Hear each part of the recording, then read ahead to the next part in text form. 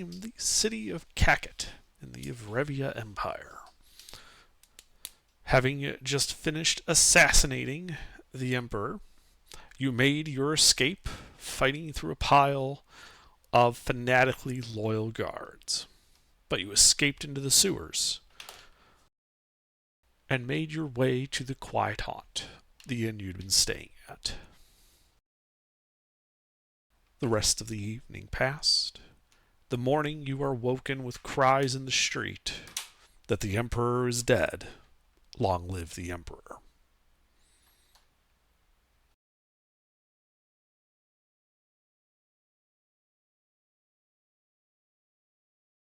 But you guys have had a successful long rest. You weren't attacked in your sleep. The police didn't kick in the door. What is it you guys would Well, like to do at this point?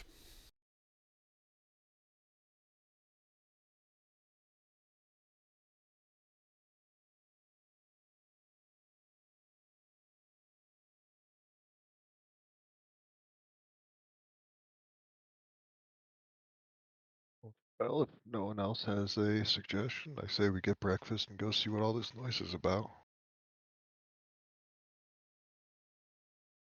yep. Swag, Mr. Gilbert. Gilbert went to do something. Should be back soon, but I'm here. All right. Just going off of who doesn't have their name changed. So On my bed. no, you're good. Just checking on you.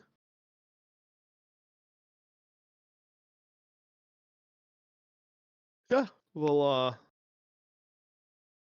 head down and fetch breakfast. I'll pop a disguise on. Since I might have been seen by some of the guards that didn't die. I mean, granted, they're the Emperor's honor guard, but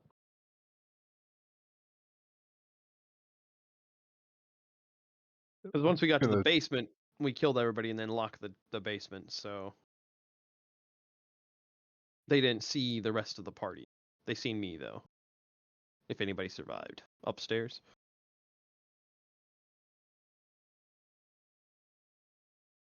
All right. So you slip on your disguise. You guys go and take your breakfast. The inn is abuzz with the news that the Emperor has died. do people seem like excited, happy, or is it just something that happened? It's scandalous or it sucks, but that's just how emperors go. Make an Sucks to be insight that check. guy.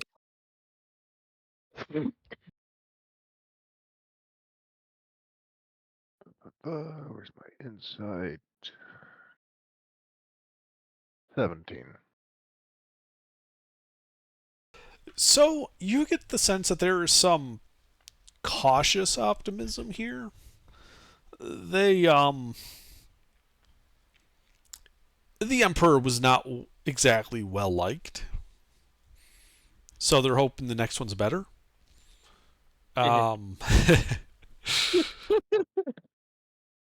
but they also are not saying that aloud. They're being very like, "Oh no, that's so sad that he died. You know, we must have mourning time and all of this." Because the secret police are still a thing. Okay. Yep. And the secret police have likely been infiltrated in full by a bunch of changelings, so there's that. Yeah, after discovering Mustafa, I think it's time we start working backwards with the changeling problem.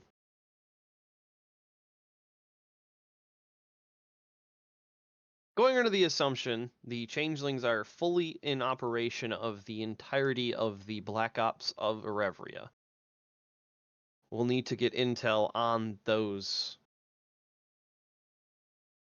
involved, which is fun because it's always a good idea to try spying on the CIA.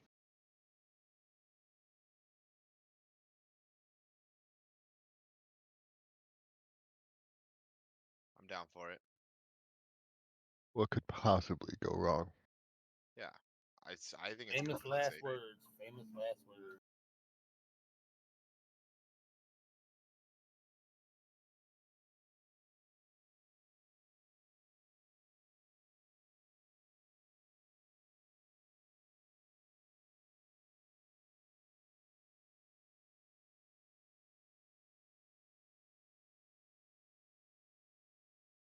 Okay, so what is it you do exactly? Oh, I think we're just gonna spend some time listening to the crowd, and then we probably should not stick around long. Also, kind of just waiting for Gilbert to get back. Yeah, we need to hurry up and because yeah, we've.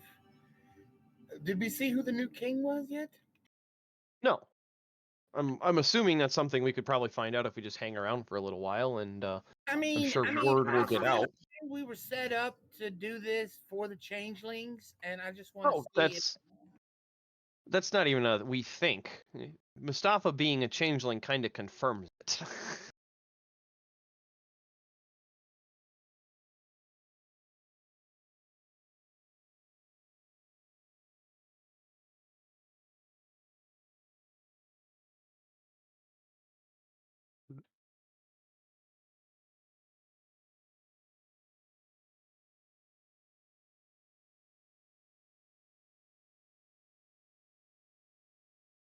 Well, as you hang around the inn, kind of talking to people, gathering, rumors and whatnot, you learn a couple of pieces of information. First is that the Emperor actually isn't in the city. Apparently, he was in some family estate, a little bit more to the northwest, but he is on a carriage heading to Kaket right now. He'll likely arrive in 2 days. The king. The new king, yes, the new emperor. Yeah, not the one that we killed, the one that's replacing him. So, do we want to try intercepting that and seeing if he's a changeling? I mean, if we don't, and it is a changeling, then this nation is now ruled by changelings. And woe to the people that aren't changelings. Yeah, but then the problem becomes is once one empire, an entirety of an empire, is controlled by changelings, it isn't a matter of if, it's only a matter of when. Right. For the rest of the world. Right. So yeah, we helped the changelings, but now we're in a position where we have a little bit more knowledge of their plan, because taking over Erevria does provide some insight, because Erevria is a nation nobody really wants to deal with or talk to. Now all of a sudden Erevria is probably going to become a under common knowledge of Erevria's inputs and imports and exports. What is their primary export? Arms and armor. They have some of the richest iron and copper mines in the world. So this is known in the rest of the world as a war nation. Not really. They don't actually war with their neighbors over much. Rather, they're the people. Yeah, they basically will sell arms and armor to just about anybody who has coin. For example, they supplied both the Confederation of Arcazar and the Macvaria trading zone, both of whom are bitter enemies to each other. But Erevian arms ended up in both hands. Yeah, we definitely don't need changelings running that country. No. As for their imports, their primary import is foodstuffs. They're a little lacking in the farming department. Yeah, they don't have the green space. Yeah, they have more. Yeah, weapons facilities here on this one. Yeah, it doesn't help that to the south of them, to the southeast, is the Stellenar Mountains, which is controlled by the Dragon Throne. So they don't exactly the dragon doesn't really want Evrevia because it's basically all tundra, and Evrevia can't really push into the mountains. So most of their food imports come in either through Bronze Bay on the east from Silesia, or they get brought in on the west side through Iron Bay, which is mostly imports from Acacia and Loser Dynasty. So, is one of their neighbors a well-to-do agriculturally country? Silesia has a decent amount of agricultural surplus, and they're probably the closest one that does a decent amount of trade. The Dragon Throne doesn't really trade with them much, but again, the mountains separate them, so they kind of just have this is the natural border. I'm back. Right. So, Gilbert, we have a new dilemma in front of the party. Dear God, what happened? Do we stop the changelings and the new emperor from arriving and taking power or not? Considering Erebria is the arms and armor empire, I think we should. You think we should stop changelings from taking over an empire that's really just waiting to suddenly be able to push outward and supplies all the weapons, and now has dubious shape-changing, mind-reading middlemen in charge? Or we can just go home. No. You know, changelings usually work for somebody up above them, you know, a mind flayer or something like that. Yeah, maybe these ones have gone into business for themselves.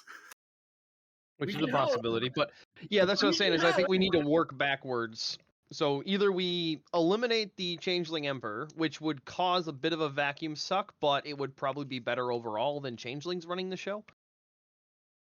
The only problem is no matter what vacuum suck it is, we're going to have to assume that somebody that is taking power of Erebria will be a Changeling. So we can't just keep killing the next who's going to be the Emperor. It'll be, be an endless game of whack-a-mole. We do still have Mustafa's corpse. We could raise him and interrogate him. Or, gonna throw this out here. This is just me conspiracy theorying. This is a plan from the Dragon Throne. They've sent in changelings to either take over the country and allow it to align with them more closely, or cause it to implode, making it annexable. But again, Under kind of covered that Dragon Throne's not interested. It's just tundra up here. Oh, was this covered while I was gone? Yeah. They asked Not about the directly. geopolitical situation of Evrevia. And to their southeast is the Stellar Mountains, which is the territory of the Dragon Throne. And they asked about conflicts, and really Evrevia and the Dragon Throne haven't had pretty much any conflict, because the mountains form just this natural, hard-to-pass border between the two countries. And the dragons don't really see a whole lot in Evrevia worth getting. It's mostly tundra.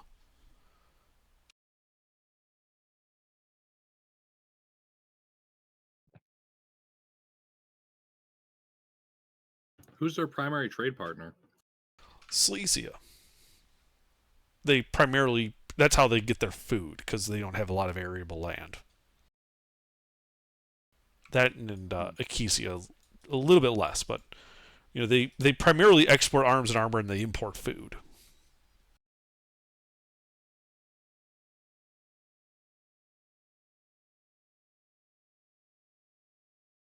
So it would be bad if changelings were in charge.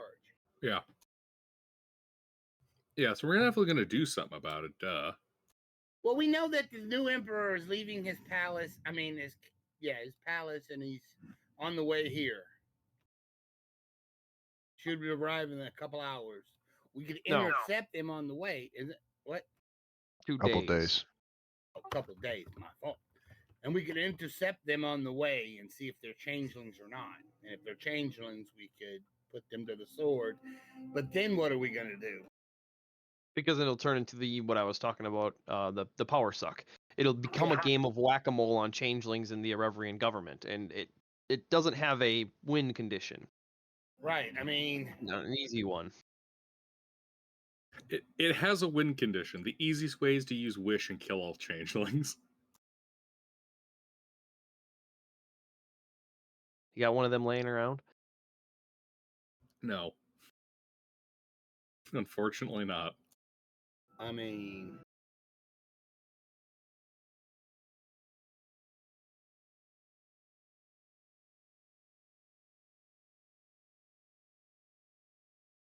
I mean, how do you propose we go about preventing the whack-a-mole? We gotta ask somebody some questions. Whether Mustafa or the Emperor's son's replacement.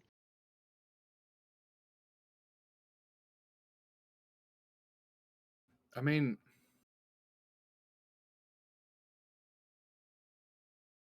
Because my guess is how I would do it is so there's obviously still some of the Emperor's honor guard left alive. And from what we know about these changelings in particular, they do slowly or instantaneously absorb memory, or they right under like we've encountered and had conversations with where they were able to act like the person to the nth degree because they had the other person's memories. Yes. Yeah. So the biggest problem is they're like how I would infiltrate is bring in the Emperor's son and his contingency of soldiers, whatever's protecting him. Most of them are changelings, and then you have your mold changelings, or whatever you want to call them, the blank slate changelings in storage, and you pull them out to replace any of the guards that are left in the castle, and then you have that keep completely under changeling control. No humans needed anymore at that point. And then you start spooling out your underlings and slowly envelop the entire government. And then at that point, you don't have to worry about anybody yelling at you, other than other nations.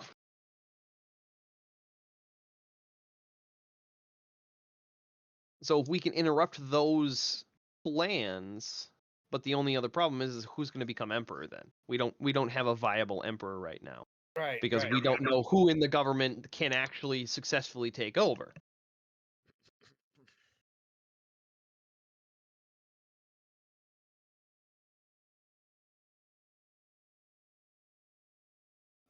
the biggest problem I see with asking the changeling Mustafa, Okay.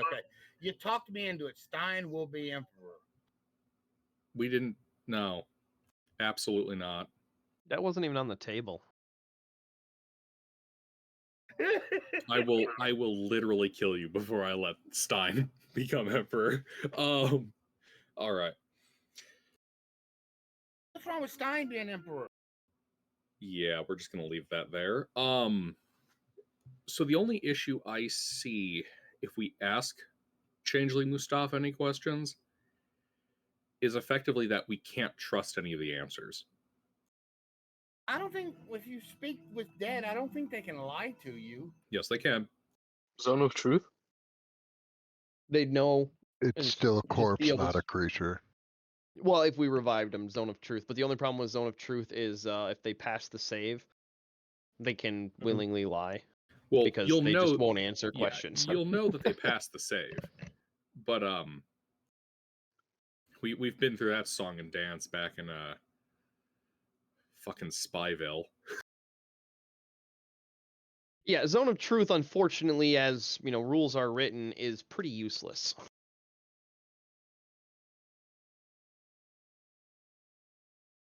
It's not useless. It just doesn't force people to say the truth. You It- can trust the words they say, not the meaning behind them.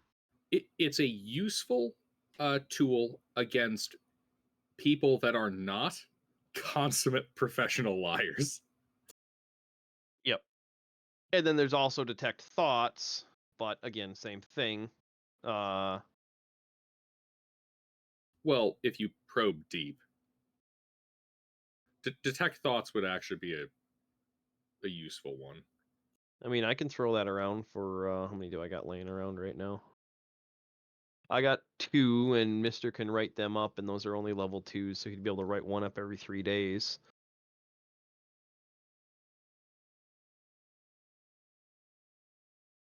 Yeah, at least that'll be a tool that, well, not amazingly useful. It should at least help.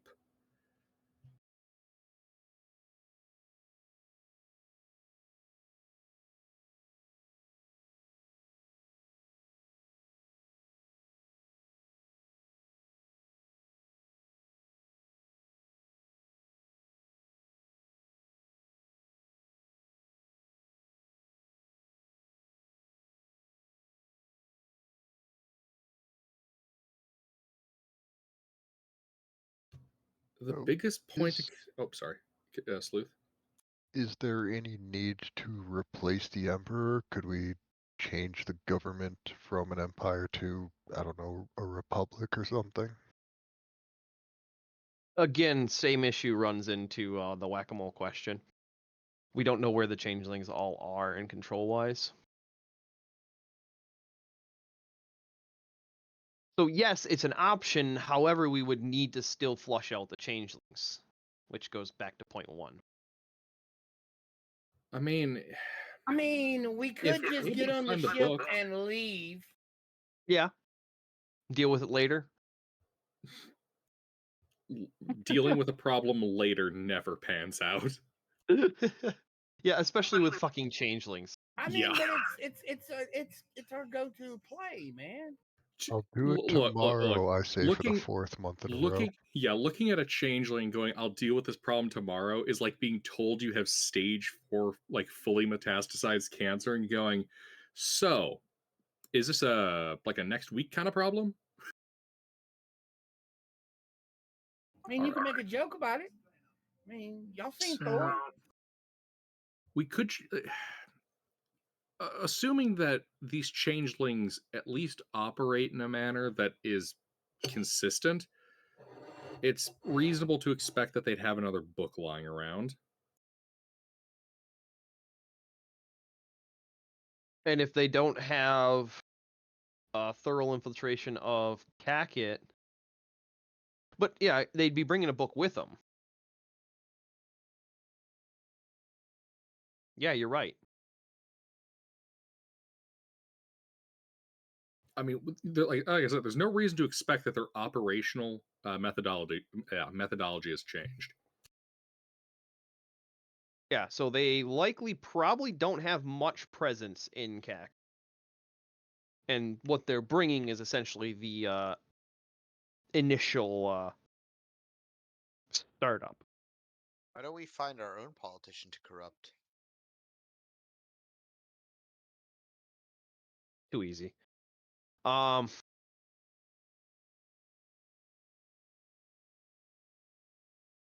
And then also the same problem lies in the so let's say we corrupt a politician in a river. And we use him to manipulate and control the government. Eventually, the changeling spread will get to him, and we won't know. There is no way to identify a changeling unless you kill him. Shit. Well, call me Adolf. All right, well, so we've done Go put ourselves in a pretty bad situation here. So, Well, we put a reverie in a pretty bad situation. okay, so we need to do one of We're two fine. things. We need to take out the Emperor and make a Again. problem that we can fix now, or let the Emperor go and we'll have a problem down the road. Fix now. But I think the one down the road will be a little bit more. Because they'll be webbed out and infiltrated. Yeah, and then it'll be a full nation against us, you know. The next time we come back here, it'll probably be when they decide to march on their fellow man.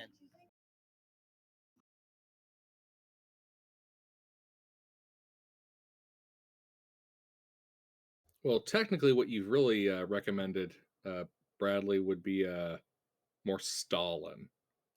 I guess that's fair. I was thinking of the mass extermination. Oh, he's So- saying that we're Hitler. Yeah, but No, no, what's he being said we described were- is more Stalin's Great Purge. That's fair. It'd be Hitler if we're like, we're going to wipe out a specific minority demographic like the halflings.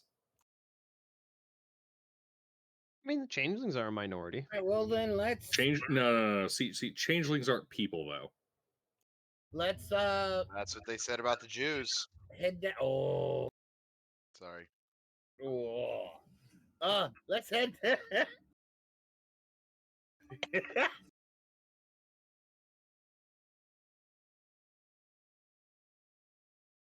So let's see.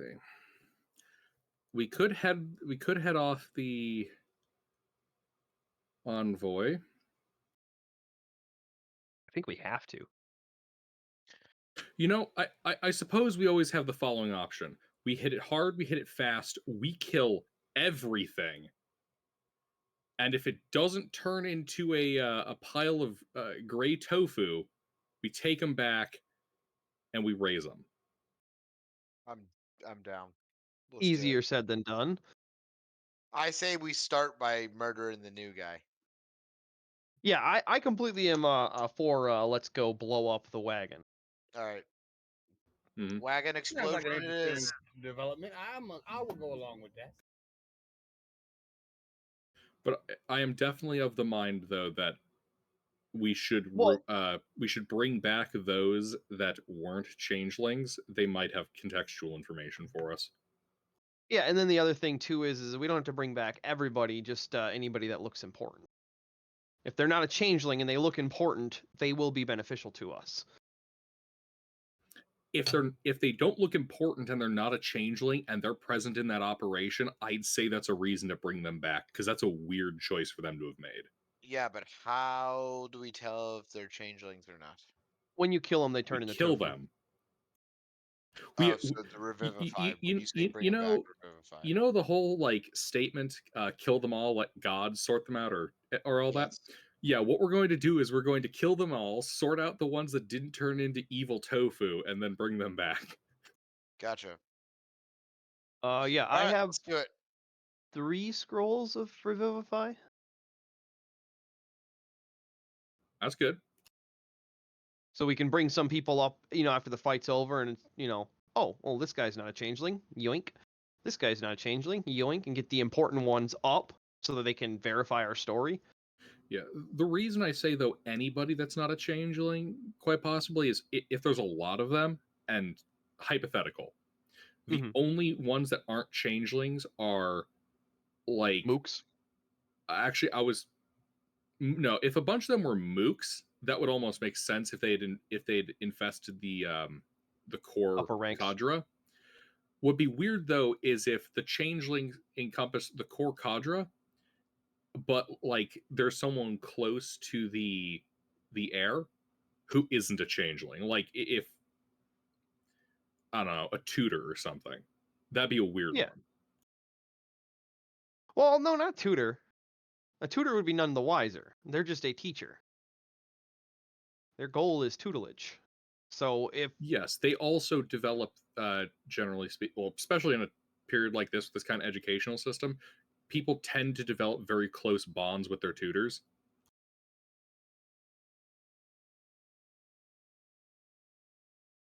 Oh, you're saying the tutor did it, essentially?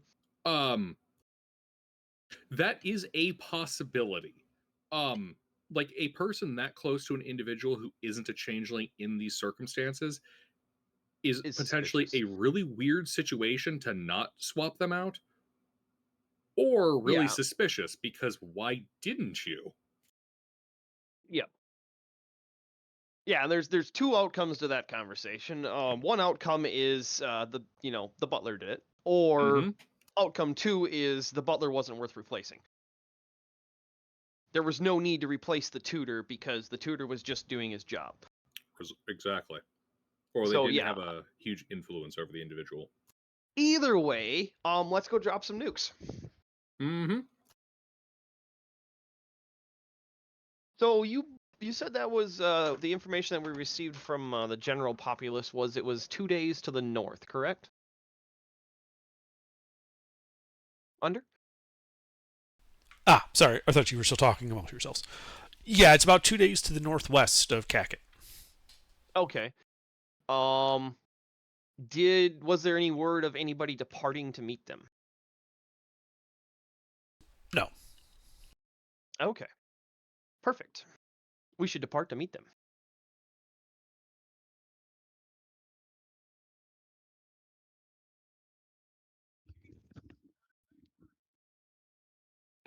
Also, I should probably hide in the portable hole.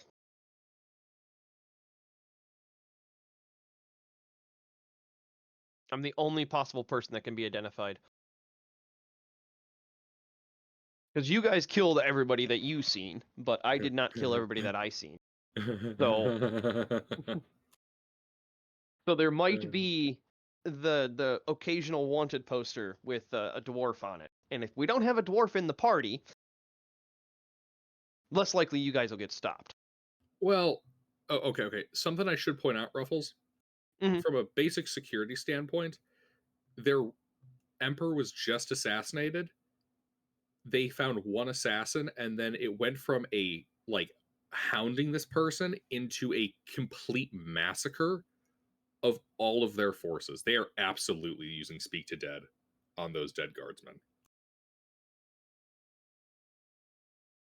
Okay. Then everybody in the portable hole, except for, well, not everybody in the portable hole, but bag of holding portable hole for 3 people for, let's see, Monk was up, Ipfon was up, Lucina was up, and I was up. Yeah, we need to not be seen. This is more, and something else I should specify. Let's be honest, these guards probably won't be able to provide the best information on us because we effectively surprise attacked them. And I mean, yeah, they had plenty of time to look at us, but that was also through the lens of very intense magical combat. Yeah, and that end of combat, when I put the portable hole on the wall until we were done, was all of, 6 rounds. Yeah, it wasn't even a minute. And most of them died before they even seen anything because Stein nuked them. True. Well, Chain Lightning, then the nuke. Rank 1 was killed by Chain Lightning. The next 2 ranks were killed by that. But they had all gotten into the room. But the bulk of them did not have a lot of time to process who we were. Yeah, so Ipfon could just doff normal plate armor, because he still has his other plate armor. Then the battle suit is hidden, because that would be easily identifiable. Yeah, if he walks around looking like an iron golem, he'll be easy to spot that one. As long as I avoid full Tesla coiling everyone. Yep. So I mean, primarily it'd be you and I, Lucina, that need to hide. Full on, we hop in the portable hole and hide. Thumas is Ipfon can get away with wearing something else because he was wearing a fully concealing plate, set of armor that's Don't you have the unique. ability to disguise people? Yeah, but if they're running any sort of magical detection at the gates, that defeats the purpose. I mean, don't you literally have a fake mustache in your pocket? I mean, yeah, I have a disguise kit, but I mean that's true. All right, I pull out the model chair. Everybody sit down. Besides, if you and I go in the hole, we're down the deceptive one and the persuasive one. Nuts. I have the religious one left. Oh wait, no, never mind. I'm look, nothing against Ipfon, but Ipfon's about as good as talking to people as Gilbert was. I thought I was playing. A lot of people died because of that. I'm playing the. All right, so we're setting to leave town. We're going northwest, and everybody gets in the makeup chair.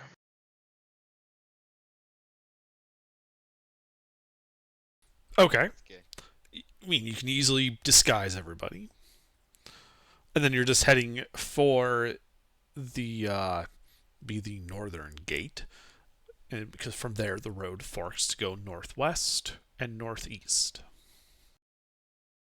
Is there a western gate? There is.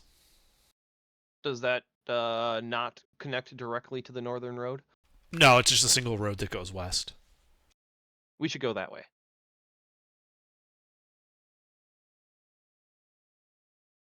Northern gates are probably going to be more heavily patrolled. Since that's where the Emperor's coming from.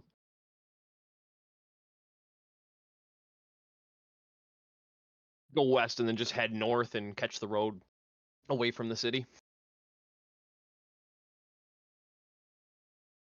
rough it for a day or two. Well, a day.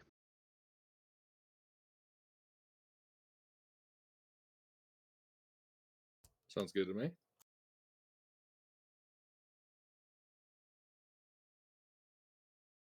So you spend a couple hours disguising everybody, and then you're making your way for the Western Gate. Mm-hmm. Okay. Yeah, you guys start strolling through town. It does seem that there's a bit more of a visible guard presence on the streets. Also more people. And they seem a bit livelier than you notice. You know, the whispers and the rumors kind of circulating throughout the town about what happened. The wildest one is that apparently the Emperor may have made a deal with a devil that went awry, and the devil teleported in and, massacred the entire palace. I mean, from an outside perspective, that's not too far off. The attacking force did kind of come from nowhere.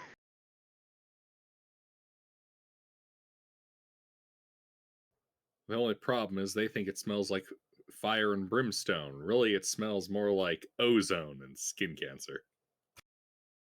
And whiskey. Lots of whiskey. And sadness. Yeah, and then another guy's like, "No, it wasn't a devil. It was a dragon. I tell you, something flew in there. It was the dragon throne that took out our emperor." Shit. Or probably somebody really handsome. No, that's good because then it's not directed in thought to a party of adventurers, so that's good for us. Yeah, those are some of the rumors that are just circulating. As you walk through the town to the Western Gates, you hear 5 or 6 different versions, each blaming, some a devil. You heard the devil, you heard the dragon. One was he was trying to hire a group of adventurers, but he miswrote the contract and ended up getting himself assassinated. So, Under. Uh-huh. I'd like to insight check these rumors. When I say insight, I'm talking more along the lines of, if you're trying to influence people, one of the things you can do is place an agent in a very casual situation and have them say some shit to kind of put it in people's minds, in the same way like in a crowd you'd have plants whose job is to clap and go woo or boo. Sure, make an insight check.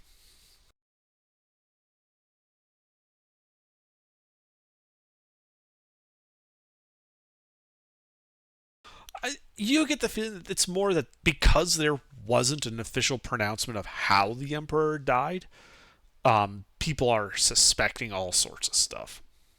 The conspiracy theories run amok. All right. It would also occur to you, with a insight of 21, that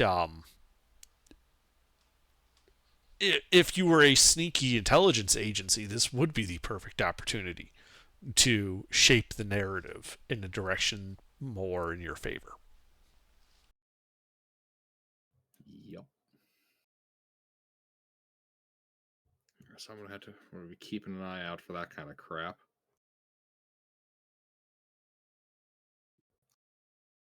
Gotta listen to what the people are saying.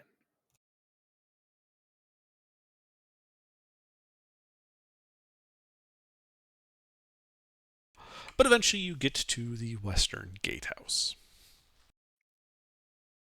And there is, a fairly heavy guard presence there. And they do seem to be inspecting everybody and everything that's entering or leaving the city.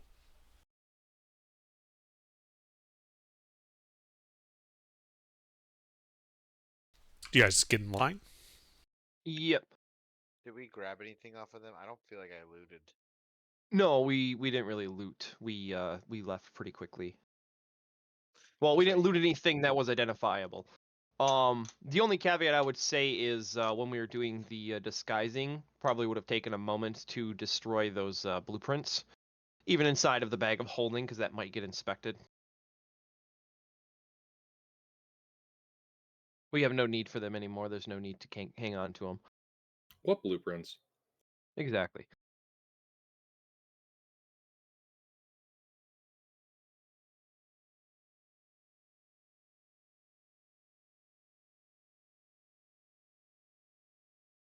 We don't look like architects to you, do we?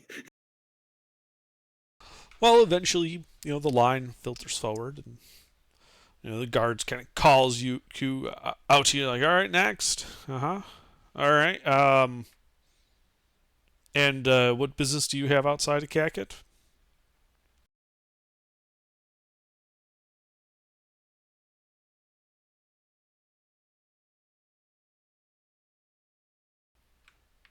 Look, one of you's got to answer me, or I'm throwing the lot of you in jail. Fair enough. Hey, we're Ruffles, traders. I apologize. I had a rough night. Couldn't sleep because this guy was drinking too much. We're spell scroll traders. We sell scrolls.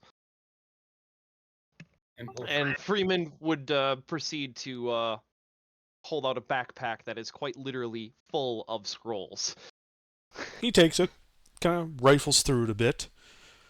Go ahead and make your deception check. You have advantage because of your disguises. Oh, that's bad for them. Those poor, unfortunate bastards. You would have pulled the wool over their eyes if they didn't already have it in front of them. and he like hands back. He's like, all right.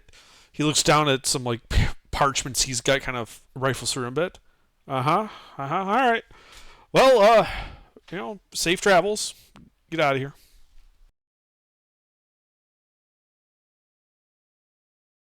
Yep, we start making our way out of town. Okay. As you get past him with your insane passive perception, Freeman, you would notice that on those parchments are rough sketches of the party's faces. It's only a 26th. Oh, no. Rough Well, sketches. yeah. Fucking knew it. How do they have sketches of us? Because they dead spoke can to talk. the dead people. Why do you think I Or they mentioned revived this them. earlier? Oh yeah, Or that's right. or yeah. they revived them. Like, it wouldn't be that hard to bring those people back to life, even with raised dead or resurrections. All right. So who is the assassin? Well, there was this dwarf, and then he opened up a hole in the wall, and a fucking iron golem. And a whole ass adventuring party came out. I was gonna They say, just clown card on us. of the sketches that I did get a glimpse of, and the number of sheets he rifled through, was it the entire contingency of the party, or just Friedman, Lucina, Thuman, and or Thumas and Ifan? It was everyone that fought in that big room that came out of the hole, which I think was pretty much everybody. Yeah, because Teresa and Stein were still down below. They came up at the end and did some fighting, but they were too far away to really even make out. Stein just peeked into the room and just. Yep. Yeah, that's fair. Yeah, they probably there's a sketch that you can see is supposed to be Stein and Teresa, but would have been real rough. We concluded the following things: one was male, the other female, and they had a bow and maybe a stick. I was gonna say, yeah, the drawings look like this. The writing part, not the picture.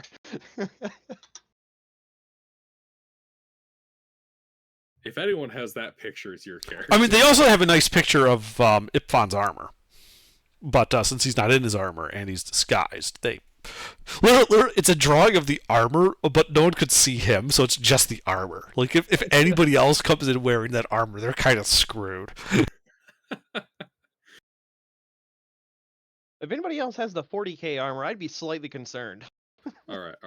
So they got Ipfan's armor, Freeman's face, Lucina's face, and Thumas's face, and then rough descriptions of Stein and Teresa. Yep. And then probably a rough description. Well, no, I mean, Stone Soup was just rear guard. He No was one here, but not. suspects the Stone Soup. All right, well, we make our way west. For far enough that nobody's paying attention, and then start heading north into the woods off the road. Yeah, you head about that would be about 6 hours along the road, before you really get into like a woodland area, and you can turn north and be sure no one's following you. Yep. And you start making your way north. At that point, you'd basically have to spend the night in the woods. Going north. I think we'll manage. All right. Yeah, we can manage, yeah. Manage meaning you're going to continue on force marching. We could try it I out. don't want to do that. I don't know about that. I mean, we Well, can no. go once or twice, because... Well, and then also on top of that, no, I take that back. We don't even need to worry about it. Freeman passes out the fizzy soda. What? Potions of Watchful Rest. That's the caffeine. It's fizzy soda. Is there another potion that looks like fizzy soda?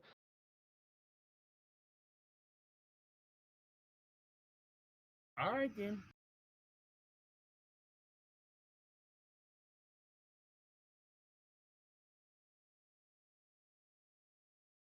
So the whole party doing it, or are we just doing like one or two each?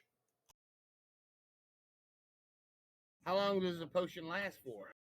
All night. I mean, Yeah.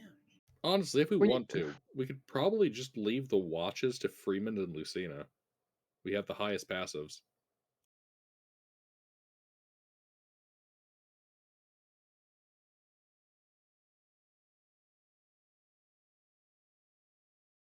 Oh, well, this works.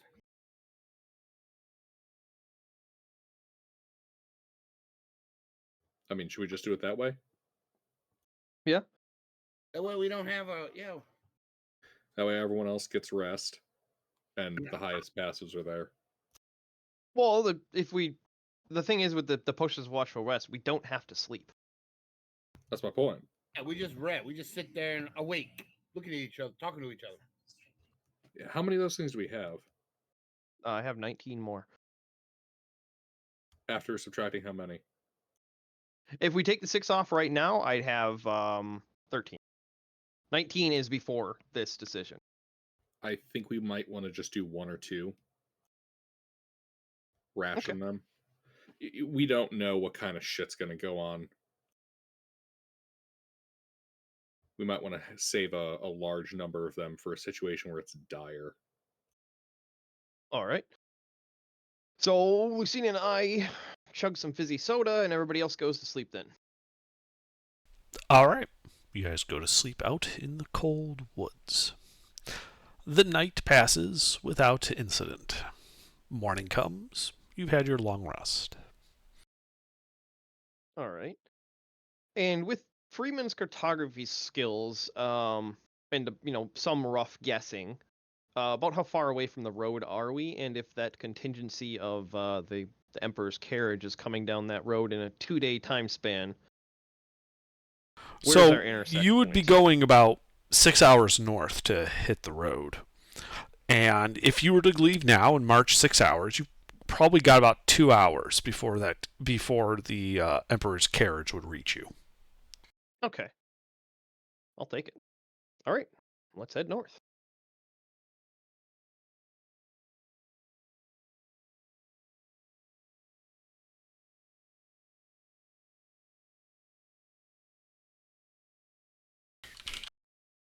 All right.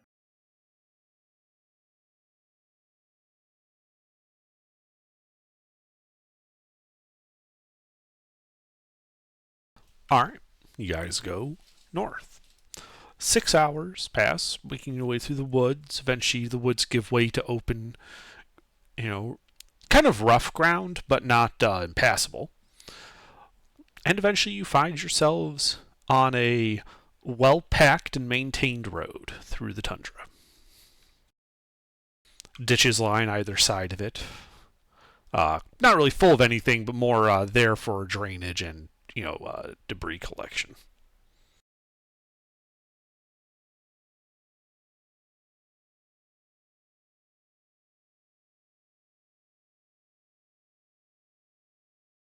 You've got maybe 2 hours before the Emperor's carriage would arrive. Mm-hmm. Likely coming from the west, where because of the hills, you've got from this position maybe about this would be about 120 feet of visibility towards that way from this position. All right, so we've got a pretty reasonable kill zone then. Well, you yourselves don't really have much concealment over here.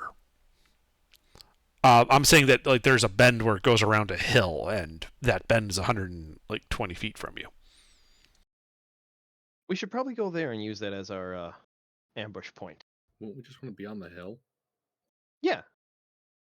Like using the hill as our ambush point. Oh, what's the weather conditions? Clear and sunny. Still snow on the ground? There's still snow on the ground. This is tundra. Are you going to fuck with the weather? Say again, Gilbert? How deep is the snow? Only a couple of inches. It's just the beginning of autumn. Can we see the trail that they're going to come by? Okay. Yes. Can we put a trap on it? We actually do have a reasonable trap. How many barrels did we get? Like 12? Space them out. Space them out so that their blast radiuses don't overlap each other. And then Stein and I can manufacture a trigger mechanism. Yeah. I mean, they're not going to be expecting fucking landmines. I can fabricate shit too, I think. Yeah, I can fabricate shit now. Now, of course, we're gonna daisy chain these down the length of the road, wait for them to reach the far end and detonate the whole thing at once? Yeah. Excellent. Essentially, you put your trigger on your farthest most landmine. Yeah. And then when that trigger goes... Yep. Yeah, when that trigger goes, the rest will go. So yeah, we'll get to work doing that. All right, I'd like to take some of my mastermind skill and look for the best ambush point for this landmine setup. Using that hill as a vantage point to observe as much road as possible. What does Mastermind have for that? I'm not super familiar with that subclass.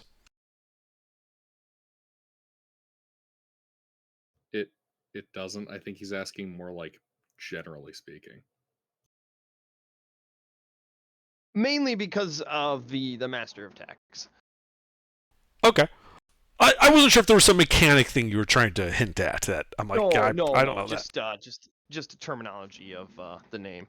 Then I would say go ahead and are you proficient with survival? I am not. Okay. Make a check for survival. You are proficient for the sake of this check, and you have advantage.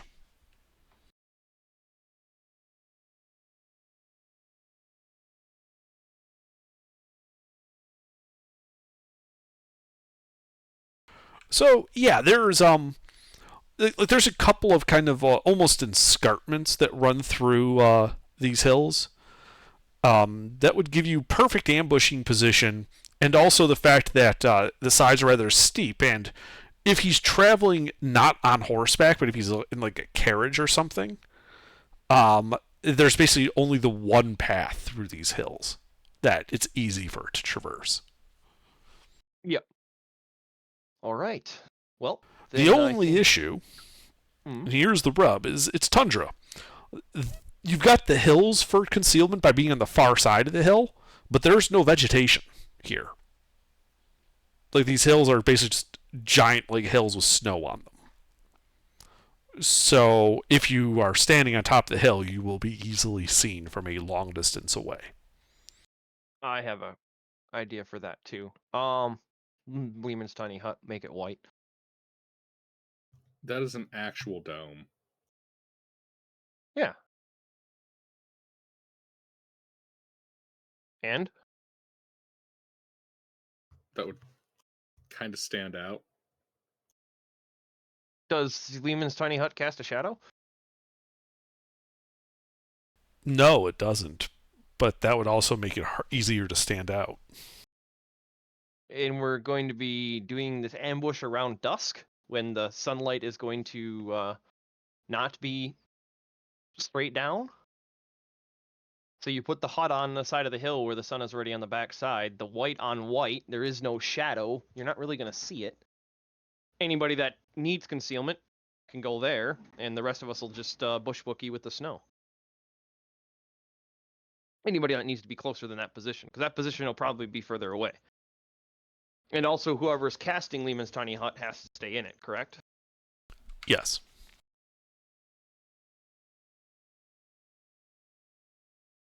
Well, Why Stein use has the most tiny hut at all? for more concealment.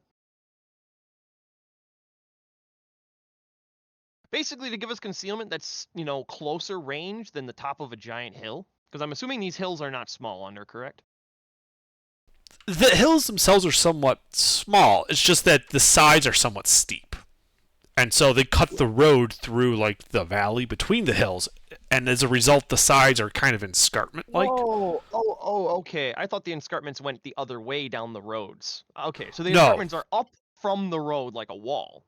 Yes, like the road has, like, shallow, like, 3 to 4 foot high walls along both sides of it, where they cut it flat through the hill so that you could easily get, like, a carriage or carts full of goods through.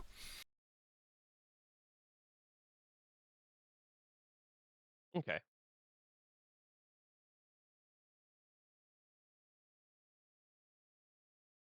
Wait, does anyone have mold earth? Stein? Stein should. Stein, Yo. what? Mold earth, do you have it? What level spell is it? It's a cantrip. Oh. Probably not.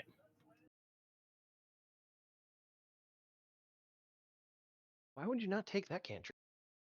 Because he's How many cantrips do you know? I know. Let me see. Hang on. I have.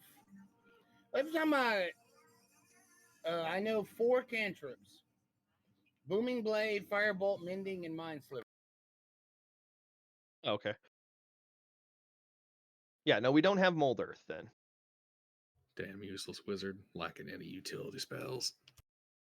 Under, this would be a question for you just to save time. Are there any leveled spells that have the same effect as Mold Earth up to level 3? Disintegrate. Up to level 3? I have disintegrate though. Maybe. Let me.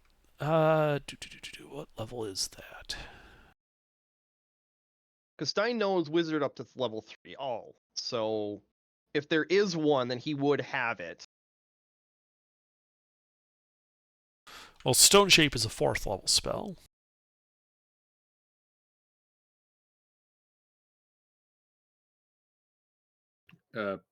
As someone who took a lot of those spells last campaign, there really isn't.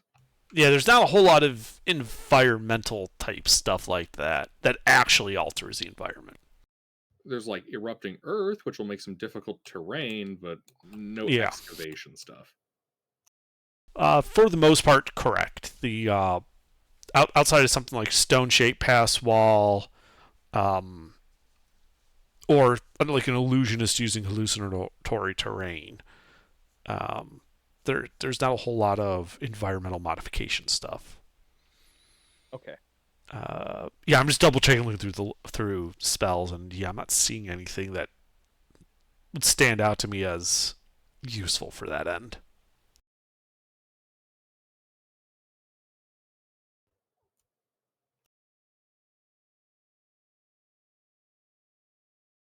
Hey, Lucina, you can manipulate the weather, right? Small local amounts, yes. So, how local? Very. Current limitations are to basically just atmospheric currents within 100 feet. So you could make it snow within 100 feet of a point. No. Or you. I cannot affect precipitate. Well, I cannot create precipitation. I can just affect the winds. I can also make it stop raining. Okay. And potentially stop snowing if Underdark's cool with that interpretation. Yeah.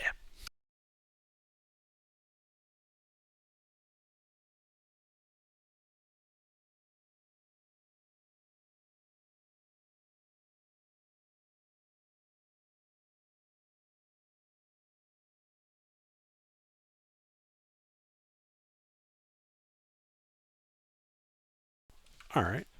So yeah, you guys can pick out your nice spot in this escarped hills overlooking the road beneath you. You can basically, like, you got like a strip of like 200 feet long of road curving through these hills that you can see at one time. Let's see. All right, that's our kill zone. In terms of stuff I can do, Ruffles,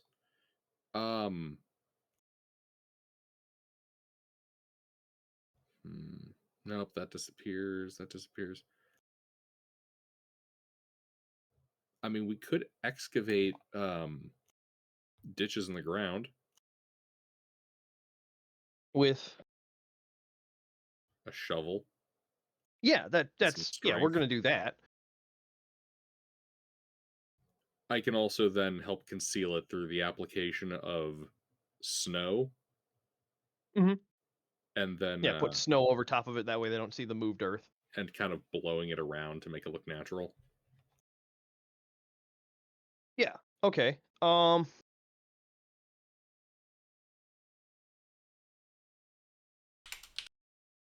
So we've got. Let's use 6 kegs of the blasting powder. Bury those as mines. Stein and I can tinker together a trigger and a fusing mechanism so that they chain react off each other.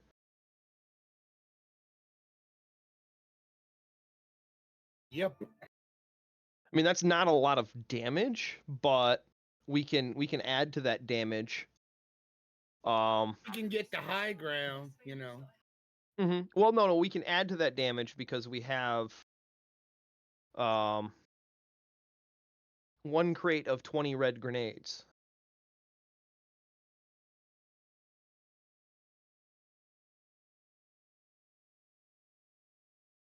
Those have a 10-foot radius. And we need the power of the high ground.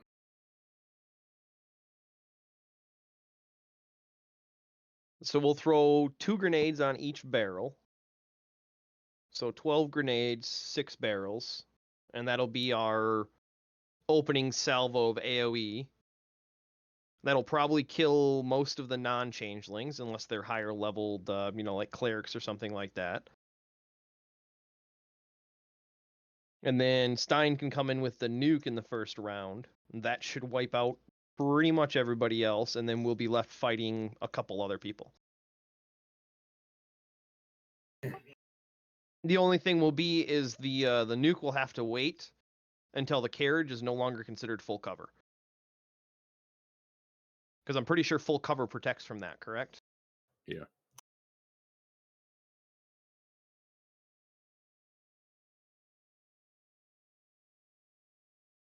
So yeah, we get to dig in 6 holes. Okay, where are you putting these holes? I think I missed that part of your little talk there. The center of that 200 foot that you gave us as a. Okay, you're putting all 6 holes right at the center? Well, not together. Spread out about 20 feet from each other. So going from that center point, 60 feet one way, 60 feet the other way. So that they're not all stacked on top of each other.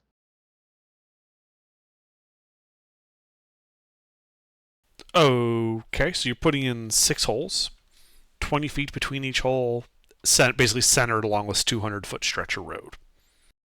Yep. Okay. How big of a hole are you making?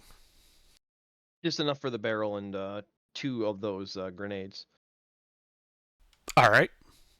How many shovels and pickaxes do you guys have?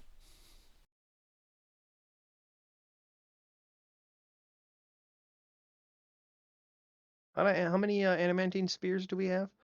It doesn't matter because Shrine manual labor is beneath Stein, and he will not be doing it. Thanks for the help. I wasn't asking. How many adamantine spears do we have?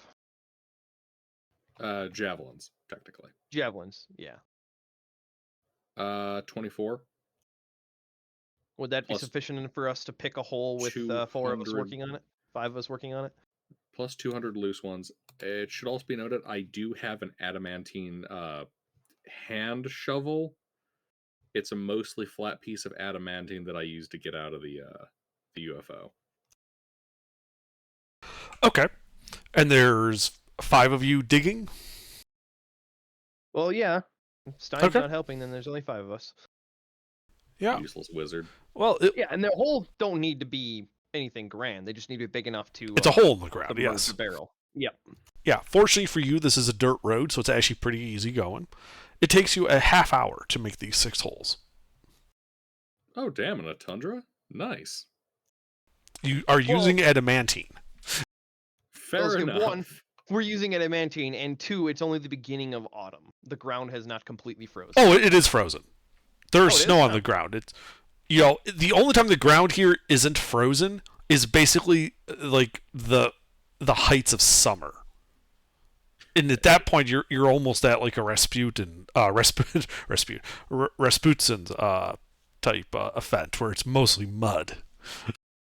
Yeah, if I recall, that one of the key features that defines a tundra is that the soil itself is frozen, like a lot of the year. Yeah, like you guys are. Let me double check the map. That would put you here. You're about a week's travel south of permafrost.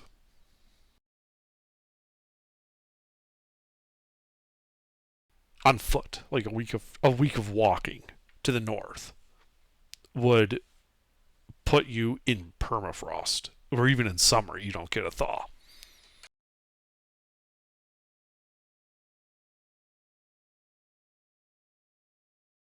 That's a lot of frost. Yeah. So yeah, it's but with adamantine you're able to cut through the frozen ground pretty easily and yeah, excavate these holes. That took a half hour. Right. Yep.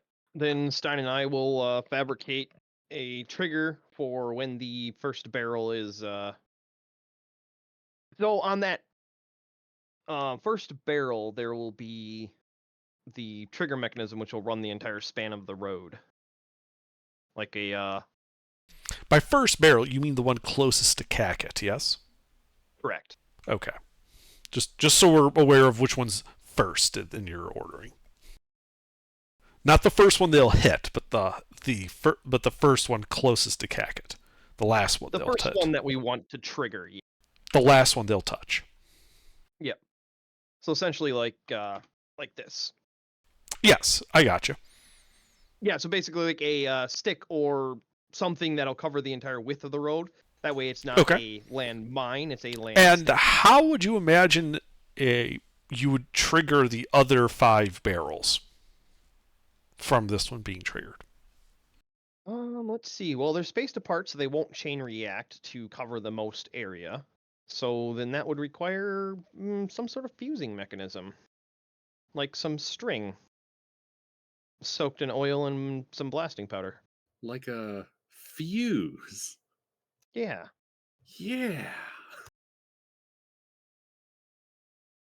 If this stuff operates like gunpowder does, soaking a string in oil and then, coating that string in this blasting powder, like popping one of the kegs open and dipping that into it, and then laying that across all of them and dipping that string into the cover through a hole or something,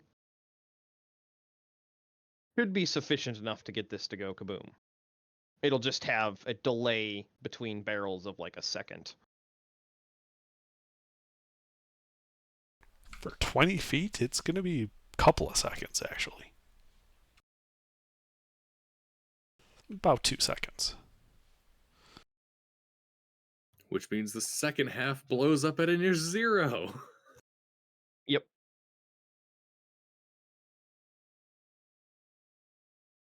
All right, well, why don't you go ahead and make a tinkering check for making the triggering mechanism to trigger that first barrel and to make your fuse correctly so that it doesn't fizzle out halfway through.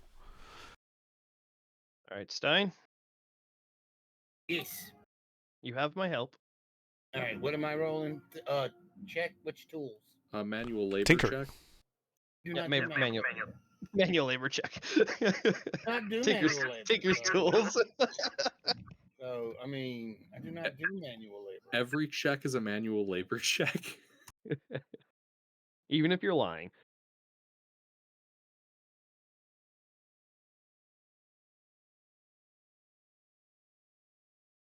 And these are the barrels of blasting powder, yes? Yeah, the gray stuff, not the yellow stuff. Right.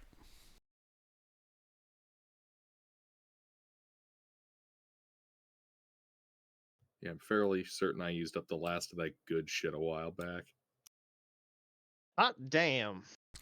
So, yeah, you are able to make your fusing as such. You're even able to, because you do understand that this is a self-oxidizing powder. You're able to kind of put the snow back on top of the trench that holds the fuse, so that the convoy won't see, this line of fire going from barrel to barrel. Excellent. I think there be explosives over there. And then under the last thing that I do with that is also putting the 2 grenades. Those will be buried with the barrels essentially, and they'll be set up to have the button. Like basically, you set the ball against the rim of the barrel, cover it with a little dirt, and have a block of some kind. So when the barrel blows up, it'll push the block into the button, and all of those will be set to X. Okay.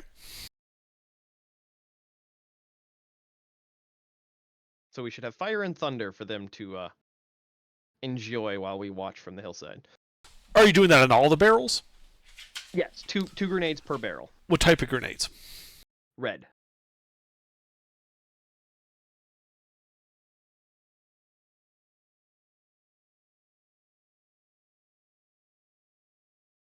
Had to crack open the crate of them. The explosives of fine vintage. Sure. Okay.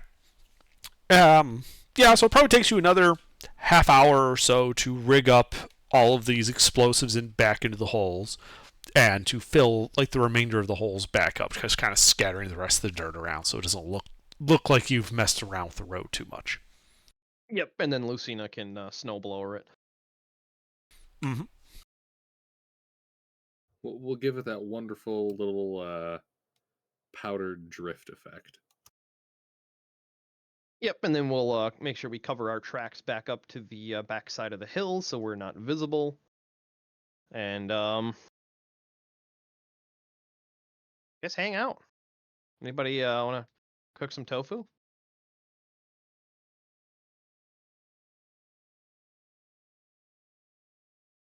Okay, so you're on the far side of the hill, so you don't actually have line of sight on the road.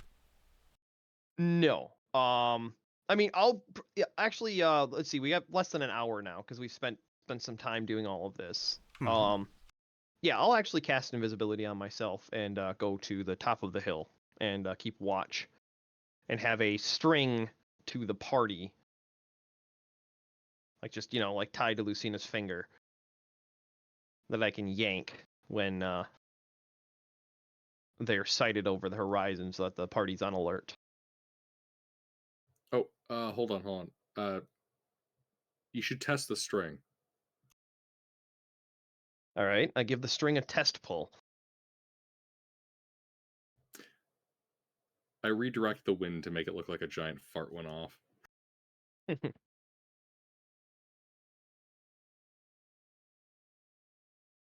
then yeah, we wait. Obviously, I'll probably wait a little bit before I cast invisibility on myself. give it a half hour and then cast invisibility. That way, if they're a little behind, I'm not sitting on top of the hill visible with my thumb in my mouth.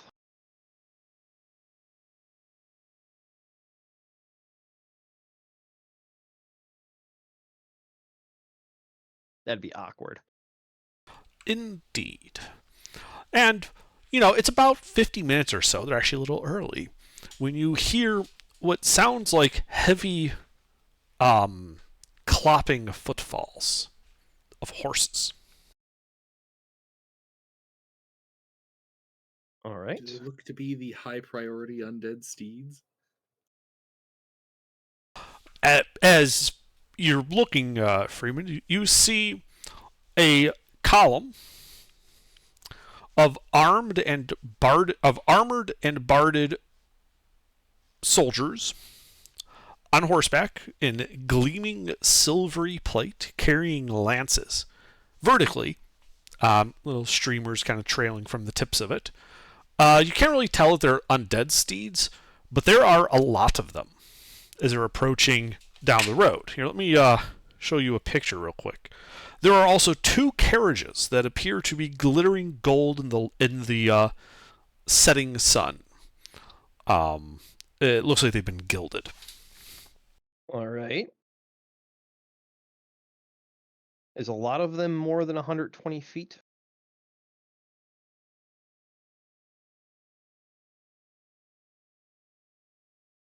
It's about 130 foot long, the column. The entire column. Okay. About 40 feet wide, 130 feet long. Hang on. Real funny if this was all just a big brain was Xanatos Gambit to get us to also assassinate the heir. None of them There you were go. changelings. That is the layout of the column, proceeding to the south, like along from top to bottom. So the H's are the horses pulling the carriages. The L are the armored and armed lancers with 2 golden carriages in the middle.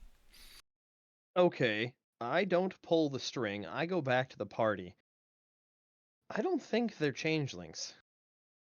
And if they are, it's only going to be a couple of them.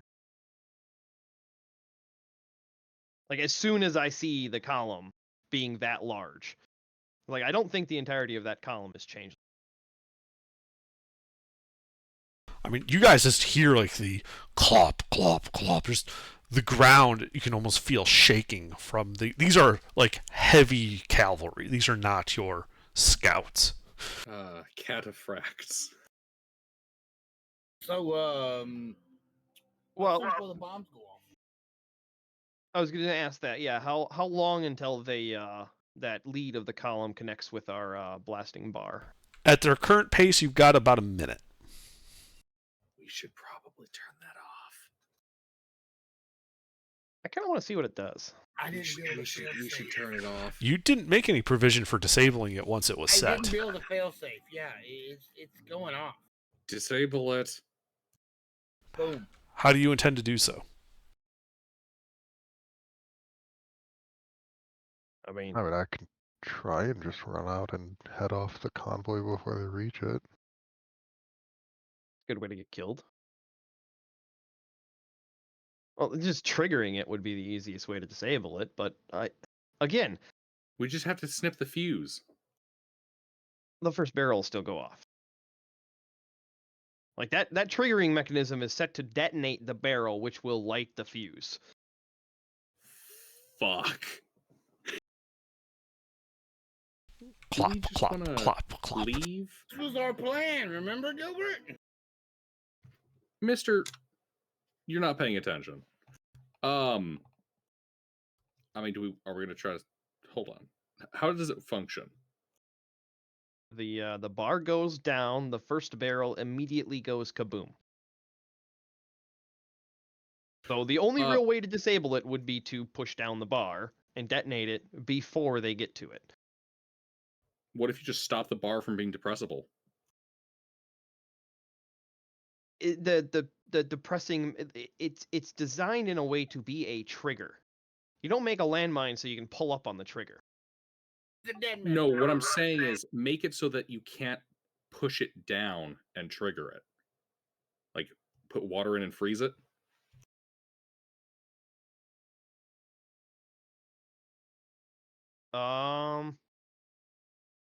The position that we're sitting on the hill to the triggering mechanism and their line of sight under, what are those numbers? It's about 80 feet from the top of the hill to the center of the road that you were on. Okay, from the position the party was hiding at, where they're out of line of sight of down the road. 100 feet. They were just over the crest of the hill, so they were out of sight, but were close.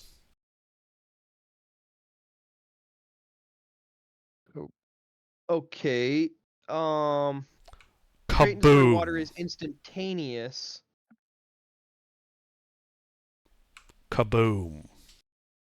You hear horses. You hear wood splintering. Another explosion. This is why you don't drag your feet on questions, guys. Another explosion. Well, I guess I go back to the top of the hill and watch. The Yeah. plan was always to Another kill everyone. explosion. Well, no, you guys can't, because I'm invisible. You guys aren't. The reason I can spy is because they can't see me. You guys would silhouette. The party was positioned in such a way that there would be no line of sight on the party from the ambush point. We should start holing up. I'm going to put down the portable hole and start gesturing for people to climb in.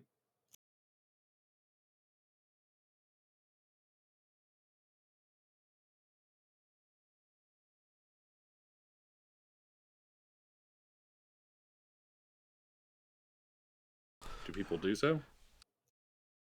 That can fit 2 people. Yeah. We don't have enough hiding space, Lucina. I know, but it reduces the number of people we have to hide. It also makes it easier to extricate ourselves. I'm probably one of the best people for actually hiding, so I'll pass. So yeah, Thumas, myself, and Teresa are the highest stealth. Alright, Stein, Ipfon, in the hole. Roger that. Okay. And then Lucina, you're getting in the bag of holding. I still have bottled breath, right? You should. The bottled breath is stored in the portable hole. Oh, okay. More, I was thinking I can fly out of this situation if needed. Okay. But yeah, I can get in the bag if you'd prefer. Well, actually, we have the stuff in the bag, so not really. Alright. So yeah, I can drop concentration on visibility and cast invisibility on Lucina then. Not while you're standing on top of the area, right? No, I'd be coming back to the party. Yeah, but I do go up to the top of the hill and observe, just to see the outcome. Okay. So you get to the top. You see that section of road has basically been destroyed, reduced to a series of 6 somewhat overlapping craters. Golden flinders of gilded wood are scattered about. You see many bloodied soldiers kind of slowly picking themselves up off the ground. The horses, the entire column of horses is dead. You also see the second carriage, a couple of people that were inside of there that don't look to have survived. One of them's kind of small looking, like a child. And floating over the remains of the first carriage in the column, looking with what you would just cast as like a sad cast to its eye, at this ruined carriage, is this guy.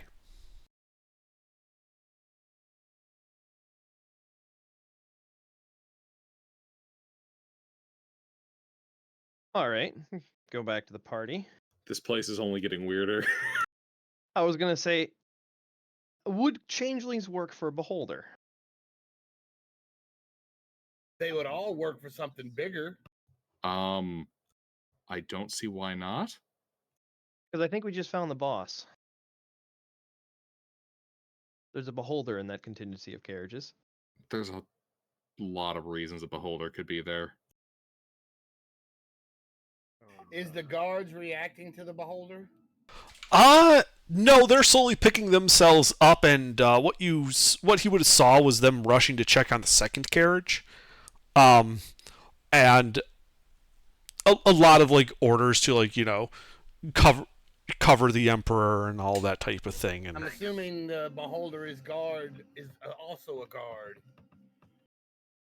The emperor's in the second carriage. Well, finding a way to bind All a right. beholder to service would certainly be an effective way to All right. protect your heir. All right. We're continuing with the portable hole. Freeman takes his backpack off, puts it in the portable hole, takes his backpack full of spell scrolls, puts it in the portable hole, and pulls out a spell scroll of Revivify. Teresa and Thumas, you guys book it with the portable hole in the bag of holding. Okay. All right. I start running for the Emperor's corpse with invisibility on. okay, are you running like flat out running, no stealth? How long would it take me to get there if I try to be stealthy? So I have less than a minute. So if I need You have less than a minute. You've spent exactly. 30 seconds doing all this shit, at least. Yeah. So yeah, running flat out, I can get 90 feet around. Okay, That's well, six. it's 120 feet from you. The Emperor is 120 feet from your position. Okay. I will run flat out for the first round, but not double dash. So 60 feet of running flat out, and then I'll start stealthing. Okay.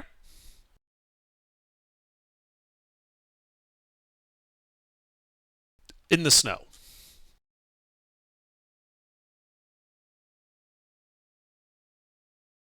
You understand you're leaving footprints is what I'm getting at here.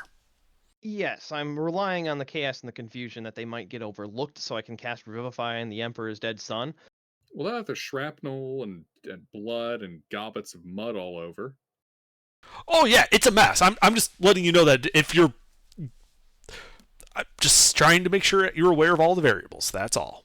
Mm-hmm. Yes, I'm aware invisibility does not cover the fact that footprints leave snow prints.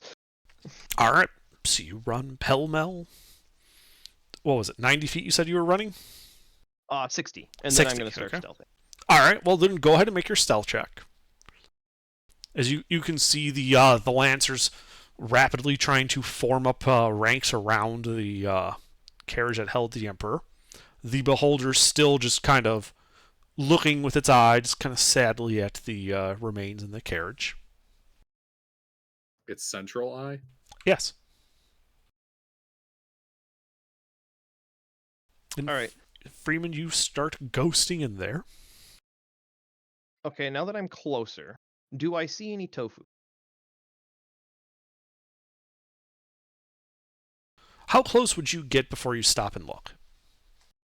Well, I dashed for 60 feet, and then I moved stealthily for 30 feet in one round. So Okay. that's 12 seconds I've spent. So I would be about 30 feet away. Yeah. All right. You do in fact see what looks to be a dark cloak next to the badly torn up body of the Emperor. His dead body there. And yeah, there's some like tofu-like manifestations around it. There was also a person in like this really fancy-looking silvery plate mail. It looks like he had like wrapped the Emperor like in his arms, and as a result, the back of that armor is just gone.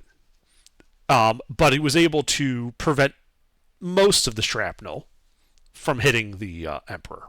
Unfortunately, the Emperor Just didn't have a lot of hit points. he just didn't have a lot of hit points, and so the little bit of shrapnel that got through killed him.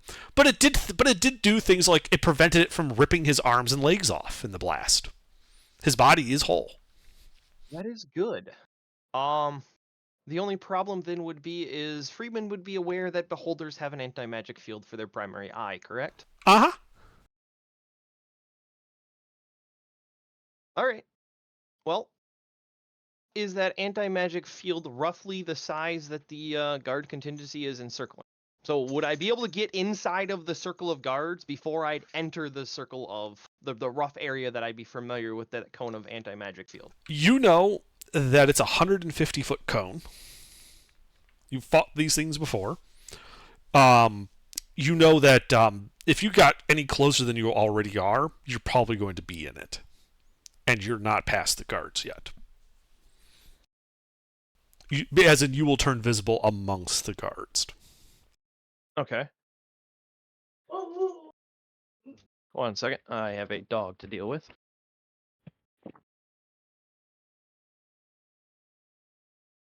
Her and her motorcycle howl.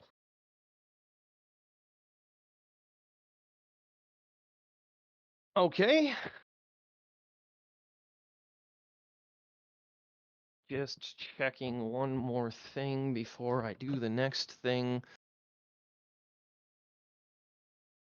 I don't. Shit. All right. I'm pulling the trigger. I step into the anti-magic field. Okay. You immediately become visible. Yep, and I get attention of the beholder. Oh, you have his attention, along with all of the guards who are currently pointing their lances at you. I'm ignoring the guards. I'm looking at the beholder. Yeah, the guards all yell, to halt. And the beholder. And I'm holding up the spell scroll of Revivify and saying, if I don't get to him in the next 5 seconds, he's dead. And you hear the beholder speak. Well, let him through. Let's see what he has to do. All right. I go to the Emperor's son's corpse, and I cast Revivify. All right. Is that do you actually have a spell list that you can normally cast? Yes, I am part cleric, but that falls under the I don't have to make a check.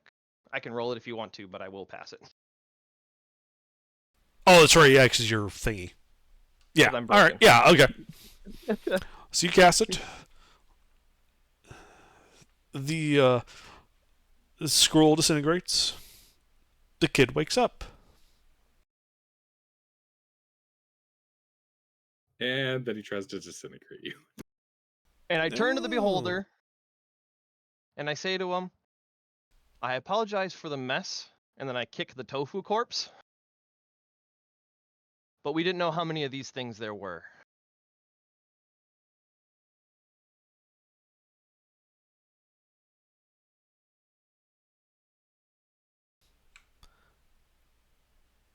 Oh. So it was intentional.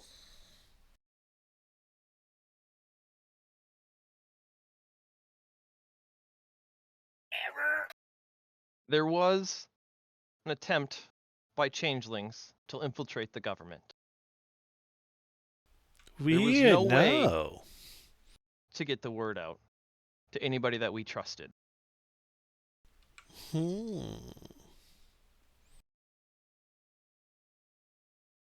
And as a result, you planned to assassinate the Emperor twice, if I'm not mistaken.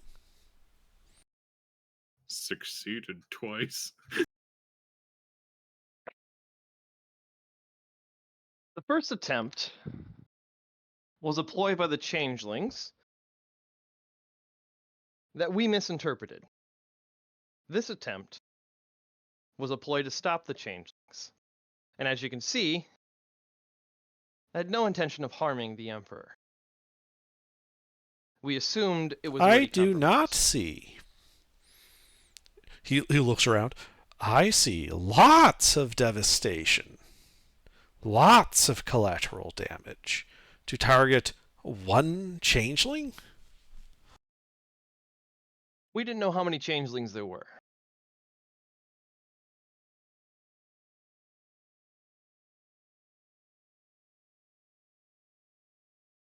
We've experienced them once before.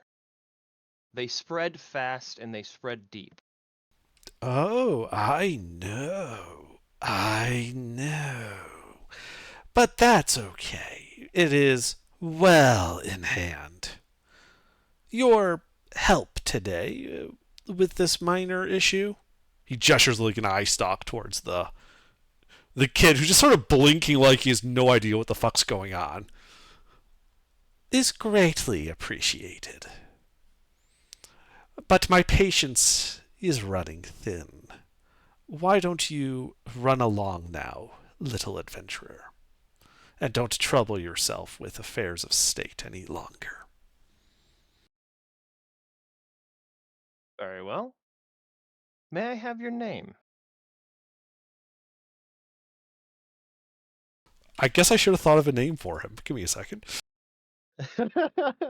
I definitely don't know how that goes. Binky, the Emperor named him when he was 2. Yes, I'm loving it. Okay, that's but we kinda- don't know the relationship with this beholder and the Emperor. Binky.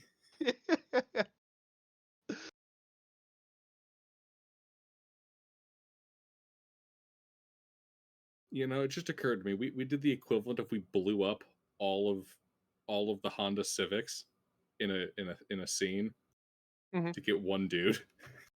Yes. I mean, that was literally the idea. We just didn't know how many one dudes there were. We were assuming there were a lot more changelings.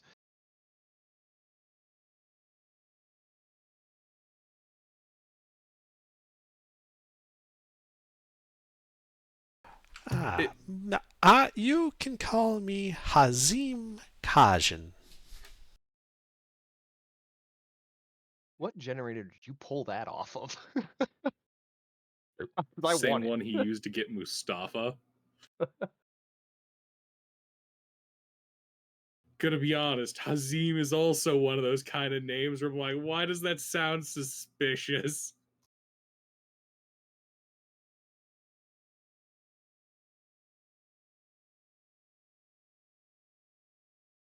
Well, Hazim, I'm Friedman. I do apologize again for the mess. However, if you do need any more messes made, don't be afraid to call. And then Friedman will start walking towards the direction that Teresa and Thumas were moving. Oh yeah, the lanterns quickly form ranks to let you pass, but also to prevent you from going back to the Emperor. Oh yeah, no, I'm not trying to. There's a reason I dumped my backpack and all of my valuables and literally only had what was on my person when I did that. I didn't expect to survive. Okay, I have to share this random bit. There was a person named Hazim Mustafa. Really? I'm not saying there's a connection, but I looked up Hazim. The first result I got was Hazim Mustafa. All right. Well, he's going on my list of who the fuck is this guy. That list never gets smaller. No, it does. It's not very quickly. More often. And Freeman, you do hear Hazim talking to the Emperor and the Lancers, and he says, just because you're high perception, you'd hear this. It's like, it looks like we will need another carriage and another Mustafa. Please send a note to someone. One of you should have the sending scrolls, yes?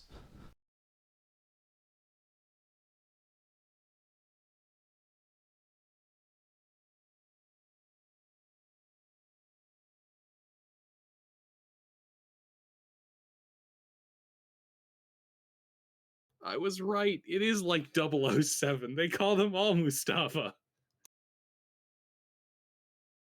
Well, then that makes sense now. Oh, that makes so much sense. What? The fact that we kind of killed him? Well, no. Hazim is their secret police. The changelings are their secret police. Yeah.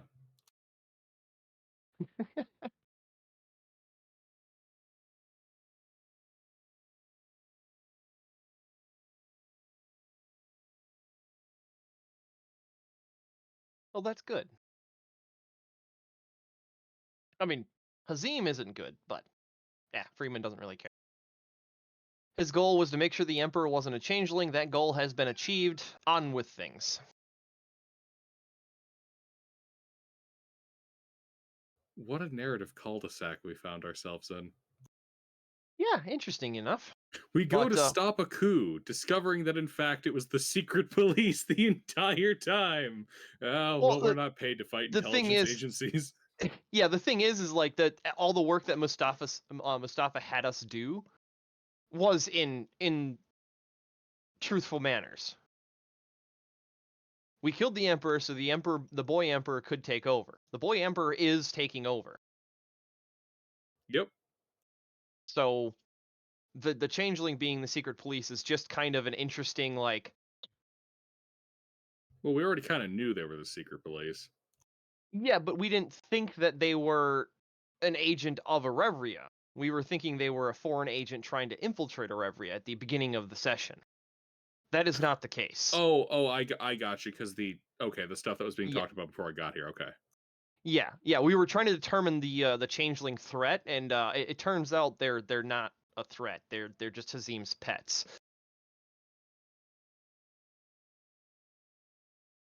Are you suggesting that a beholder, being the head of an internal surveillance organization, is thematically on brand?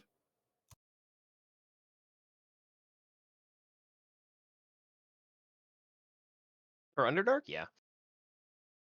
I just meant more surveillance. It has eyes. Yeah, he's a floating camera system. I mean, let's be honest. Underdark could put up a holder anywhere, and we'd say, yeah, no, that seems right. Yeah, true. Oh, did you guys know who runs Hell? It's a beholder. Oh, yeah, that makes sense. Yeah, check it out. Well, the Which trick is it was the last trick to episode. doing that is just to not put beholders in places it wouldn't make sense for a beholder to be. Well, the thing is, we were saying you could put a beholder anywhere and it would make sense. Speaking of which, Gilbert, when was the last time you checked your back pocket? Surprise, Alright. beholder! Oh, All right. well, that was a fun ending. I wasn't expecting a beholder to be running the changelings, but they're actually a part of the government. They're not a obviously, rogue yeah. part of the government or a secret Yeah, subsect. they're No, just no. they're just there. It turns And- out another government also, real quick, agency before we dealt get with off us topic- completely on the level. I'd like to, while I'm walking away, make an insight check as to the emotions of beholders. Was that sadness genuine? From what little information Freeman knows. Make of an insight beholders and their check. emotion. Yeah. Then he's like, God damn it. Where am I going to clone another one? It was genuine sadness, as far as you could tell. Okay, good. That's a good thing because, well, evil narcissists can fake being sad, but they're usually not very good at it. If you were a giant magic meatball with eyes, would you really need to fake being sad? No, you just look in a mirror.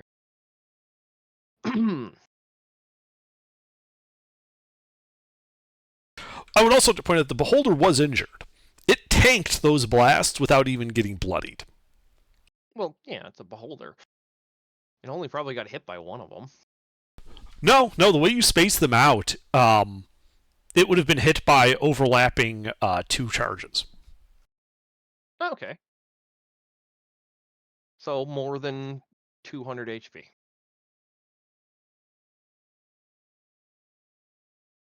It looks like we averaged 50 on that damage roll. Which I was going to ask, that the 2d6 for the fire grenades? Yeah.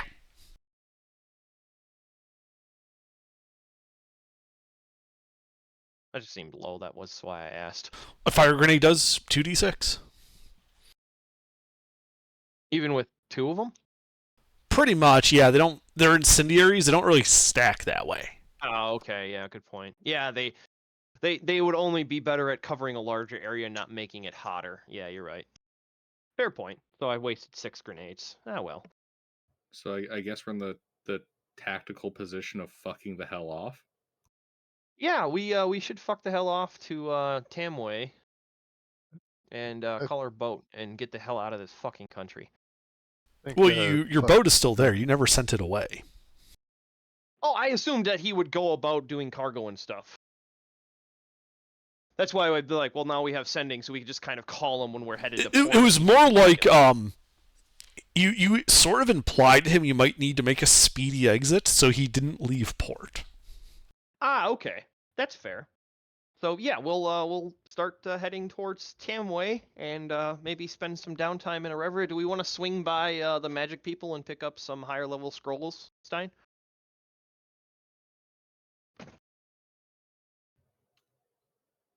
I mean, should we really be sticking around at all? We're not sticking around. You just said spend downtime in Arevria. Did I mishear? No, you didn't mishear. He might have misspoke, but you didn't mishear. I said Havia. No, you said Ivrevia. Ivrevia. Oh, my bad. Then yeah, I misspoke. I meant Havia. That's why I said I think you misspoke, but I didn't mishear. We're gonna say I don't know if we want to overstay our welcome. I don't think we were ever welcome here. No, we were definitely welcome as an expedient means to get rid of the Emperor. So we succeeded. Yeah, it takes you guys kind of sticking to the roads and making your way just as quickly as you can towards Tom. It takes you another 2 days to get there. Wait, before we get there, I need to bring something else up to the party's attention. Mm-hmm. We're gonna be like low key as we leave, right? Because I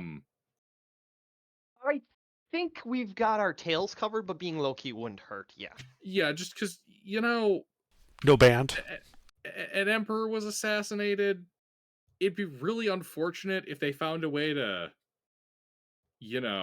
pin that to us.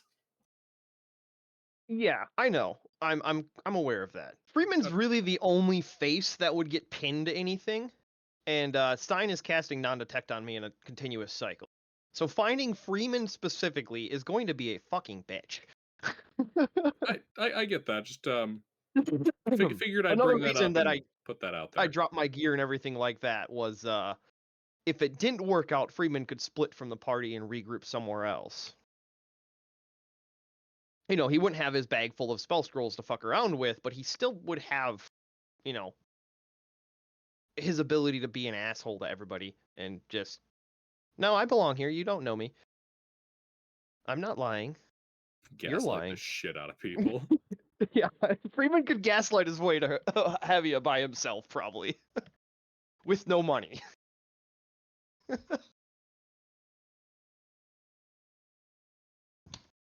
Go on a fucking road trip. But anyway, yeah, so we'll get to Tamway, get on the boat, and start sailing. Okay. Stein, hang on. Yep. So, you get to Tamway, no problem.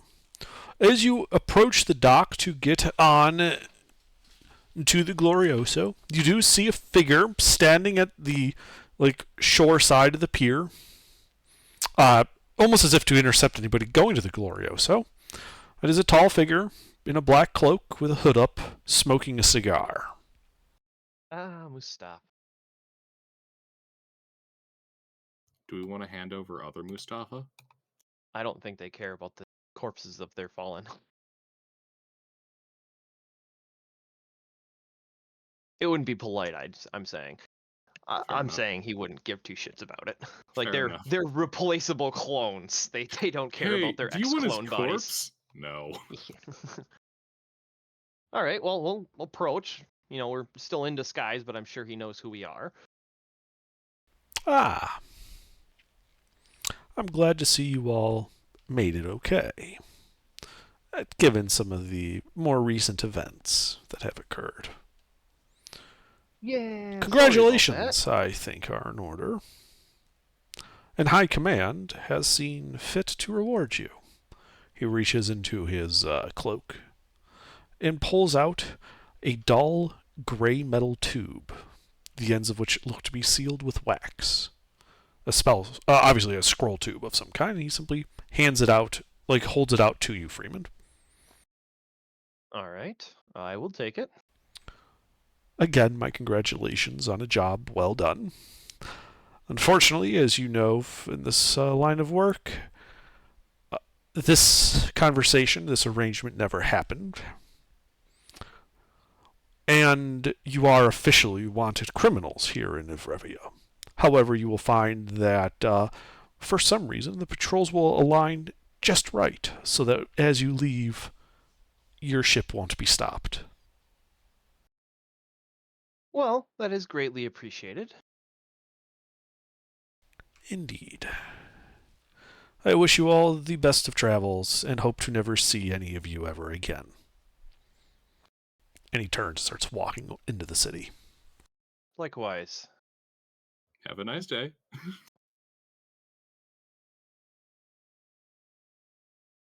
Yeah, we load up on the ship. I am not spending any more in here than we need to. Yep. I was tempted to end with the whole and send my regards to Hazim as we were walking away, but I didn't want to. Why? I don't think Hazim has a sense of humor. You know, I'm starting to wonder. Underdark, how much does he emphasize the H in High Command?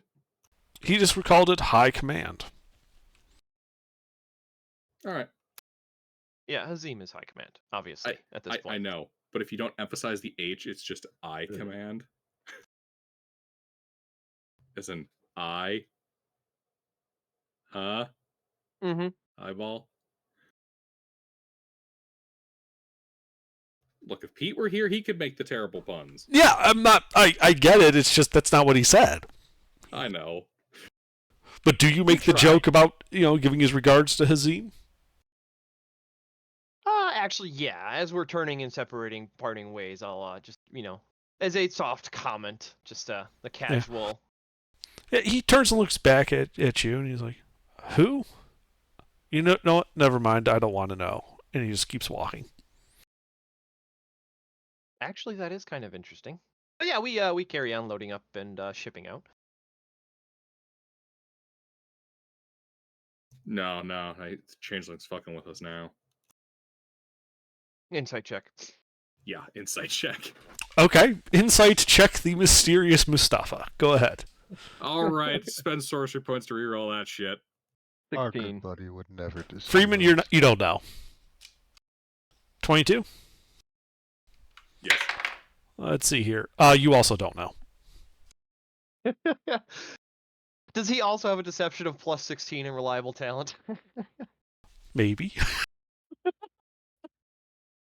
All right, guys. Changeling Mastermind Rogue build. We're gonna build this guy for deception. Well, I mean, anybody with a brain stem, if they wanted to get away with lying, well, you don't even have to be mastermind. Any rogue. But yeah, mastermind would make the most sense for a spy master. And that's when it turns out that he only ever lied to us once. Right now. I wouldn't doubt that for a second. I do genuinely think that all of the exchanges and interactions with Mustafa, now that we know that the changeling was there on purpose, and then I also had overheard Hazim saying that, because that's also kind of another piece to the puzzle. Once Freeman overheard Hazim saying, "Oh, we'll need another Mustafa," then Freeman kind of went, "Oh, I see. Whoops." But anyway, yeah, eyes do see. Indeed. But yeah, we load up. Stein, do you want any 4th level spells that you don't have or have access to write?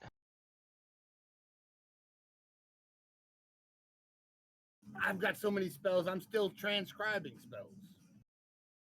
Yes, you have the spell book that has a list of 4th level spells. I'm asking if from that list and the spells that you know, are there any on the 4th level that you don't have that you would want?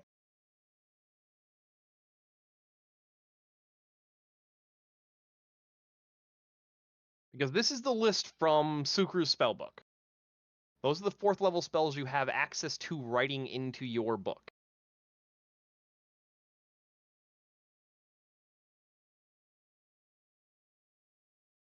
Yeah. I have another spell book too, but I have besides my own. I have a third spell book. I have the stained glass spell book, which has a list of spells in it as well that I've already transposed all the way up to 4th level. Oh, you did? Yeah, I've already had there's 3 4th level spells that I haven't transposed: Charm, Monster, Confusion, and Fire Shield, along with those 4th level spells. Well, I mean, I've Arcane Eye, I've got. Fabricate, I've got. Greater Invisibility, I've got. What do I have in 4th level? Let's see. Yeah, that'd probably be the easier question to ask. What do you have? Arcane Eye, Banishment, Fabricate, and Greater Invisibility as of right now. Okay, so Dimension Door I'd like to get. But you have access to that. Yeah. So Fire Shield is the only one that's not on both lists. Okay. Well, I have it on my other list. Yeah, no. I'm adding it to the list that I posted in chat. Fire Shield do be a pretty neat one. Yeah, so are there, because we can swing by and take a peek ski at the blue-robed wizards and see what they're up to, and also purchase some spell scrolls. We just have to spend some time there. I don't need any. Well, I'm saying we're probably not going to be back in this neck of woods, and they have access to spell scrolls of 4th, 5th, and 6th for sure that we can commission. Well, I don't have any. You're talking about Heracrest, right? Correct.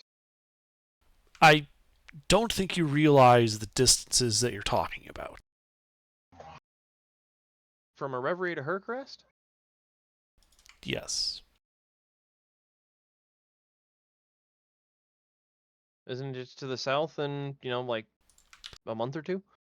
It's the statement you made of you're not going to be in this neck of the woods again for a while.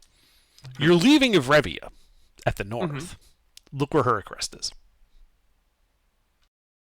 Yes. I'm saying we're probably going to go to Haviat and then back to Lushingworth. Okay. So the way you imply is you thought Heracrest was near Evrevia, and I wanted to make sure you understood it wasn't. Relatively, I didn't thoroughly explain the thought process there. Sorry, that's ADHD brain speaking faster than I'm thinking, or thinking faster than I'm speaking. One of the two. I gotcha. They're braining faster than words. Yes. But anyway, so yeah, the reason I was saying is if there's any 4th level, because those you can write, so we can just spend downtime in Heracrest and play around and exploring and the mystery of the blue wizards. Because we had that whole shit show that we were dealing with there. And then while we're, waiting for the 4th level spell scroll to be written, probably can only get 1 or 2 commissioned. You're talking the blue cat, right? What's that? You're talking the blue cat, right? It was blue wizards and blue robes that were being sus and a bunch of ghosts and shit. Oh, that's yes. the place that's the place where they have the spell scrolls. Yeah, it's been a while. Yeah, that's my memory for you. I remember most everything with a reasonable degree. But anyway, so yeah, if we wanted to tool around with that bit of the world while we're waiting, because if I remember correctly, 4th levels take a minute or so to write, a few weeks.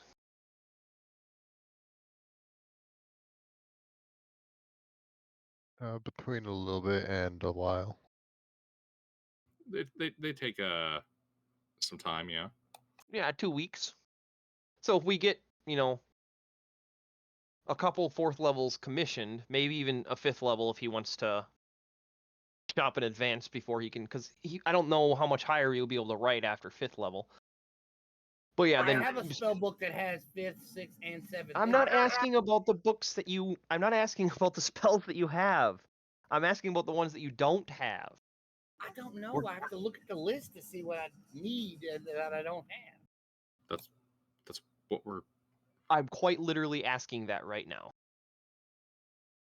and then suggesting the reason that we spend the amount of time it will take the priest and her caress to write the scroll, we can kill some time there, and then make our way to Havia, rest, recruit, check in with our alchemist, and then work our way back up to Lushingworth to close out this quest line of fucking with Erevria. Up to Lushing, down to Lushingworth. Oh yeah, I suppose it is south from there. Yeah.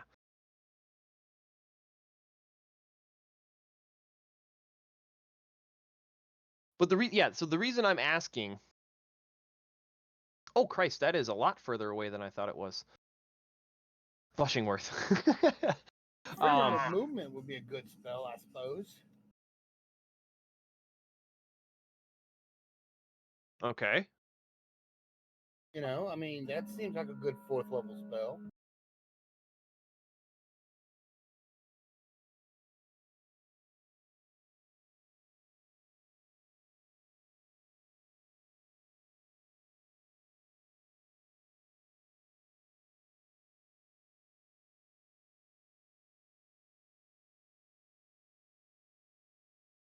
And under, just to clarify with the out of class writing, Stein can write any spell scroll to his book.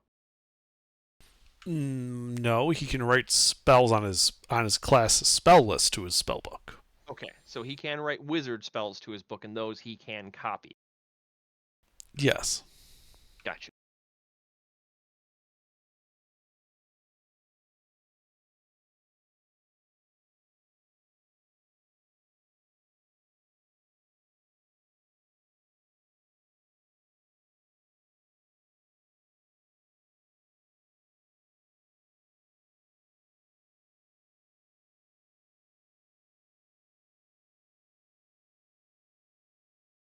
Ice Storm would be a good one.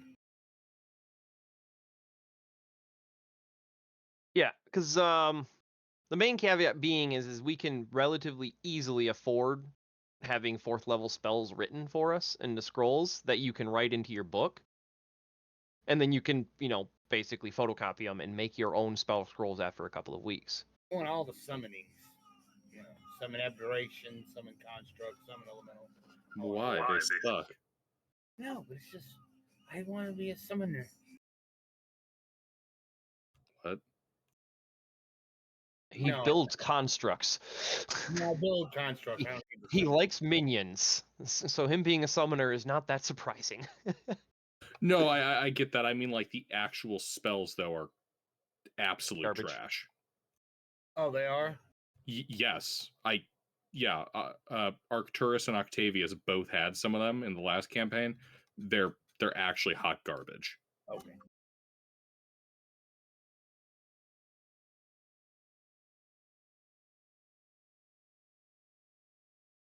Like, a few of them might be maybe useful if our group was significantly smaller and the abilities they had would thus be meaningful in a combat, but given our size and our level, just none of those summon creature abilities really have much use.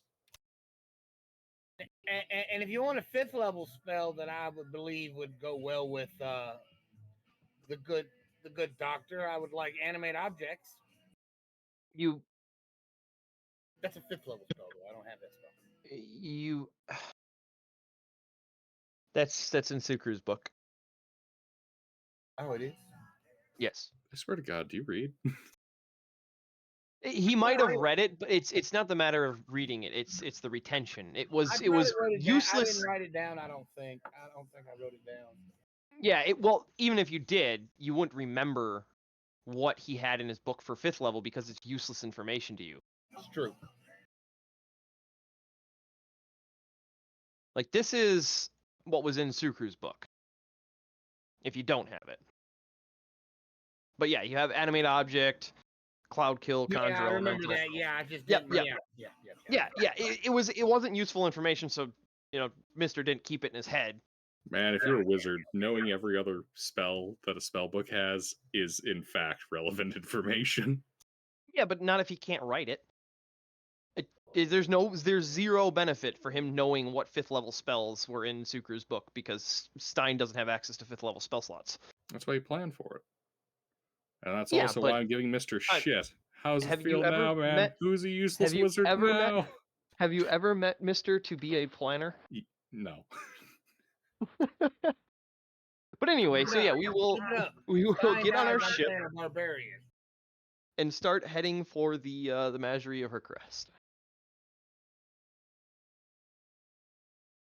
to pick up some 4th and 5th level, well, 4th level spell scrolls, and spend some time there, seeing if we can tell what became of the Ghosty Boys.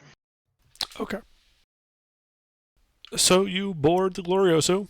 Captain Tillman takes you aboard and sets sail. Let's see. Oops.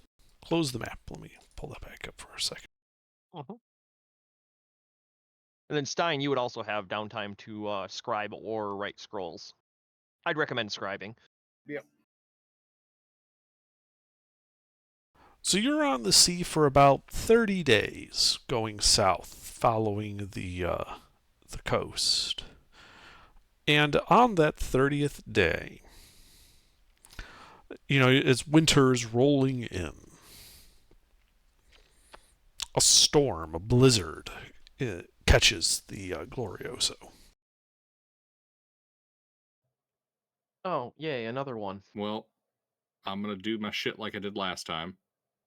And what's that? Help regulate the winds. Ah. And then water breathing on all the crew with the ritual and... Yep.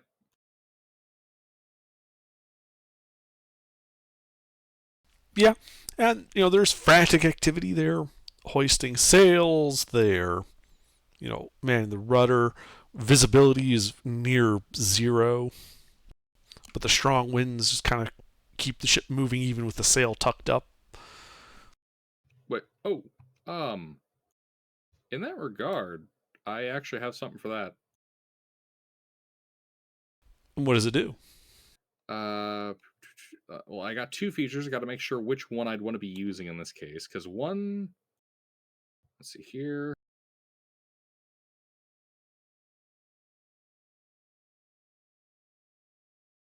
Okay, so I can alter the direction of wind speed around me.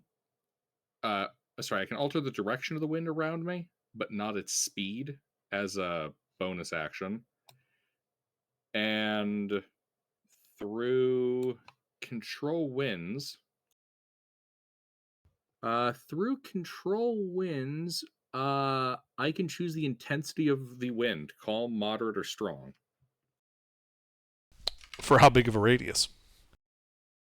100-foot cubes. In the case for the control wind stuff. Okay. And how long does that last? That lasts for an hour. All right. How many times can you do that? A day.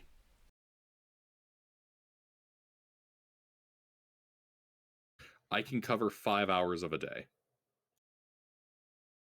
Where I have complete control over the wind speed. Mm-hmm. Okay. So let's say you take control for 5 hours. What do you do with it?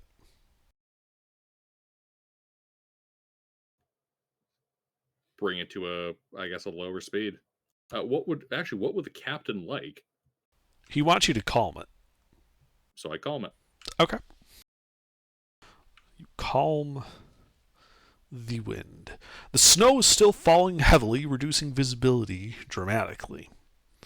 But the wind stops howling. The crew isn't quite as frantic. The ship kind of just drifts on the ocean.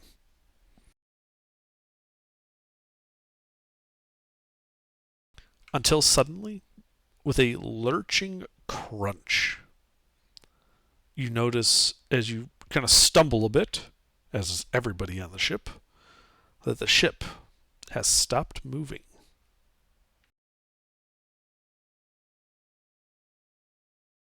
Do there be land ho? Sort of. It looks like you guys hit a reef. And they do yell out land ho, as the reef is near an island.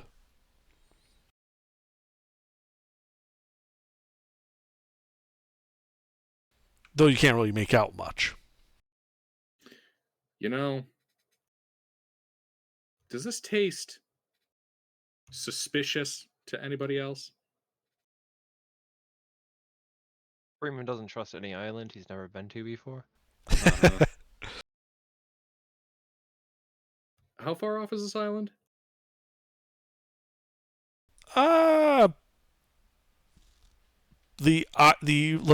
The beach you can see is about 30 feet from the ship. Looks like the ship just hit some reefs and got stuck. Hmm. Well, Freeman will join the ship's carpenter real quick and just double check to make sure the hull is intact and not fully damaged. It was damaged, but it is more or less intact. This is more akin to a grounding than a wreck. Thanks to somebody reducing the wind speed significantly. They just need people to push it off the reef. Well, wait for the storm to pass. There's no point in trying to get back out to it just to get jammed on the reef in another, 200 feet. I don't think this is that kind of island, nor that kind of reef, nor that kind of storm. We were gone for 35 days. I need the spell writing multiplication. 30 days. You've been on sea for 30 days. 30 days. How many spells can I write? What is the and For what level of spell? 4th? And how many spell components? Okay, thank you. So a week is 8 days. 8 days, okay. What can we see on the island from here? Well, through the snow, nothing. We can just. It is a blizzard condition, but without the wind at this point. So it's just super heavy snowfall. It's just the precipitation's blocking any long sight line. To clarify, when you say, is it like still whipping wind outside of the ship area? Yes. Okay, so it's only calm because you becalmed it. Yes. So, and just to clarify, that first list is for creating spell scrolls. If you're scribing into a spell book, it's the second one. All right, so I gotta get this paperwork out of the way. Under. Yes. How many hours have I been concentrating? 4.5.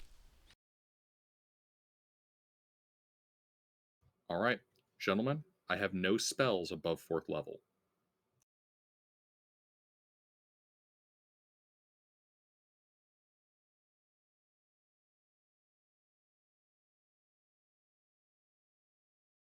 But this reef that we're jammed up against. Yes. How far down in the water is it? Like how below the water line? It looks to be almost at the surface, like right below the water. You can see, like, as the waves move, bits of the reef are exposed and then covered again. Okay. And then as far as I can see with a spyglass to aid my vision, I like to go to the front of the boat and look down the reef in both directions to see if there's any openings or breaks in it. For the 20-foot radius of vision you have, you don't see any breaks. I make sure. Sorry, he said it was 100-foot cube, so you have a 50-foot radius. But yeah, you don't see any breaks there either. Essentially, the falling heavy snow is just physically blocking lines of sight. Okay. If we're gonna be beached here for a while, should I shoot the reef and make sure it's a thing and not a person or creature? Not a bad idea. I'm gonna go ahead and shoot the reef with my bow. Okay. You lean over to the side, plop. There's no immediate reaction. Nope, it's a reef, not a giant mimic. That's good. Just one more thing to check off the list. Alright. Real quick. I'd like to cast Druidcraft and check the weather for the next 24 hours. Okay. That would tell you that the storm is going to last another 3 hours, and then it is likely to be cold and overcast for the next couple of days. All right. All right. Well, take the captain's advice on this one. Well, we're stuck here. The druid said the storm's going to go for another 3 hours. The cleric can only hold the winds back for another half an hour. So we got 2.5 hours of full-on blizzard on the ship. Aye. We'll batten down the hatches and wait for sunrise. With calmer weather and light, we'll be able to refloat her. But it looks like the damage is not too great. Just a matter of getting us off the reef. All right. I Yep, suggest so, you take your rest. In the morning, if locals find us, we may need some protection. Well, that's why that's why we suggested you hire some heavier hitters. I'm assuming they're aboard. We got the crew, and we got Jeff, and that's about it.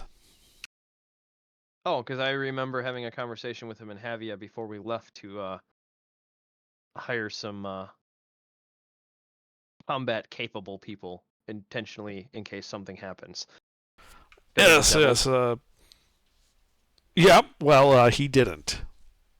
Ah.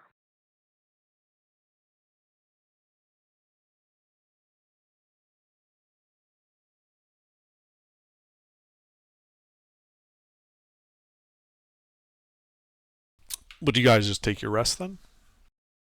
As the winds return? Probably. Wakeful rest potion.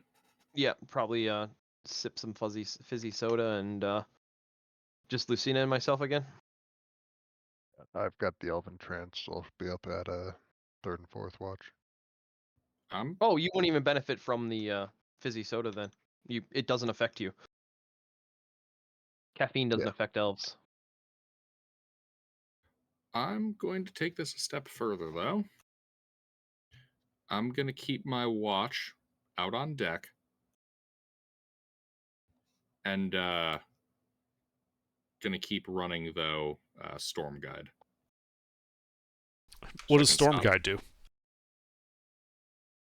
So it says I can stop rain around me, which we've also let work for within 20 feet radius of me. Mm-hmm. Which we've let work on snow. Mm-hmm. And I can also choose the direction of the wind in 100 foot around me. Just not the intensity. Correct, but not the intensity. So what I'm going to be doing is blasting that out towards the island. I don't want the wind in my eyes. I want the wind in anything that approaches the ship's eyes. Sure. That's not a problem. Anything else? Let's see. Could do that. Only other thing I'm gonna do is scrolling down here. Let's see. Light.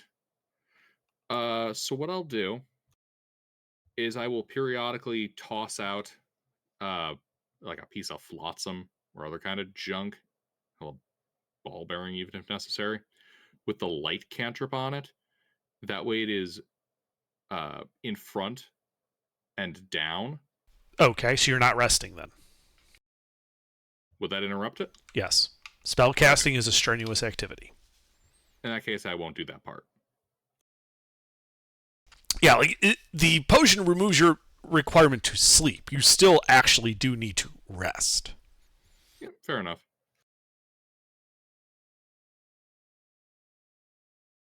But just standing watch, that's fine.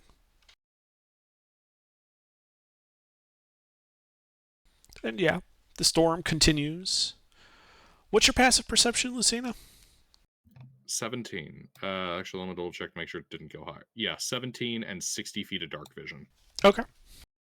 Well, as the storm begins to abate late into the evening, you can begin to see more and more of this snow-covered island.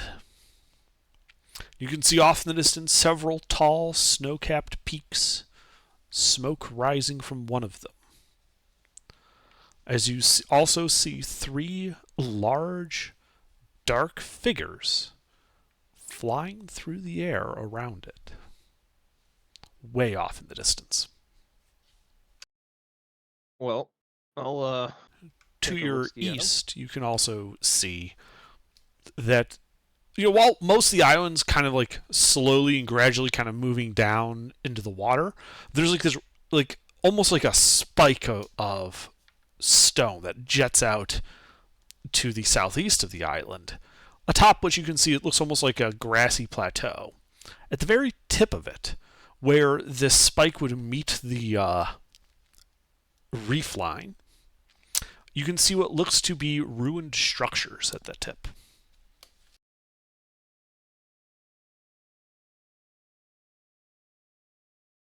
And I see smoke coming off the mountain. One of the major mountain peaks, yes. And Freeman, give me a perception check.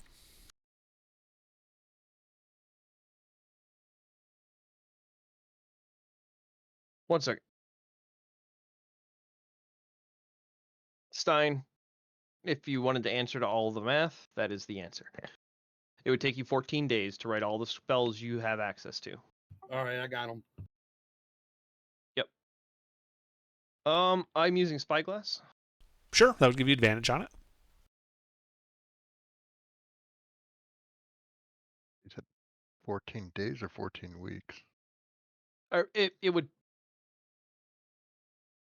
So, looking through the spyglass, 28 days. you can see that these 3 figures flying through the air appear to be draconic in shape. 2 of them on the flank seem to be smaller than the one in the center, though their exact sizes are impossible to tell at this distance. They appear to be darkly colored and are flying at night.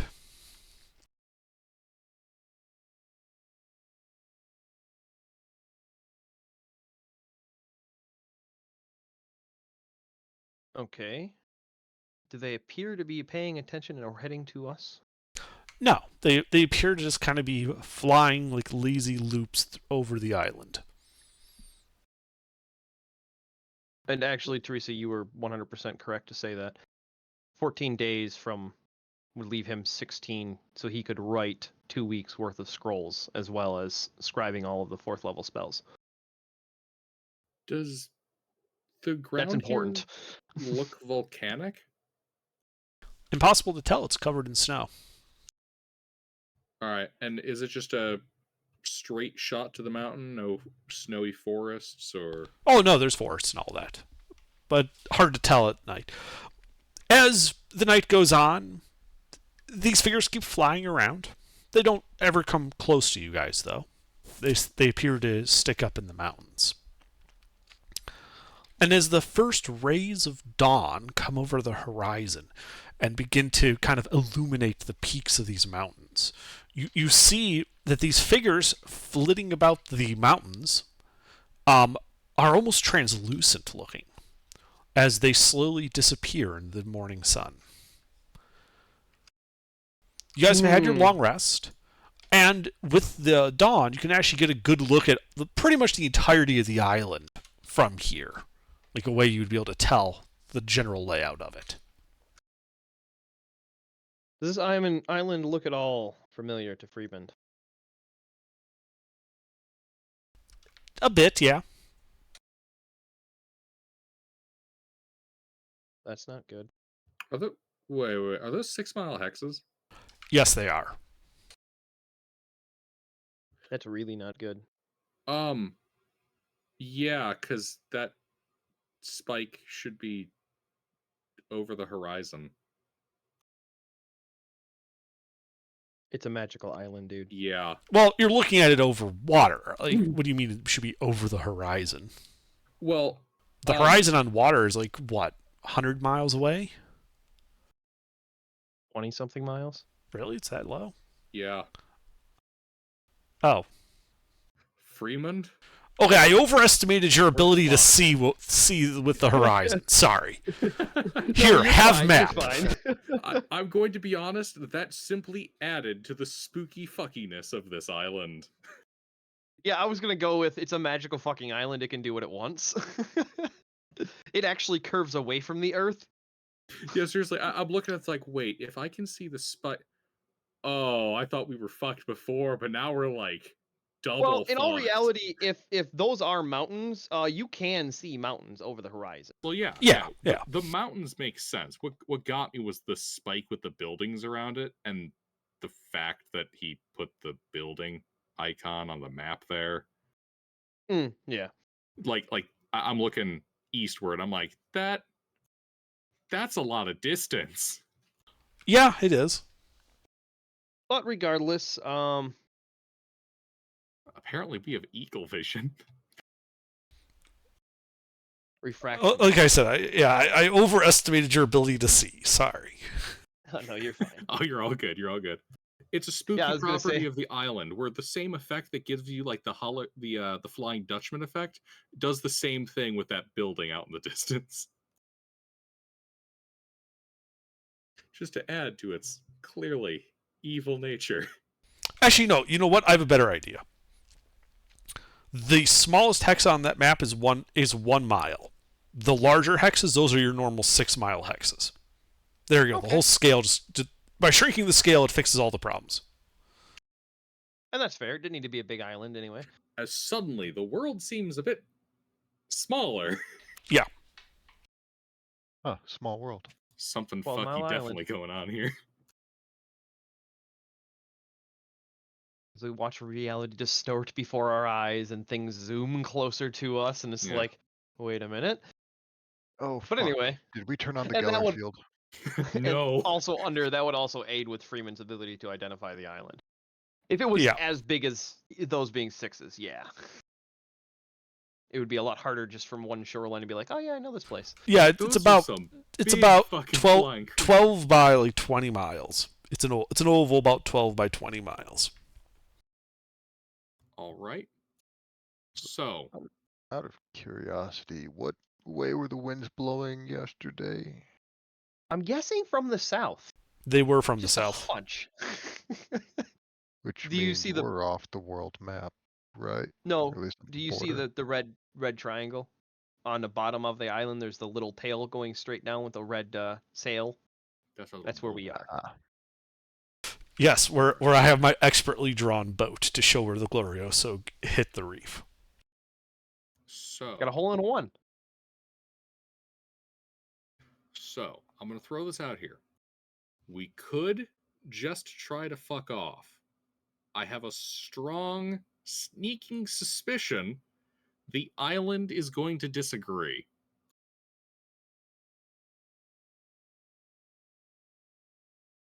Well, and Friedman will speak up. It's the island that I think it is.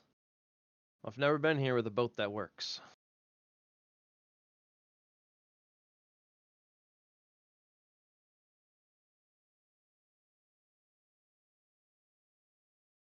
And to think you only brought me back because I had a pile of loot. Well, yeah, that is why.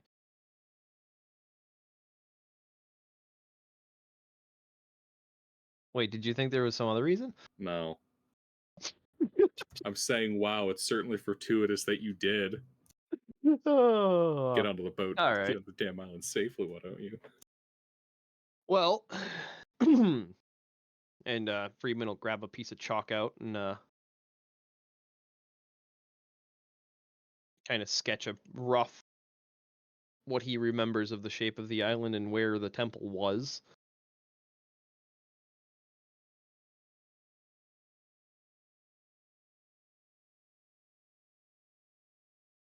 The fastest way off this island is to go here. Yeah, I mean the temple is those ruins. Oh, they're not in the middle of the island in a jungle? No, they're on the edge of the island on a rocky outcropping.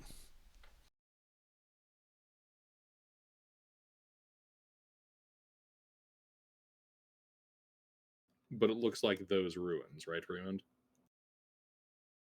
Well, now I don't know. Pull up the black book. I pull out the black book, also known as the Book of the Book of the Black Mist. Okay. What does the lore tell us? So, Freeman, both the book and your mind would agree that while those ruins over there do seem to match what you would know, its location is incorrect. Yeah. And the general, like, the fact that this isn't jungle, this looks to be like destroyed forest, would indicate that while this is a similar island, it is probably not the exact same one. Okay, so like the position of the mountains, where the reef is, all of that isn't the exact island Freeman's been to. Correct. The runes are a similar structure and construct. Gotcha. Okay, gotcha. So, if I might hazard to guess, if this isn't that island, perhaps this is the island belonging to the angry baboon that wants to kill you? Wasn't he imprisoned on an island with a volcano? No, he was imprisoned on an infinite plane of hell that was a volcano. Wasn't it an island volcano on an infinite plane of hell? I thought it was just an infinite plane of fucking go fuck yourself lava everywhere. If I remember correctly, I was exploring a part of hell that was nothing but lava and rock. Yeah, and there was a volcanic island in the middle of a lake of lava. Ah, okay. Does that look familiar? No. Okay, good. No, I don't think it's that one, Lucina. Might be related though. Maybe there's also the fact that it's surrounded by water and not lava. That kind of gives away that it's probably not that hell island. Yeah, not so much the hell island, but the material plane equivalent of the design of the island. That's what no, not at all. like an Inception. He's imprisoned on this island. Yeah, I get what you're getting at. No, it doesn't match at all. Okay, that's good. That's actually a good thing. Oh, that is in fact quite good. The only caveat being those runes match the description of Zisa's runes.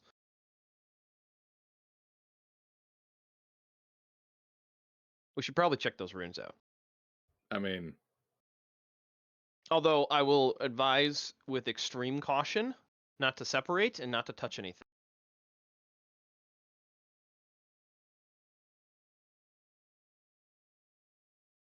Because there's a telepathic mind fuckery in them temples. Because Freeman would remember that. Like once you enter the temple, you're kind of enthralled to go to the central chamber. All right. So what we'll need to do then is we'll stick Ipthon in the middle of our group, and we will all hug him while he walks us in. Yeah, and I can still take point because I can't be affected by anything mind-related, mind shielding. Indeed. Before we go, though, I'm going to hit the bathroom because this is getting spooky. Yeah, so we'll begin helping the ship get back afloat. Freeman with his carpenter skills, helping the the ship's carpenter fix anything that needs to be fixed, and then once we're afloat, we'll ask the captain if he'd sail us over to that bit of runes over there. It's of great importance. It takes you a couple hours to refloat the ship, and he's like, yeah, I can get you close, but the ship will not get through that reef. You'll have to swim the last mile or so yourselves. I can give you a small rowboat if you prefer. Yeah, that'd probably be better. I mean, or we can just walk across the bottom of the water. We've done that before. He shrugs. It's entirely up to you. We just cast water, water breathing, and then replicate the Pirates of the Caribbean movie.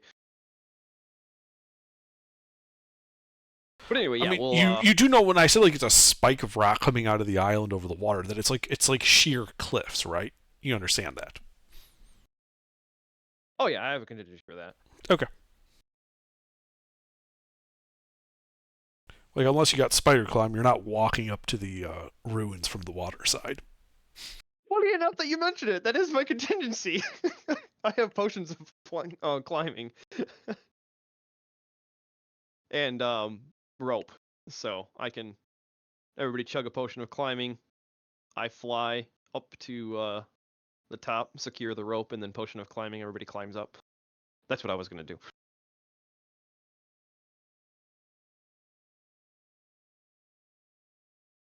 Well, with the Gloriosa refloated, he does maneuver it along to the southern part of that island. He actually goes around a little bit more to the southeast so that the rock spikes between him and the mountain that had that dragon flying around it, because dragon bad. Yeah, probably not the greatest idea. Also, just to clarify, because a lot all happened at once. These spikes are the clear thing, correct? The clear thing? Translucent, I remember hearing, but I don't remember why. No, Was it it's dragons rock. Were or translucent, spikes? weren't they? The dragons were translucent. Okay. The rocky Okay. outcropping looks to be made of rock. Yeah, no. I heard translucent, but I wasn't remembering where exactly. No, it's not a crystalline outcropping. It's just, maybe slate or something. Yep. Yeah, I was just double checking.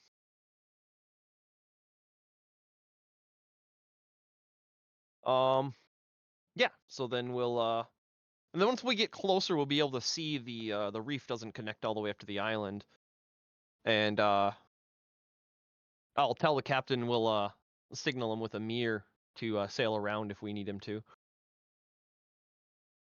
He nods. Aye, we'll wait for your signal. How far up is this? It is 100 feet above the water. Oh, that's not bad. We have extra light sources, right? Because it is going to be overcast for probably the next few days. Yeah. We have light cantrip and torches and stuff. Alright. I say most of us have dark vision. There's only one or two that don't. No, but if we're signaling the captain with a mirror, we're going to need some kind of light to reflect to him. Oh, I see what you're saying.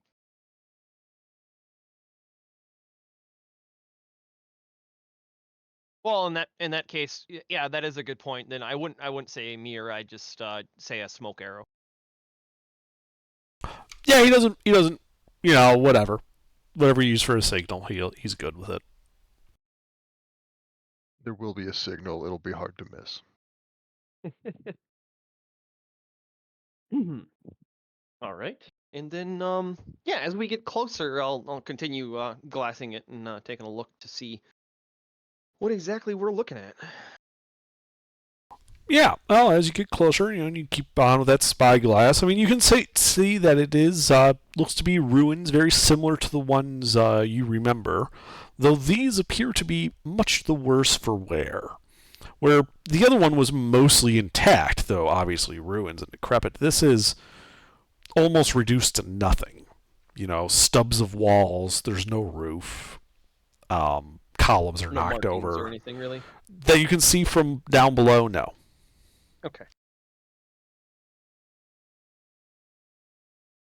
But eventually the Gloriosa gets into position. You're about a mile away from the cliffs, off the reefs. Yep. Row our boat, I think.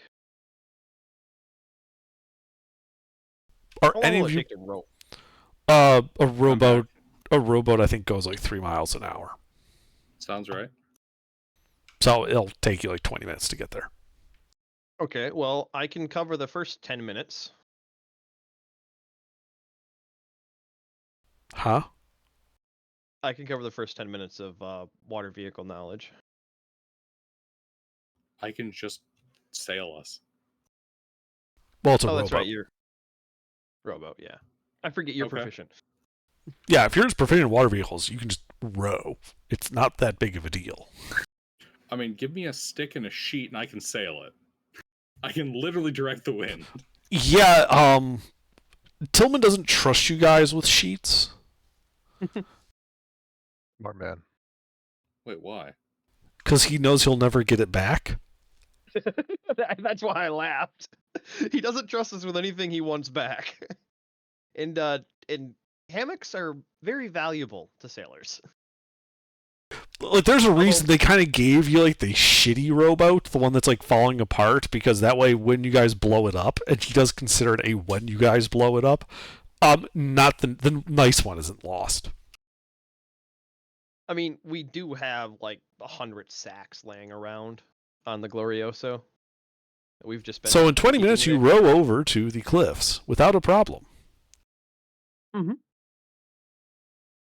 As And then, Umber prevents us from over-engineering this. And then, yeah. Lucina, you want to cast Fly on me? Do I want to? Yes.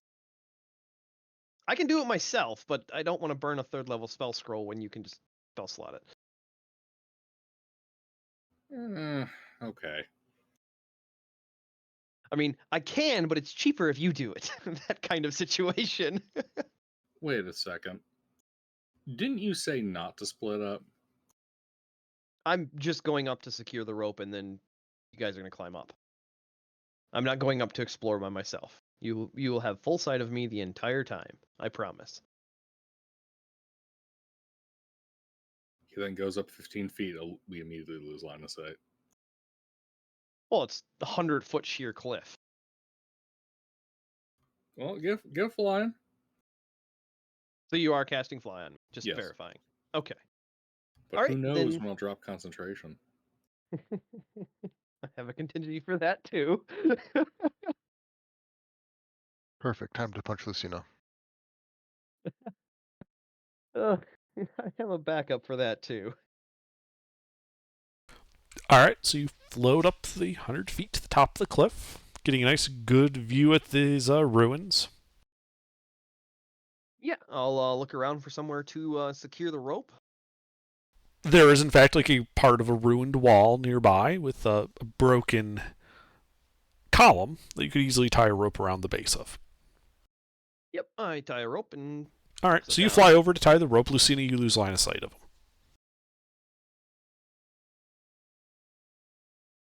I knew it. But yeah, then you float back over, Freeman, and toss the rope down to the rest of the party in the rowboat. There is now a vertical rope going up this cliff. Yep, and everybody has a potion of climbing now. What does that do again? Gives you climb speed. All right, well, are you all ascending then, or what?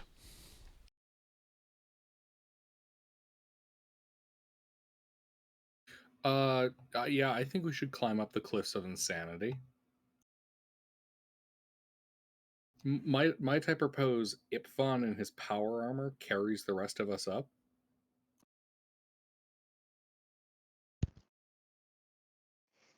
I forgot I got back in my power armor. Or at least I could have, because, you know. Oh yeah, you probably would have. As soon as we were free of Erevria, you would have put that back on because it's way better than your plate. Yep. I mean, Thank you, I Ruffles. try and pull everyone up if I need to. Well, potions of climbing, you don't really have to. Everybody has a climb speed. Yeah, it was more that, if someone wanted to stay behind in the robot, they could have. Otherwise, it is trivial for everybody with climbing potions to use their potions and just climb up the rope. And did somebody tie the rowboat to the rope? That would be a good idea before you climb up. I'll do it and bring up the rear. This is why you guys got the crappy one. I thought about it when you said leave somebody behind in the row, but I'm like, oh yeah, it could float away, couldn't it?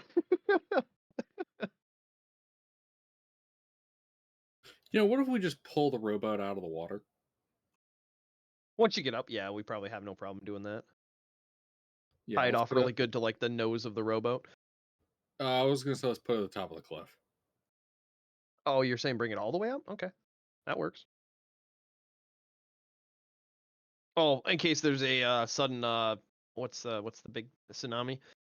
Yeah, in case there's a sudden event down in the water that, with conveniently cut rope, would cause it to suddenly not be a mode of transportation we can access anymore.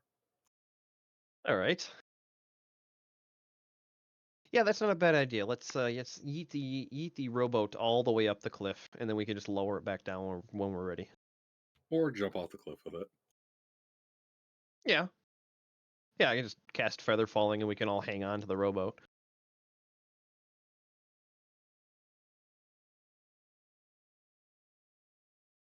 All right. Yeah, you guys ascend the cliff. You pull the rowboat up after you. And you see on the top of this plateau a rather large ruin. The building that once stood here is utterly destroyed. While there are sections of walls freestanding and areas where you can see floor, there is no section covered by a roof, and lots of rubble that would indicate that it was a rather violent and sudden deconstruction. All right. When you say violent and sudden, are we talking someone punched the roof off? Are we talking it looks like Earthquake. the winds and the weather? It looks like that this wasn't like you abandoned the structure and it fell to rot and then fell down in place. It looks like something cataclysmic happened. Something energetic happened. The stone moved too far for natural that you normally see in natural processes. All right. Mm-hmm. While Freeman has fly, he's gonna cast see invisibility Okay. on himself. That looks into the ethereal, right? Correct. Okay. You see a grand temple before you. Translucent. As if it exists only in the ethereal realm now. Okay. A rather familiar looking temple, now that you think about it. Indeed. Yeah, I'm gonna fly up and over just to make sure there's nothing invisible hiding in nooks and crannies, and then fly back to the party real quick. Just zooming. Yeah, you fly around. You see nothing. Not even like a field mouse. I mean, all the way up here? Not surprised.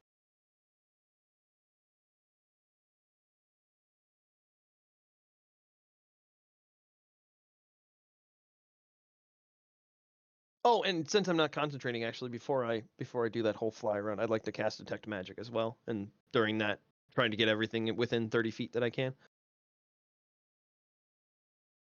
Like dipping down into the ruins, going back up, dipping down, making sure everything is within 30 feet roughly.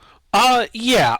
In like the dead center of this ruined structure, at like the ground level, you would have gotten faint traces of conjuration magic. Okay. Yep, I'll return back to the party.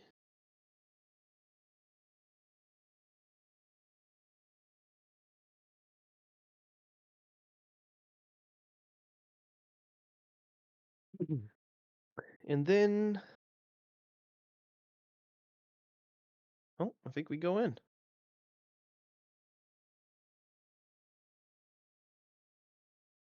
And yeah, I'll update the party and be like, well, it's a place that I know.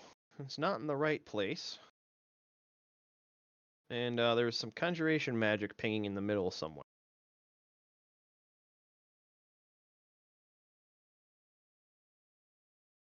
I take it you absolutely want to go exploring?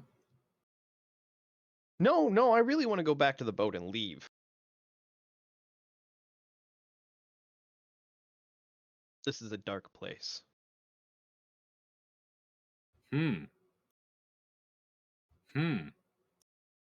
Under, can we still see the boat? Yes.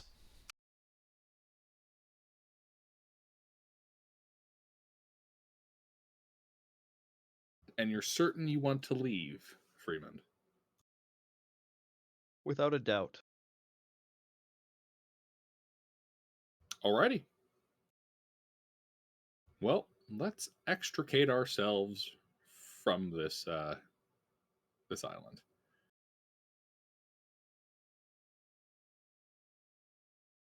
Okay, so you're lowering the rowboat back down? How steep was the drop? Vertical. I should rephrase. How long is the drop? 100 foot. Shitty rowboat. We should lower it back down. Yeah. You're not just going to pile in and just you jump off with it? Well, I mean, I could pop a feather falling because I can get everybody with that, and we just all grab an edge of the rowboat. do we want to just do that? Yeah, I'm fine with that. I untie the rope and load it in the rowboat and cast feather falling on everybody, and then just fall, holding on the rowboat with our carrying capacity.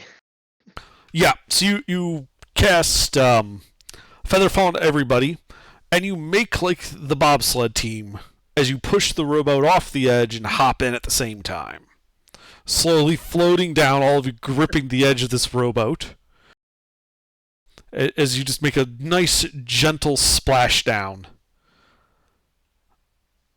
before it goes crunch into the reef. There is now a leak in your rowboat.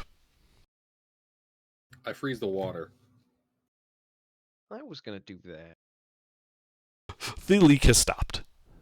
I was just gonna sit on my shield on top of it. That works too. Alrighty. The magic people fix it with magic. The archer's like, I can plug the hole. Anyone know any good shanties for heading back to the boat? You spend another 20 minutes navigating the reef back to the boat. Shanties, if any, are sung. Tillman brings you back aboard and says, well, did you find what you were looking for? Insight check. Sure, make an insight check.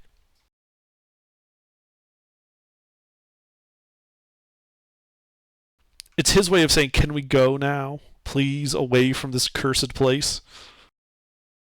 Good. I had to make sure it was like that and not like knowing.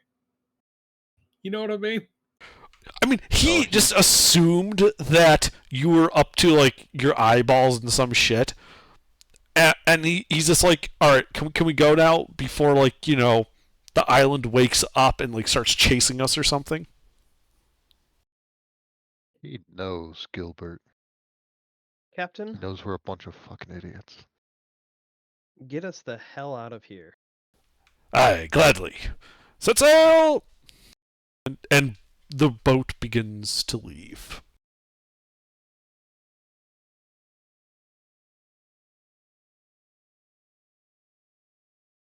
I keep myself on deck and at the ready. The Isle of Yallarika's shadow disappears over the horizon.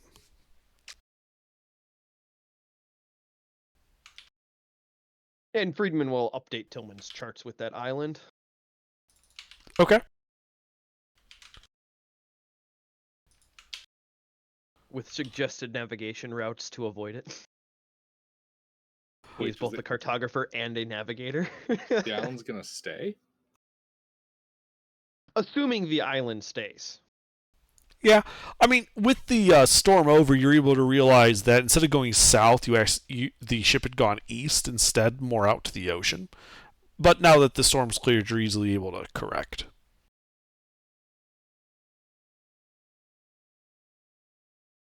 You said you're going to Hurricrest, right? Yes. Okay. Stein, have you looked over the 4th level spells? What you might want? Mister? Do what? Have you thought about any fourth level spells that you want that you don't have? Because as of right now, it would have taken you 14 days to scribe all of the 4th level spells you had access to in those books. So those are all known. And you would have had an additional 16 days, so 2 work weeks, to scribe scrolls if you wanted.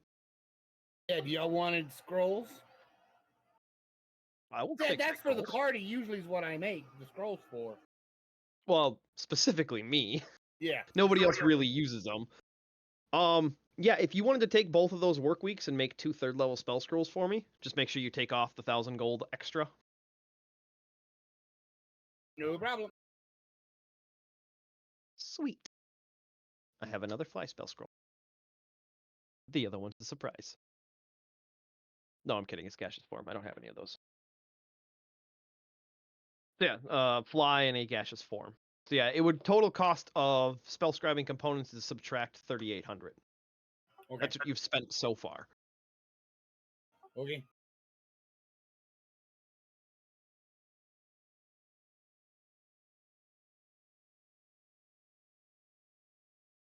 But yeah, you are now a spicy wizard. You have all 1st, all 2nd, all 3rd, and a shit ton of 4th level spells. How many 4th level spell slots do you even have? All of them on that book. All of them. No, slots. Like how many times can you cast a 4th level spell slot? 4, I think. 5. Oh. 4 or 5. That's not bad. I think it's 4. And then I got 1 5th level slot. I don't have any 5th level spells.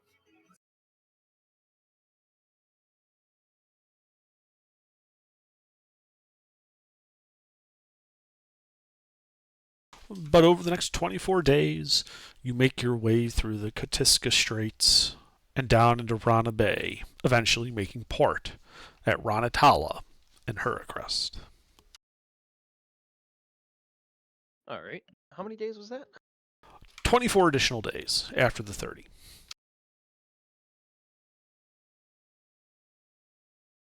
And I'll be right back. I also need to use the restroom. All right.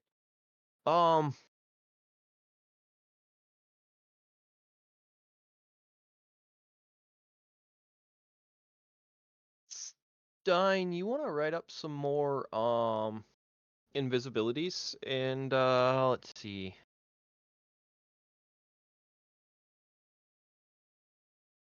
You know, it feels kind of weird that we just kind of noped out of there. Oh, Freeman noped with a purpose. There's a reason he was, F-22ing the inspection. He was going Mach Jesus when he was flying really fast. Yeah, no, I get that. What I mean is just it feels weird as like a player. You know what I mean? Oh. Yes, the horrible bad shit. So we're just gonna not deal with it. What? Yeah, we're just gonna. Well, it's okay. It's the ruined horrible bad shit. Yeah, I know. There's nothing of value there. The conjuration is probably just the remnants of the summoning spell for her. Sorry about that. I'm back. No, I get that, Ruffles. Just one of those things where it was amusing. Yeah, it's kind of amusing and weird that we could just choose to walk away. It's like, huh. Well, there is a first for everything. Yeah, you're in a world. You're not on a railroad. Just because I put stops on it doesn't mean you have to stop there and do it. You can always leave. Yeah, no, I get that. It's just weird that we did. Usually when it happens, it's like we go to the stop, fuck up the foyer, get beat up, and then we leave. It's weird that we did the equivalent of like slowing down, still kind of driving in front of it, and then just leaving. Those are like the only 4th levels I don't know.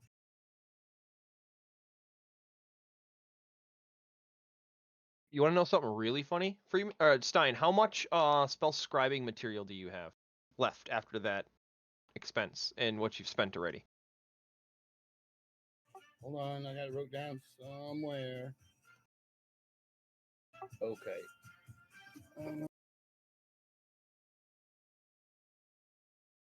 6,500. Okay, you have access to... I'm just going with Surkur's book. I haven't combined the other book with it. I have them separated where I have them written down.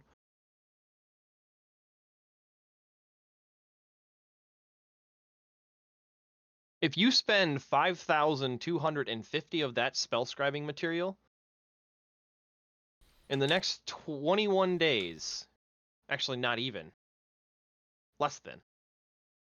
You can learn every 5th level spell. Yeah, but I But you can't have cast 5th level spells yet, though. Don't you have a 5th level spell slot? You said you did. I do. Then you can, can't you? Did he multi-class? Yeah, he's Artificer Wizard. Yeah, I'm split class. I think my casting class, because of my level, is high enough, but my school's level is not high enough. Does that make sense? Because the Yeah, I'm Artificer's pretty not a sure. full caster. Right. I'm only, yeah. I am level 14, you know. I think But he has to have a I'm high only enough 6th wizard level or to cast 7th 5th level spells. Wizard. Or 8 levels, 7 levels wizard. Well, what's the point of the 5th level spell slot then? Upcast. Yeah, I can only cast 4th level spells. Okay. Because he's a multi-class. Yeah, I don't know how. Yeah, I'm learning right now. That's why I'm asking these questions. Yeah, my character level is high enough to cast a 5th level spell, but my casting class is not high enough. Essentially, you could in 14 days write all of those 5th level spells to your book, and then once you can cast them, you don't have to worry about wasting time writing them. Because we have 24 more days of downtime. That doesn't include the Dominate, Hold, Modify, and Scrying from, because I have to go through and compare. Like, Modify Memory, Scrying is on both. Hold Monster. Hold Monsters on it. Dominate Person. Yeah, okay, so the Stained Glass Spellbook doesn't matter. All of those are copied. Okay. Yeah, so it's if all you spend on the, I can copy all the 5th level spells too? all the 5th levels, it'll cost you 5,250 gold worth of spell scribing. I know we're running low, but we're in Hercrest now, so we can just buy some more. Alright. So yeah, we have a wizard that has 5th level spells in his spellbook, but he can't cast them. It's amusing. Well, I will at next level. I'll make a level of wizard. Nice. So what you're saying is we need a level up. Yes, we're very close too. Yeah, we are actually. We'll probably get it. So yeah, then you'll have all of those 5th levels ready to go in your pocket. That is so scary. Nice. But anyway, I apologize for the caveat under for the maths. Helping Stein out a little bit so he doesn't have to think as hard. No worries. But that, if I'm understanding how this spell writing works, he can write a 5th level to his book, but he just can't use it. I think he needs to be a high enough wizard level to copy I think it. he needs to be able to cast it to be able to copy it into a spellbook. Oh, okay. Then yeah, then you'll just have to wait till you level up. So another, it's only 14 days worth of. So just put in subnote 5,250 gold and then put 14 days next to that. That's what it'll cost you to write all of them. And since we're sailing around, once we level up, you'll be able to do it. So we're a little ahead of ourselves. Out of our pockets. Yeah, we're a little ahead of ourselves. Well, no, he has that much worth of spell scribing material just laying around. We bought like 30,000 worth of spell scribing material at one point. And then proceeded to use a fuck ton of it.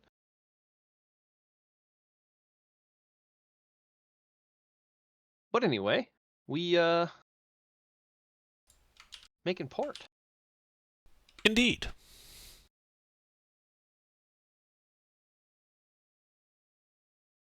Yeah, so you make port in Ranatala. If you remember, there were a couple of inns here. The Anadoa's Rest House and the Full Morning Glory.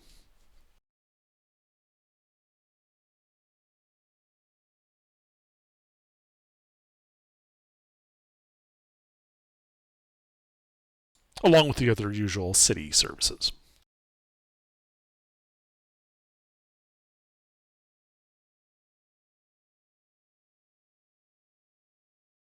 Well, I think the first order of business is probably going to go find a couple of wizards to write some scrolls for us.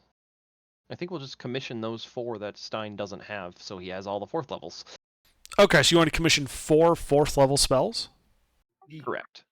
Alrighty. To all be done in 4 weeks, so we'd need 4 separate wizards. Or 2 weeks. Okay.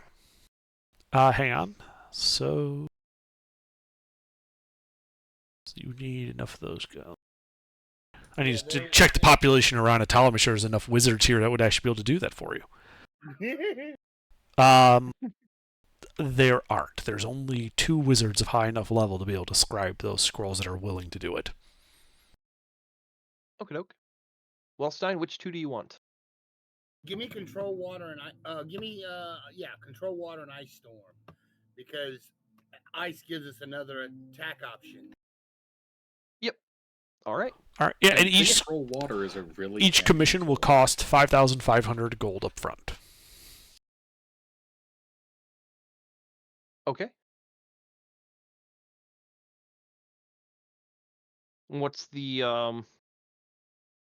That's total cost. I'm sorry. Yeah, that's total cost. Gotcha.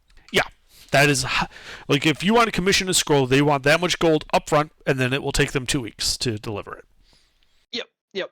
I was just thinking, like, wait, they want 5,000 up front. What do they want when they deliver? No, 5,500 up front. Total. Yeah. So 11,000 gold for that. All right. That's marked off.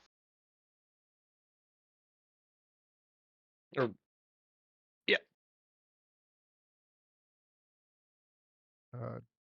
Do we still have an obscenely overtuned budget? On us, actually, we don't have that much. We have a lot of money that we sent back home. We have a lot of valuable stuff, though. Like, we could sell things and make money.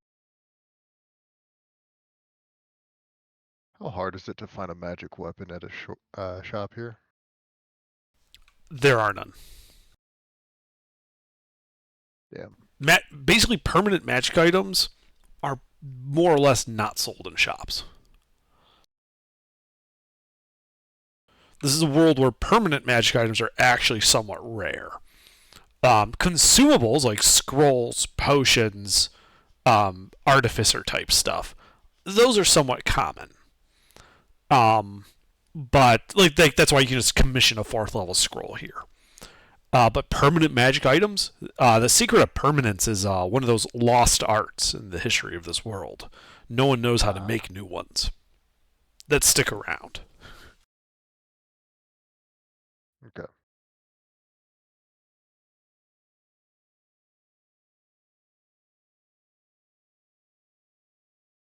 And then, yeah, I think we might just spend some time looking for ghosts because we're bored. Okay. You look around for ghosts.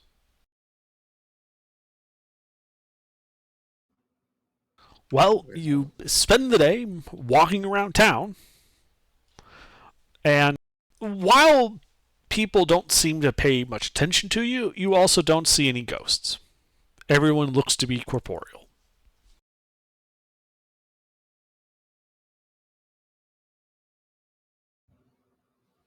I can't believe they don't have Freeman? any sergeants.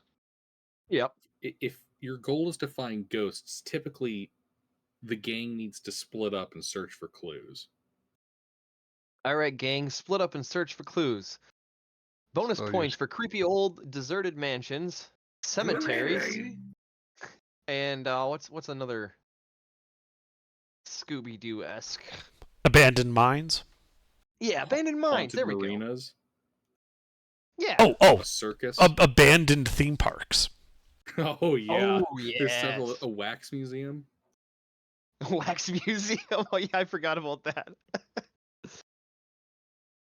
All right, yeah, the gang splits up and we look for clues under dark. No, I'm kidding. No, let's fucking do it.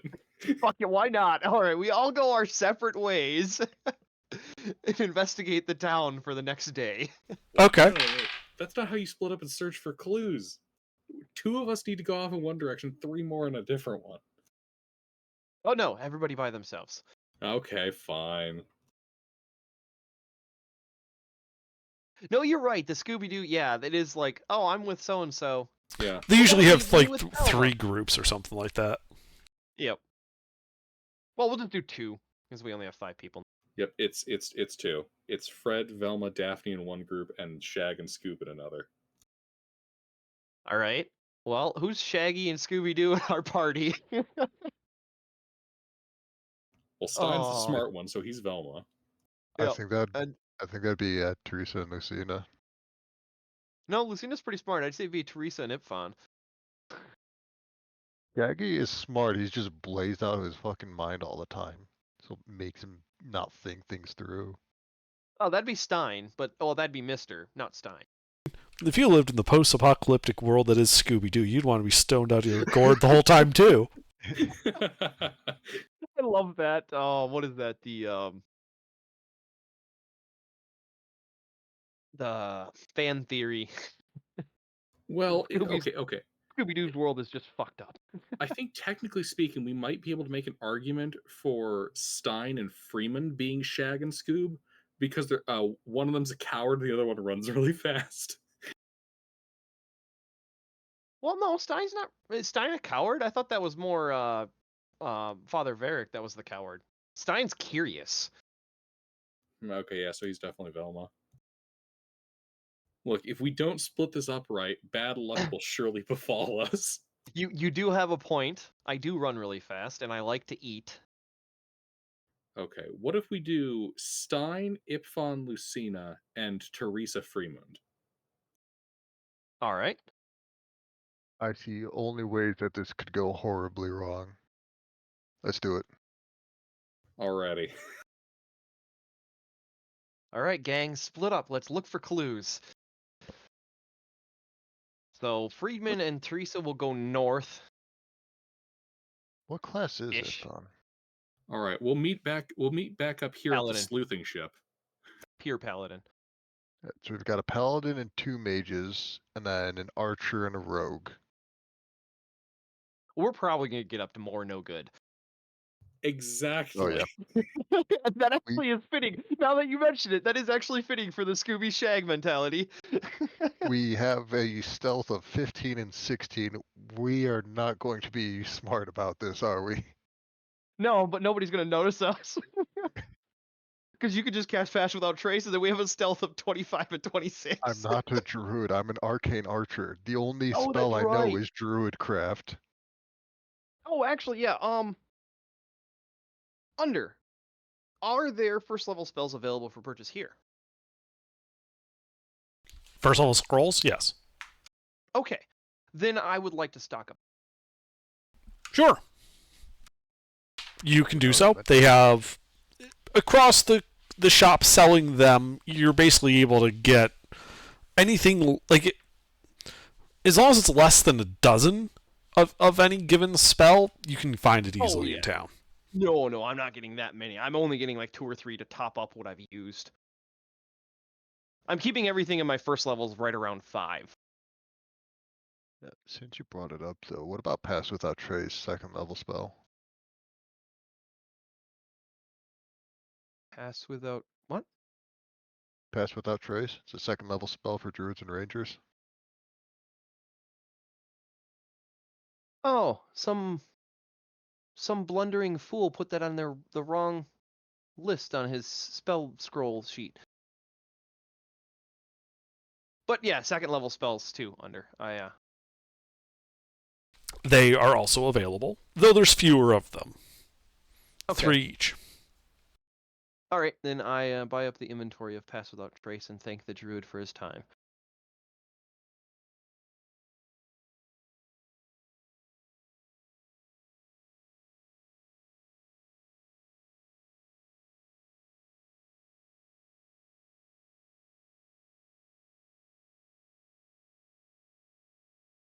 I'm moving that on my spell sheet. I didn't realize I had that in the wrong column.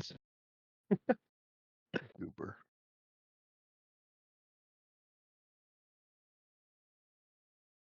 Well, when I was originally before I had this on the spell, like on my character sheet, I had it in Excel spreadsheet, and there I had everything separated, and then I recombined everything in alphabetical order at one point. And so I went through and had to resort it manually to separate everything out. Gross. So I'm just double checking. Yeah, that's first level. That's first level. That's first level. That's first level. That's 2nd level. That's first level. That's first level. Yeah, just Pass Without Trace. Okay.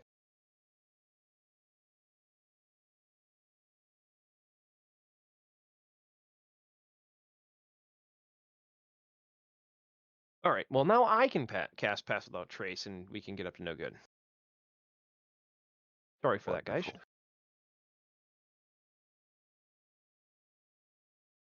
Wonderful. When a couple of rogues who were up to no good started causing trouble in my neighborhood. I'm not even a rogue, I'm a fighter. A fighter with a stealth of fucking 15. Jesus. Everyone forgets about the stealth fighter.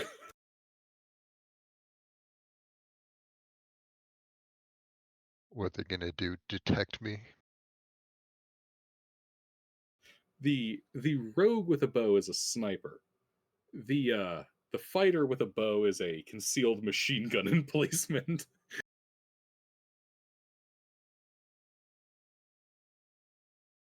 Alright, but we doing this? Yeah. So you guys split up, begin looking for clues. I need each group to make an investigation check. Just one for each of the two groups. I can get ours. Well, I can help. Hey, Stein. Unfortunately, Stein is alone. Stein, What? we need you to make an investigation check. We've split up to search for clues. Freeman is not with you, and I do not believe Ifan and Lucina have proficiency. So you will be flat rolling, just so you know. Hey, I can give guidance. Well, he can guide himself. 30 for the pair. Your investigation is plus 15? Yes, Dex and Intelligence are maxed out. Jesus. And I dipped Come into on. Rogue last level. What were you expecting? Oh, so Sleuth you took to the not expertises? make the intelligence Yeah. Dex fighter? You fool! The only Oh problem god, is I've not never with even Dexter. thought of that. So it's Oh, Teresa and Dexter, Lucina. well, That's we one of the groups, right? What? The group with Teresa, and that's Lucina and Teresa. That's the group. No, that's it's- Teresa and Freeman. Yeah, Teresa and Freeman. It's Stein, Ipfon, Lucina. Ah, gotcha. Alrighty. Ipfon's Fred, Stein's Velma, I'm Daphne. Then Teresa and Freeman are Yep. Shaggy and Scooby. So Teresa and Freeman, as you guys are walking by this large domed structure, you hear a haunting, discordant melody coming from it. And you can see signs posted on here saying, "Danger, keep out." Well, this is the place.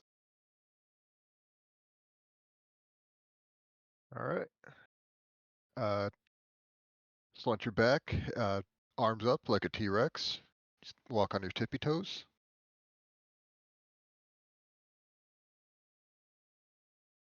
Puff up. Make yourself look big. They hate that. There you go, under eye. Put the list so it's Yep. somewhere. And so, Teresa, Freeman, what do you guys do? If anything. Oh. We're running in place for one round and then dashing to wherever we think the party might be. Okay, so you meet back up at the boat with the party. Gotcha. So you guys meet up, the other group not finding anything of interest.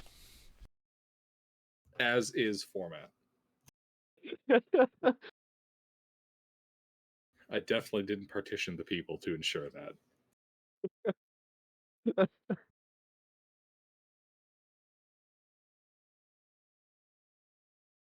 All right, sounds like you guys found some clues.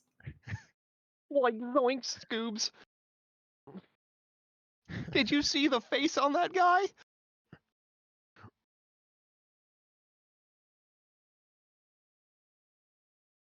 Hey, dog.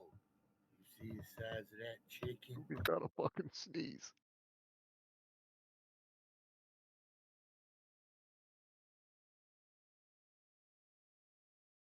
I fucking love this. Underdark puts a haunted island in front of us. Nah, this is too spooky. We go off to Scooby-Doo in a city. Alright, lead the way, guys. Great. We bring them back to the scary dome. Yeah. It's about sunset now. you still got like another hour or so though.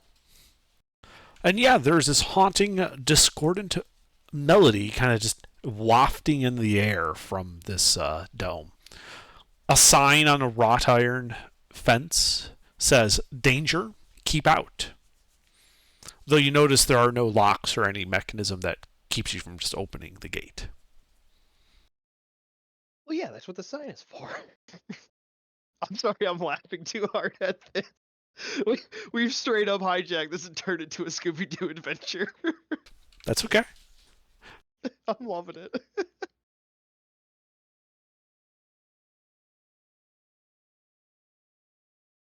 Alright, son, this is where you sneak in, be our scout, and I sneak and be our rear guard, question mark. Think so? No, the way this goes is that we all go inside first. At which point we'll do a little bit of basic sleuthing. Then we'll split up and search for clues, but only after we bribe the two of you. With snacks. Yes. All right. Well, Under, we have to stick to the script. All right. Oh man, if we fucking TVK by midnight. The show must go on, Gilbert. Alright, so it sounds like we head inside. Okay, you head inside, which leads to a grand foyer. The haunting melody echoing off the walls, the decrepit carpet, and damaged marble pillars show that this place has been long neglected. Discarded and rusted weaponry and fallen skeletons indicate a battle has once taken place here.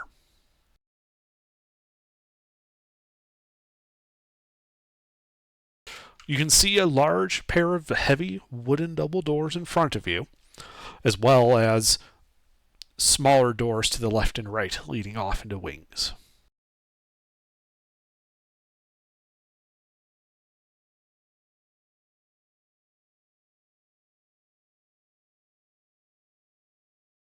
Well, we should check this place out. Let's work clockwise. Outside in? Yeah, outside in clockwise, starting on the leftmost. Work our way around and check out all the rooms. I think that's what we're supposed to do first, right? Mm-hmm. Well, there's no ghost here. Maybe we Yeah. should split up and look for more clues. No, we can't split up and look for clues until we've either encountered the ghost Oh, or right. like a sufficient plot beat has been met. We're right at the beginning. So we're just traveling as a group. Everything's normal.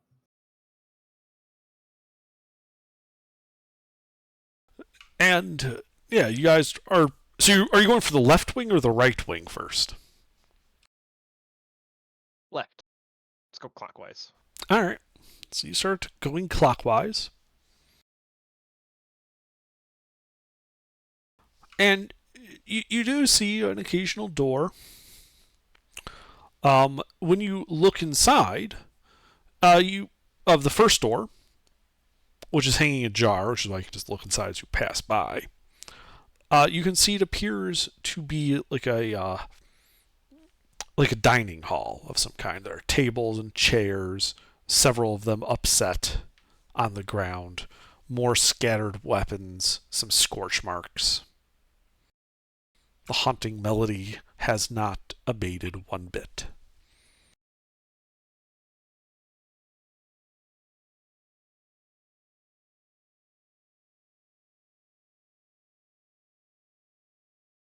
Do you continue on or are you going in? I'll go in. Okay.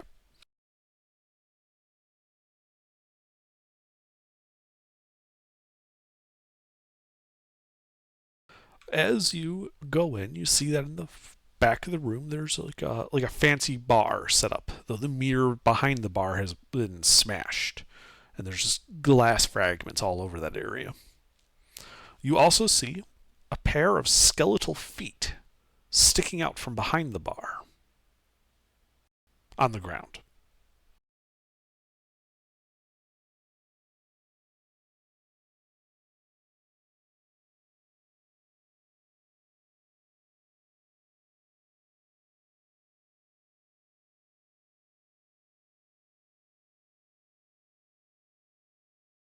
I had to, just out of curiosity. I plugged it into ChatGPT and said, write up a generic script for a Scooby-Doo plot. All right, all right. that is so on point. It is not even funny. Because they're always looking for food, and they Every always end single up, time. and they always end up in the villain's lair. Okay, skeleton. I'm trying to focus. I'm trying so hard.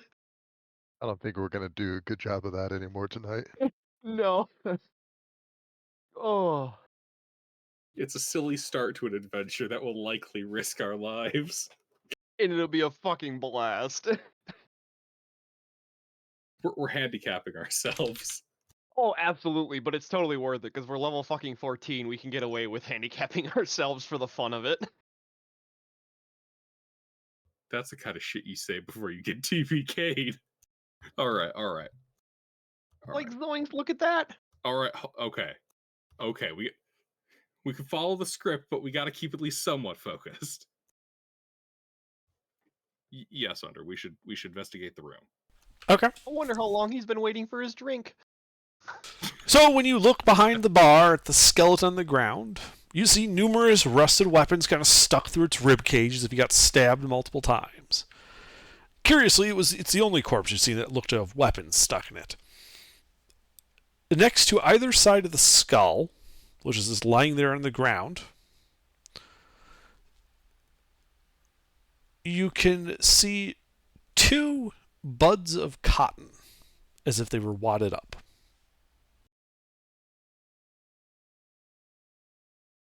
Cheaper's a clue.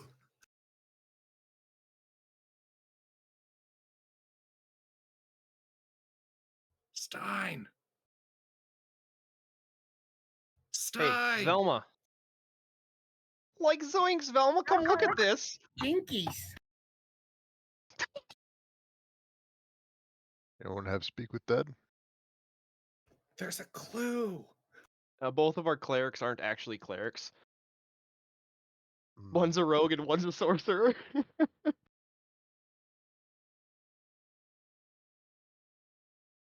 Almost the maximum possible roll.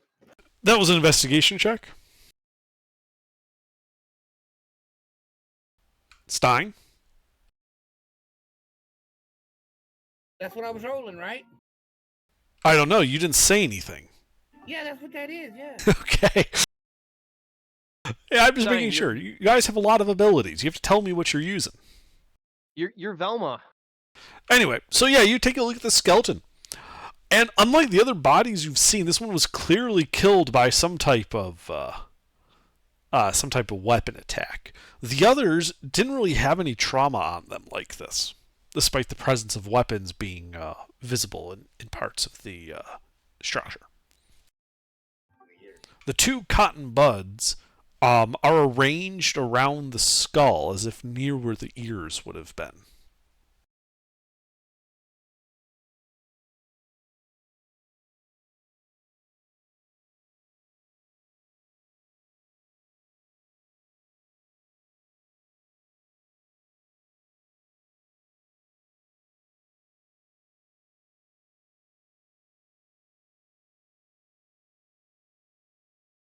It is also around this time that haunting, discordant melody reaches a crescendo.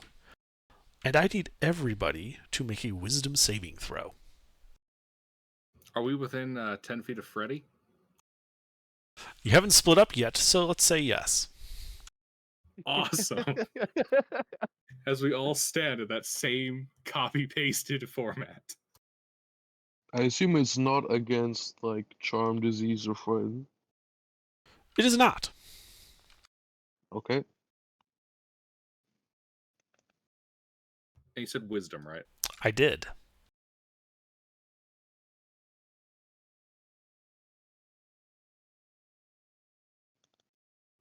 All right, all right.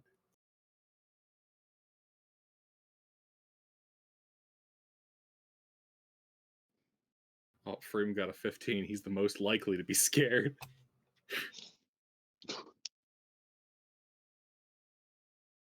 What are we rolling? Wisdom saving save. throw. Oh God. We're in Ipfan's aura. Or Freddy's aura. Well, Lucina, that means you're Daphne. Yep. So you have to hang on Ipfan's arm and say, I'm scared all the time. Yep. I always have a reason to be in the aura now. All right, so Freeman, you failed. And for the next minute, you gain an overpowering urge to eat. The role of Shaggy has traded hands. And Stein, for the next attack back. 5 pulling out minutes, you lose the ability to see. Who? Me? You go blind for the next 5 minutes. Glasses! I can't find my glasses! Oh my god. I don't know what tables you're rolling on under, but I love them. Scooby-Doo tropes. How many rations can I eat in a minute?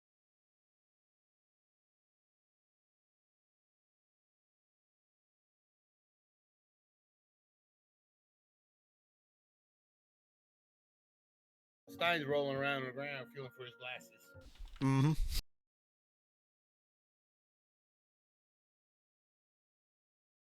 And as you're feeling around, you eventually reach that skeleton you were investigating. And you put your hand in its mouth, just accidentally. And it chomps down on it. God damn.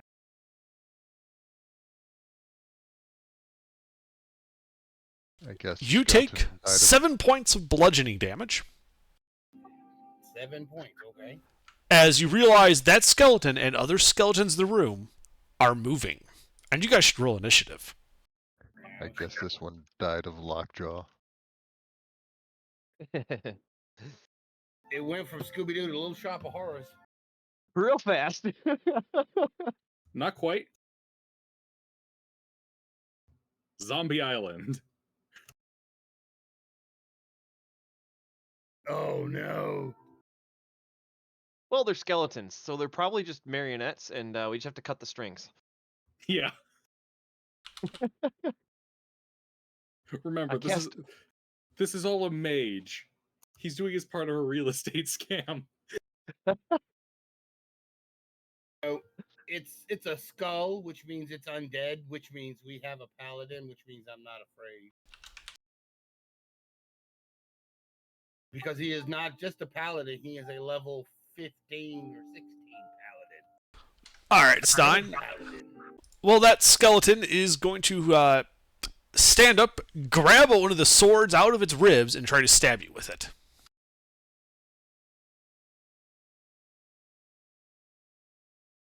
Or mother. Does a 13 hit you? No. All right, yeah, it just bounces off. There are 6 other skeletons in the room, which shamble forward and will attack. 2 of them will be hitting Lucina.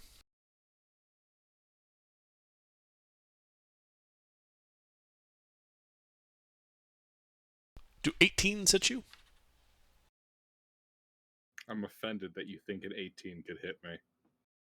That misses. All right, 2 of them go for Ipfon. Ipfon, does a 22 hit you? Shield. Okay. And the last 2 are going for Teresa. Well, shit, she's dead. Yeah, I mean, wow. He got hit. I think an 85 might hit. Does a 14 hit you? No. All right. So just crit you, One of them Yes. grabbed Scoob's tail. dealing 5 points of bludgeoning damage. Teresa, it is your I would turn. I'd like to jump comically high because I'm apparently just Scooby-Doo today. And then smack it with my, what do I have? Sword? I don't have a club, do I? Ooh, no, I've got a whip though. I'm gonna smack it with a whip. Okay, roll to hit. Um, bu- bu- bu- 10, R3. That should be 2. It's not. Oh, that's 3. Fight 11. All right, those all hit. Alright, let's see. And then this is that weird whip that someone made, right, Gilbert? So we said it last time. Yeah, you got some kind of like fire frog tongue whip. Oh yeah, the flame tongue. Oh yeah. Is there anyone in melee with this skeleton aside from me for sneak attack? Yes. I'd be right there. Yeah, the party's there. Like it attacked you, but it just walked up to the party. Alright, and then it's 2d6 per hit. 2d6 fire damage from the whip, yes. In addition to the whip's damage. That is 43 damage. The last 66 is fire. Yeah, so you just like hit this skeleton and it is just blown to bits and turned to ash. Alright. Anything Do we else? have anybody in the party that can cast lawnmower? Bonus action, I'm gonna... Actually, never mind. That would be a waste already. That's my turn for now. All right, Freeman. Ah, spooky, scary skeletons. Indeed. I would like to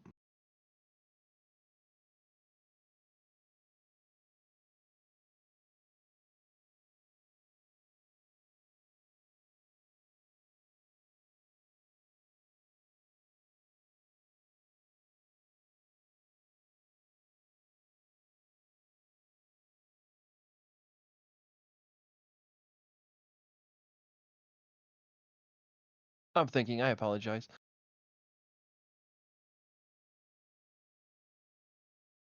Yes. I cast Moonbeam. Trying to get Okay. as many of the skeletons as I can. Yeah, you can get 3 of them. It's a con save, right? Yep.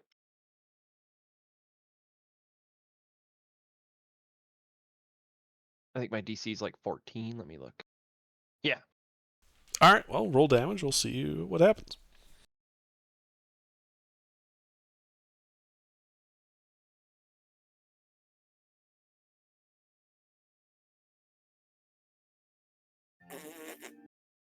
All right. All 3 skeletons are destroyed. The only 3 skeletons left are the 2 by Lucina and the 1 trying to stab Velma. I mean Stein. Anything else, Freeman? Yeah, I'd like to move to the other side of the moonbeam. Sure. I assume you don't want to go through the moonbeam? Probably not be a great idea. Yeah, All right. around. Yeah, you can do that. That's it. All right, Stein, you are still blind. Yeah, I was going to ask about that. Yeah. Well, there's not a lot I can do with being blind. I have to see my target. So, I'm going to draw my rapier, enter blade song. I'm going to lash out at the one that hit me, I suppose. Even though I can't see, and I don't have blind fighting, so... You're at disadvantage then. Yeah. Why do I recognize that music? It's Final Fantasy VII. Ah.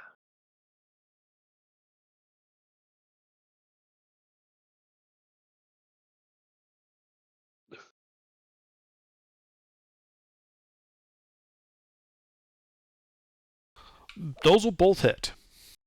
Yay.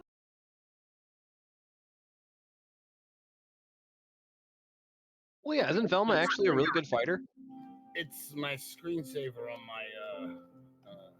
No, it's actually Daphne.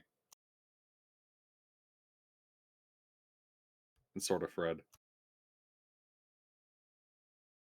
Well, Fred's just really That's good only at in the landing. live action versions that Daphne could fight. That's fair. And a lot of the later installments in general. Because they were like, she's a woman, she's got to be strong. She can't depend on Fred. What type of damage is that, Stein? That is regular damage. Yeah, so it's just slashing then, or Piercing. Ah, okay.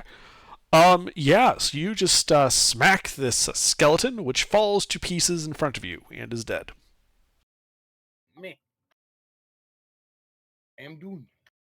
All right, Ipfon. Uh-huh. It's your turn. What do you do? How many are left? The two fighting Lucina. I heard something about a moonbeam. Yes. Also. Yeah, Freeman cast a moonbeam. Those two skeletons are not in it. How far would I have to push them to get them in it? You would have to push one 5 feet and the other 10 feet. Hmm.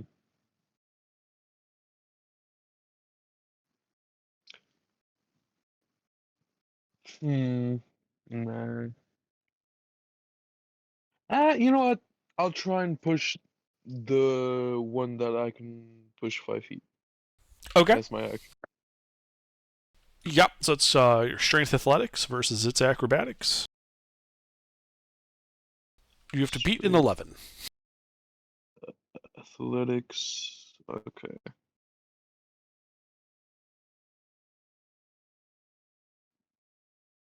Let me check again. Athletics. Okay.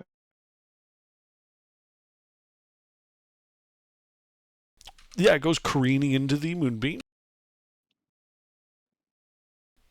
And then Freeman, you should roll damage for your moonbeam. Yep, pass for half.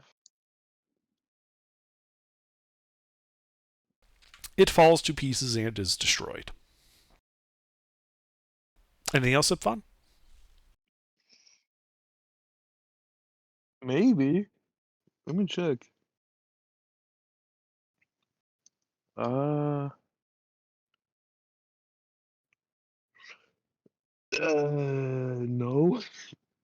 All right, Lucina. I move into melee with the other one, I guess. Sure. Lucina, there's one skeleton remaining in front of you. All right. Well, I'm going to do something completely irrelevant to that part, and I'm going to use Lesser Restoration to give Velma back her glasses. Okay. Is that a touch Bonus spell? Action, fly out of the space. All right.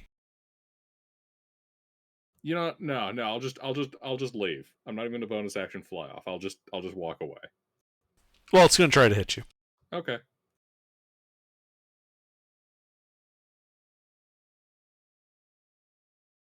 It missed. It missed. Okay, well, on its turn, it is going to try and smack Ipfon. Oh, sorry, are you done? Yeah. Lesser Restoration to remove blindness off Stein. So yeah, that's me. That's everything. Yep, and then it missed against Ipfon. Teresa, it is your turn. I will smack it with the whip. Roll to hit.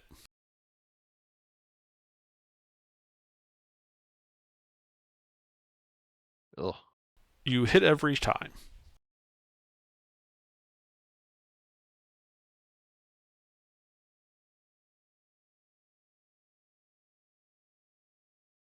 Yeah, that skeleton is dusted. And you guys are out of initiative. The odd, discordant melody still flowing through the air. Like Zoinks, does anybody have a snack?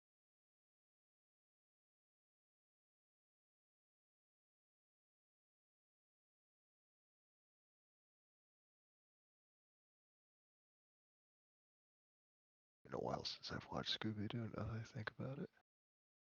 I'll start looking behind the bar for a snack. You don't like this looks to be like an actual bar with like liquor and stuff, but there is a door that leads to the next room that might be a kitchen. Oh yeah, we're going that way. After we scoop Indeed. up all the bottles of alcohol for We the should mug. split up and search for clues. Freeman, you and Teresha should go in that room.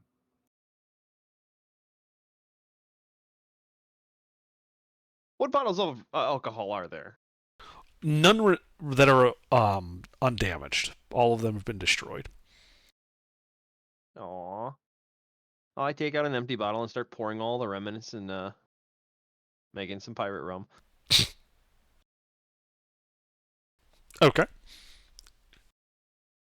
You get half a bottle total from a whole bar. It's worth. It's all that's left. Excellent. Half a bottle of mystery mixed rum from the Mystery Mansion. I'll just check the door for traps while he's doing that. See if the door's locked. Try the handle if it's not trapped. Sure, make an investigation check. Investigation. You 33. see no evidence of traps, and the door is not locked. Alright. I'll try and quietly open it and sneak in then. Yep. You quietly open the door into a rather large kitchen.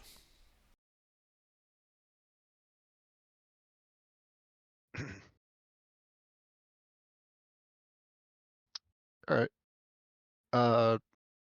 Any other doors in the kitchen or just the one? Well, there's another door that, based on positioning, would lead back out into the hall that you guys had been walking down before.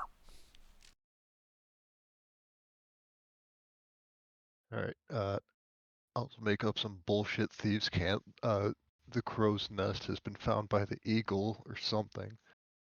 That's the kitchen. Go nuts, Freeman. I start looking for food. There are, in fact, cold cuts and sandwich making materials. I begin making a comically large sandwich that is as tall as me. Indeed. That will keep you occupied for a bit. What are the rest of you lot doing?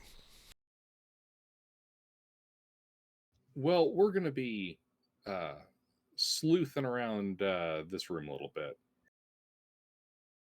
You've already done that. Okay, we'll go to the next room. That's the kitchen. We go to the room after the kitchen then. All right, so you go back out in the hall. Yeah. And you keep walking. Got it. All right, so you keep walking. It looks like that was like the left half of the building. Around the center chamber that you're walking this hallway, you can see broken windows out the back to a colonnade that looks out over a graveyard.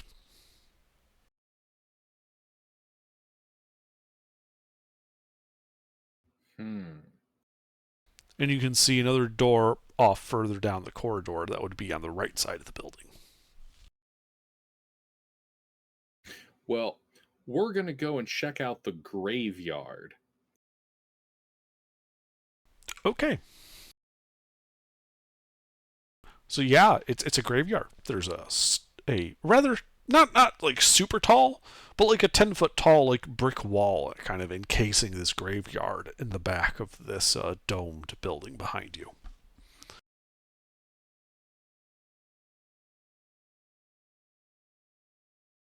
You can see like a light dusting where the snow has fallen, as well as the fact that about 2/3 of the graves look to have been dug up.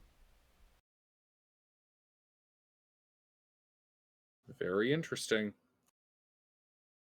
Dr. Stein, we should investigate this area for clues.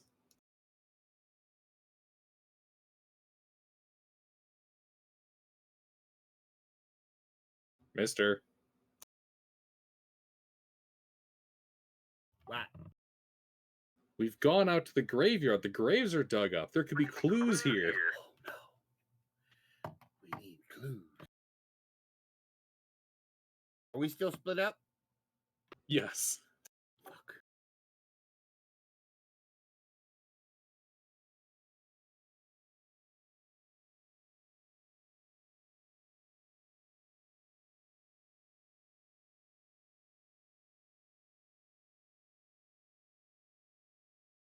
So you take a look through it, and you count 12 graves that have been dug up.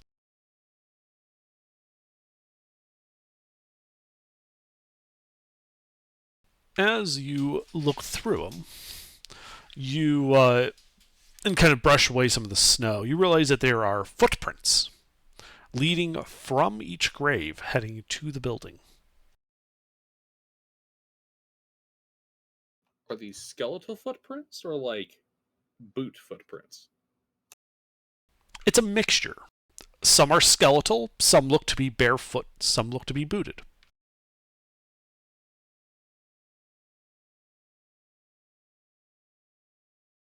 Also, what time of day is it? Sunset. Okay, good. Excellent spooky time. Okay. Of course. Well, I think we found a clue. Hey, Stein, do those boot prints look like they were shambling or like they were walking normally? Actually, wait, would that be a survival check, Hunter? That'd be a survival check, yeah. Oh, I can do that. Yeah, I don't know how to do that. Alrighty, I will. Well, I will you know check how. that. You're just not good at it.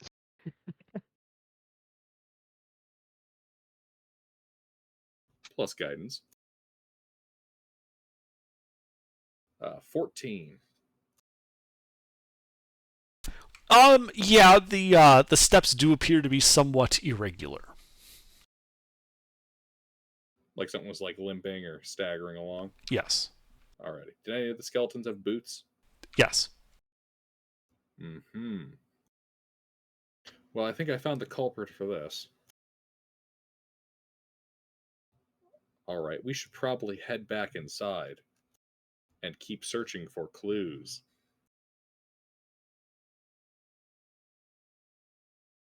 And so we do that, and we head back inside. Okay. And you continue along the hall?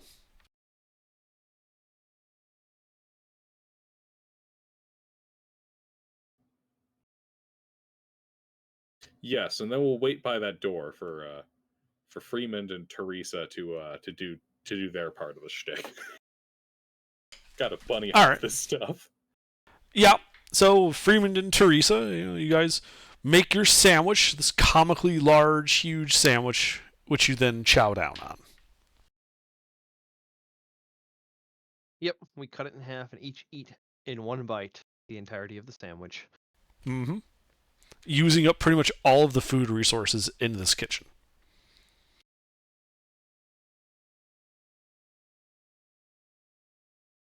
More noble use, I can't imagine.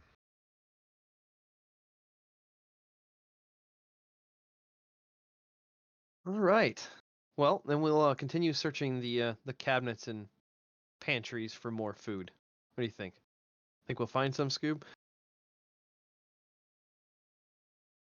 I think we're gonna have to find another kitchen.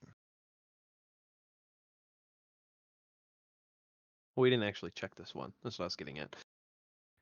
We should investigate this room. We came in here and seen food and started eating. We haven't actually done anything. That's true. Typically, they'll find something while investigating and making food, either before, during, or after. All right. Yeah, we ran out of food. We checked the pantry for more food. Yeah, we'll check the place then. Sure, make an investigation check.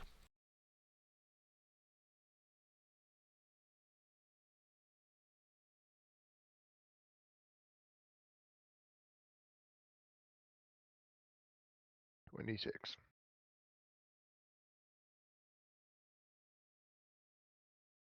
All right, yeah, you look around and you find really only evidence that whoever was here last left in a hurry. Utensils left out, things askew, that type of thing. But there are no skeletons in here and no dead bodies that you find. Any secret passages? That's a good question. Yes, you do in fact find behind one of the pantries what looks to be a lever that might open a secret door. I wonder what this does, and I pull it. Ah. I'll be standing by the fridge so that I'm taken in by the trapdoor when it mysteriously rotates. Indeed. As the trapdoor does, in fact, open up underneath you. Oh. And drops you onto a slide. Wrong lever! Let's see. So that's Teresa and Freeman, right? Yep. Yep. So you guys are now on the slide. I can't And a even dramatic tell if this is cut being back done to the other ironically party. anymore. And you kind of see like a bright light at the end of the slide, which is going on for quite a while. And you emerge and you find yourselves landing in the front row of an amphitheater. And up on stage, you find out what's been making this discordant noise. Michael Jackson? And you guys should roll initiative. What level of drugs are we on right now? All of them, apparently. Everybody should roll initiative, because that discordant music is about to change.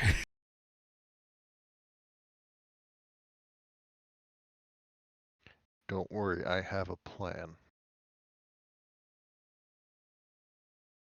It's not a good plan, but it's a plan.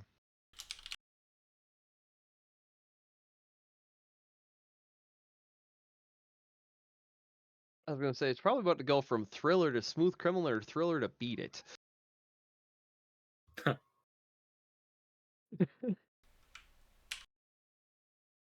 Or Scream. I mean, there's always that. I always forget about that one. All right, Freeman, what do you do?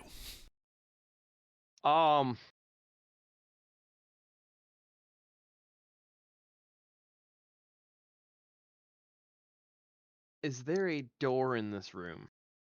Yes, you can see a closed pair of heavy-looking double doors behind you up the steps. It's about 50 feet away. All right. I throw a yellow grenade at the spooky-looking fellow, pressing the button after setting the dial to X.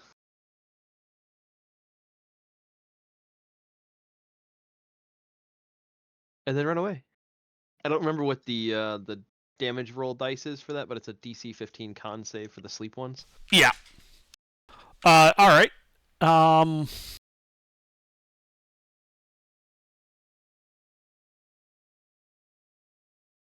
So yeah, it starts going off. These people appear to be unaffected by it. And they continue dancing and singing their discordant music as you run. It's 50 feet away. How far can you move?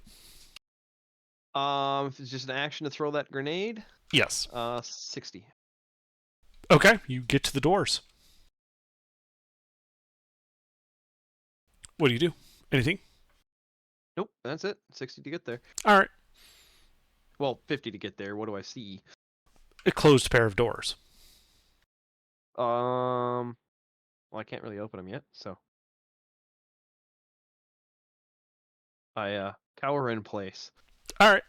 Well, at the end of your turn, the person obviously leading this dance shall make a legendary action and is going to cast a spell.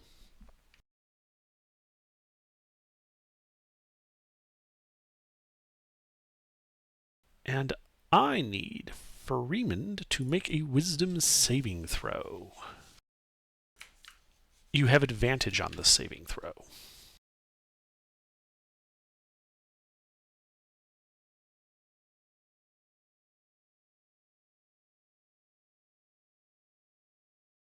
All right.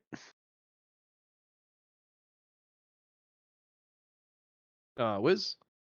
Wisdom saving throw at advantage.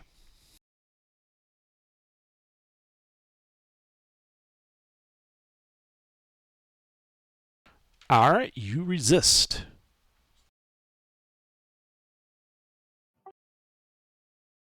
And let's see. That was a legendary action after the end of your turn.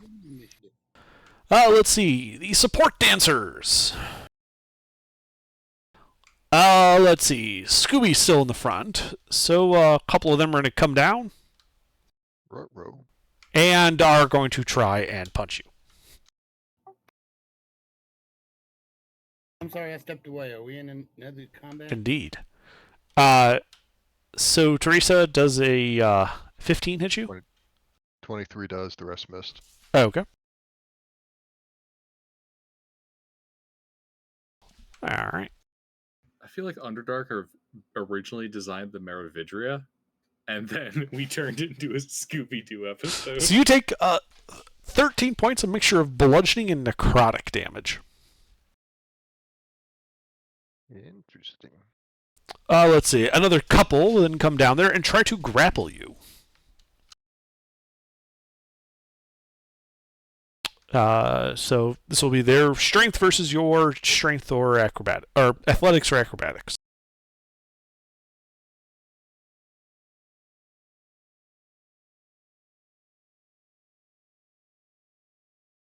Yep, that'll do it.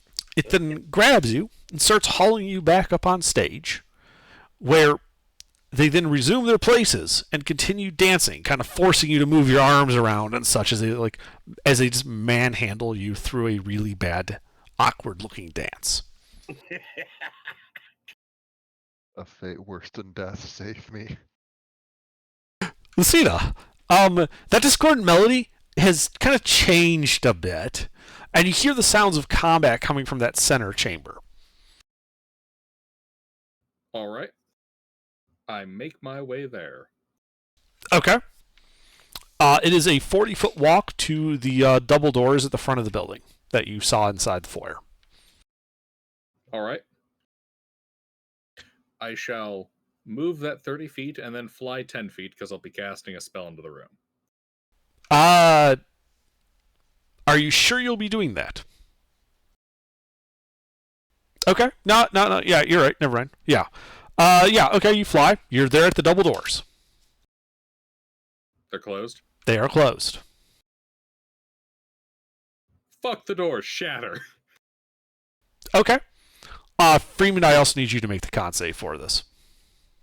What, is he right in front of the door? He's right on the other side of the door that you can't see him, so you had no way to know he was there.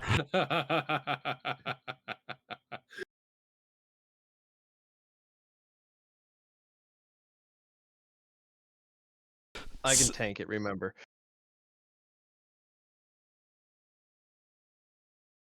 Well, roll that shatter damage. Does a 16 pass, by the way? Oh, no. All right. No, I'll get pushed back. Yeah, so Freeman, yeah, you take the 17 points of thunder damage as the doors are shattered to flinders.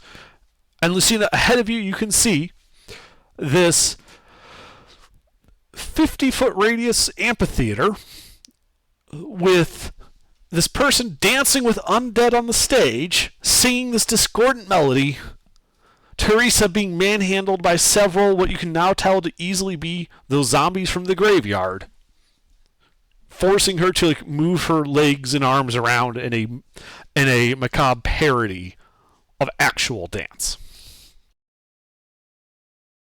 So we have unironically ended up in the Scooby-Doo dance with the opponents scene.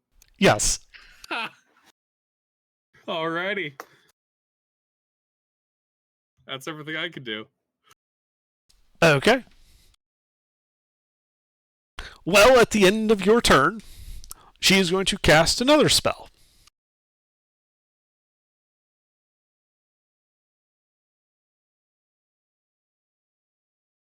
And I need Lucina. Hang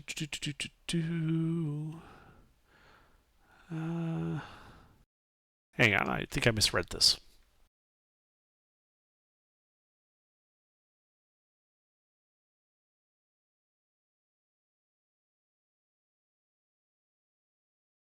I did misread that. All right, she doesn't cast that spell. She casts a different spell. And I need you, Gilbert, to make a wisdom saving throw. You are fine. I don't feel the need to engage in Dance Dance Revolution. Yeah. Yeah.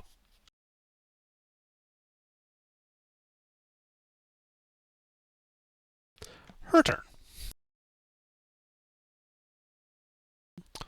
So she is going to hum a discordant melody and paint a crumbling symbol of death in the air. She then performs a reality-bending pirouette. And I need Teresa, Lucina, and Freeman to all make a Constitution saving throw. 25. 23. God damn it, there goes my nat 20 for the night. No one's getting obliterated. Oh. Well, Teresa and Lucina, you passed for half. Freeman did not. And Freeman, do you take 20 points of necrotic damage? What do the rest of us take? Half that, so 10. Okay. That'd be certainly, it could be a save or suck. She will then make an artistic flourish with her kind of claw-like nails going after you, Teresa.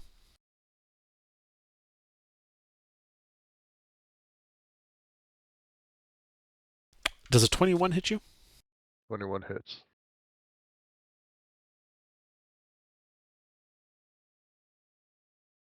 You take 9 points of thunder damage as her claws kind of shriekingly rend you.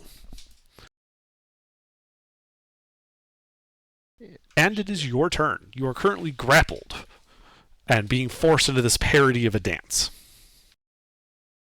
All right.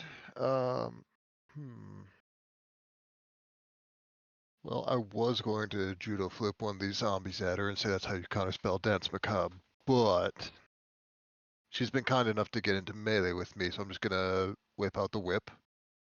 Okay. And I'm gonna be burning my action surge on this, so I'll just make all of these at the same time. Sure.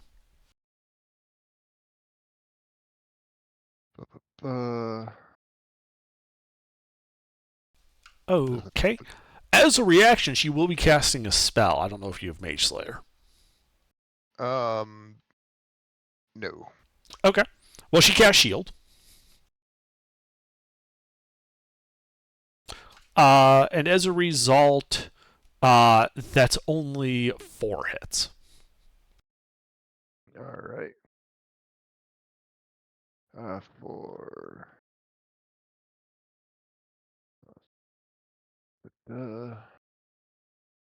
49 non-magical slashing and fire damage.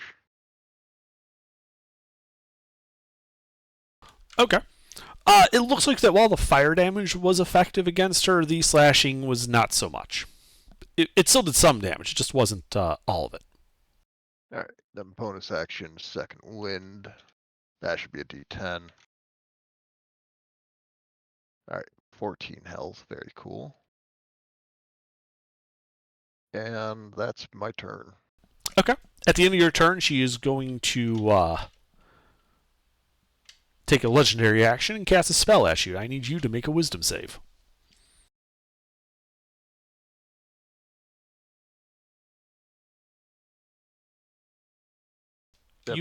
You pass. All right. Ipfon. Yeah, huh. What do you do? It's your turn.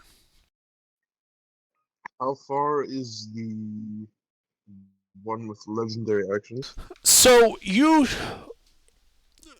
saw Lucina run the 40 feet to the double doors that lead into the amphitheater.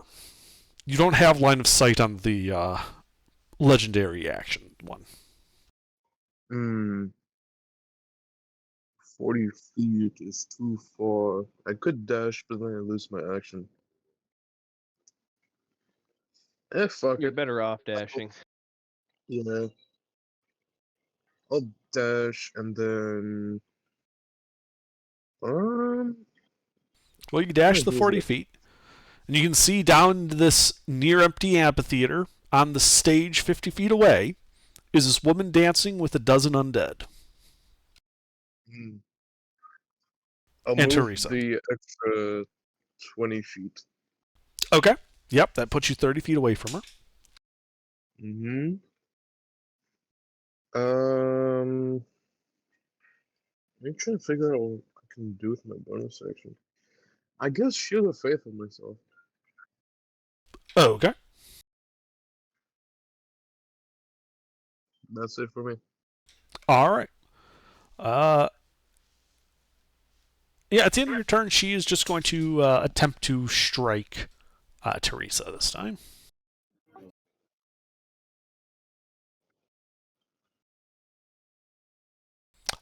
.27 hits Teresa. That hits. And another 12 thunder damage as her claws just leave these shrieking lines through you. All right, Stein. Damn.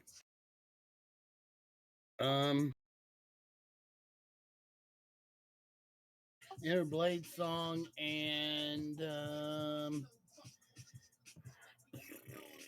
I guess I can. Nah, they're not engaged just yet. And you got to get there. Yeah, I'm gonna start heading that direction. All right, well, it's 40 feet to the double doors to look into the amphitheater. All right, I have 55 feet of movement, so. Okay. Well, you spend 40 feet of it, you get to the double doors, and you can see it's a 50-foot radius amphitheater. The enemy at the center on the stage. So you could spend 15 feet more movement to get closer to her, which would put her at 35 feet away from you. From here. Can I blast her from here? Yeah. Yeah, she's 50 feet away from you. Who's with her? How many people are around her? There are a dozen undead acting as support dancers, and Teresa up there.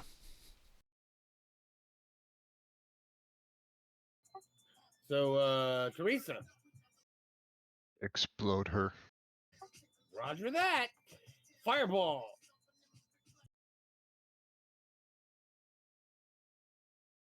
Now we're turning this into Power Rangers. We saved the city as the entire countryside burns in the background. Fireball. Okay, that's a dex save, yes?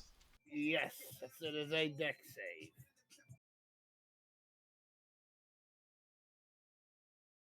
I'm gonna Indomitable that. Yeah, you better, cause Hey, that's even worse. 18 is the DC, so I see 1, 2, only 2 pass from the skeletons. And Teresa failed as well. So explosion.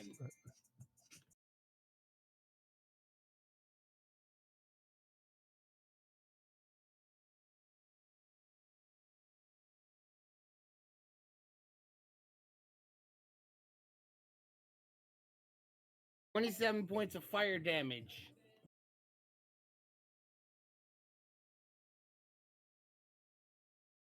All right.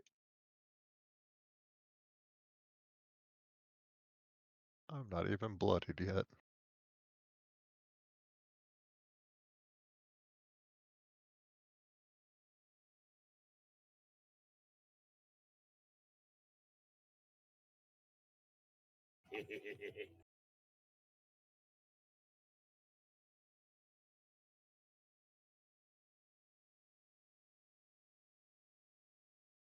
All right, so yeah, everyone up on the stage is injured. None of the enemies are bloodied yet.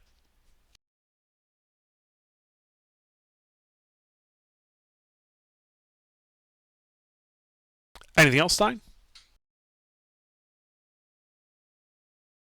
No, that's it.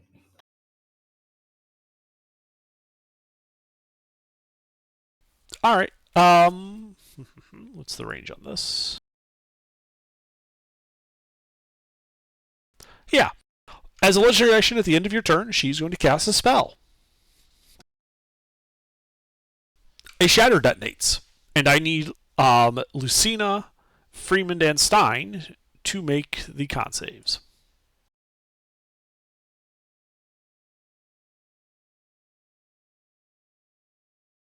Are we in the aura of the? No, he ran in. Shit. Okay.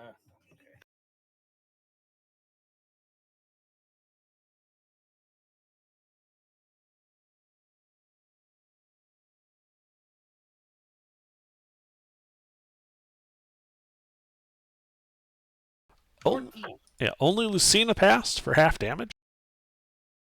The rest of you take 20 points of thunder damage. And I'm resistant, so I have it again. Excellent.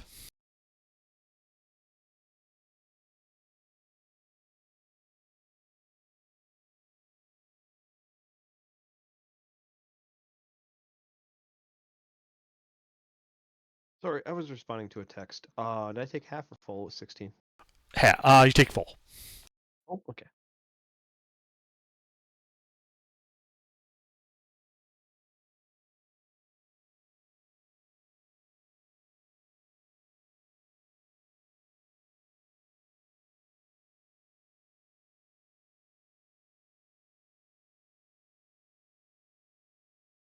All right. Anything else, Stein? No, that's it. All right, Freeman.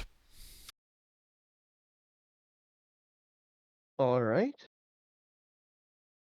Bitch, when it hit me with thunder damage, I send thunder damage back. I take in my composure and aim a shot for the leader. Okay. Roll to hit. That hits her.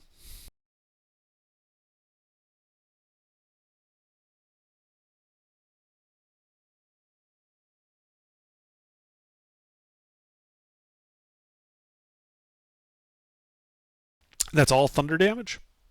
Correct. Has no effect. Excellent. Somebody cast silence on her. Oh, no, you can hear her melody. She's just immune to thunder damage. Is she producing that melody? Yes, she is singing. That's why it's He is a bard. undead bard. Anything else, that's Freeman? Okay. Support dancers. They're going to start passing Teresa around, like the cigarette that they would all want to have after a successful show, and begin pounding on her. Oh my lord.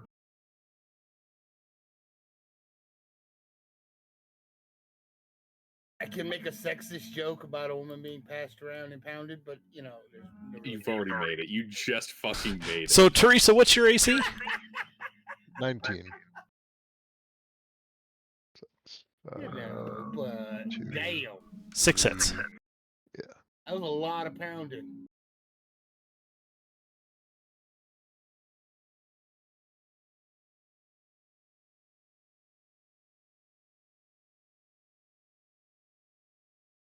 God damn it. All right, it was 87 points of bludgeoning and necrotic damage. Hey, you know how I said I wasn't bloodied yet? Uh-huh. I'm unconscious. Okay. Lucina. Okay. Yeah, Stein, that's exactly how it happened.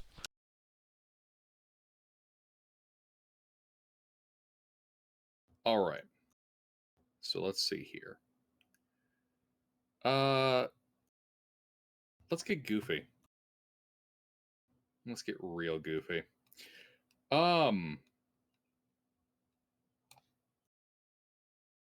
Time stop. Okay. If this bard wishes to have wishes to sing, then we'll do a duet. We'll start with time stop. I'll roll it. Alrighty. So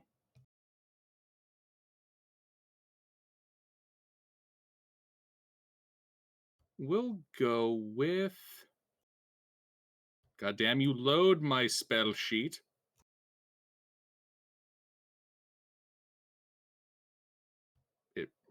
My apologies, it doesn't seem to want to... Let me close the PDF and reopen it.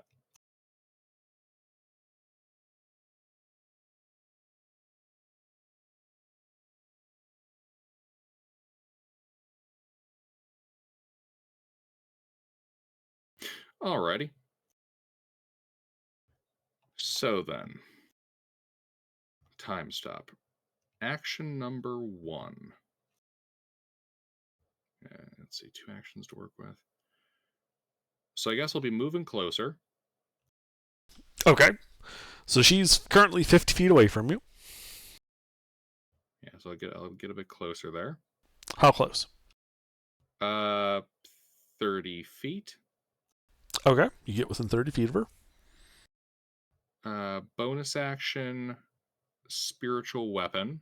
We're going to put that out there at the 4th level. Okay. It appears and freezes.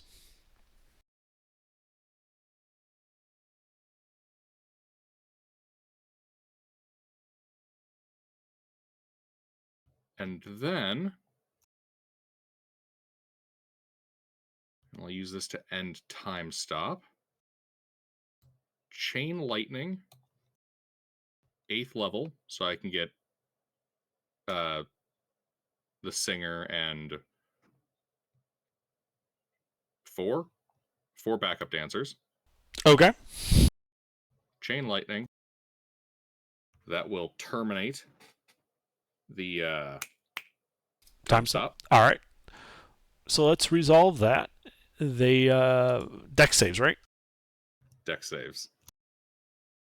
Yes, I will terminate that with an aria of my own.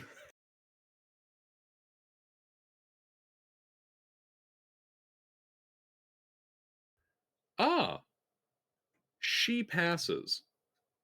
Her backup dancers do not, and maximize. All right, well, just show me that damage then. 80 points of lightning, ignoring resistance. She halves that, right? Yes, she succeeded on her save.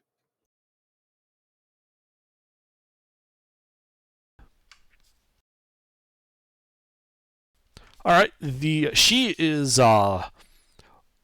pretty severely bloodied by that. The 4 backup dancers are destroyed and turned to dust. Awesome. Is there anything else? No, I feel like I've styled on the bard pretty well. Okay. At the end. Does the... Go ahead. Thing get a turn? What thing?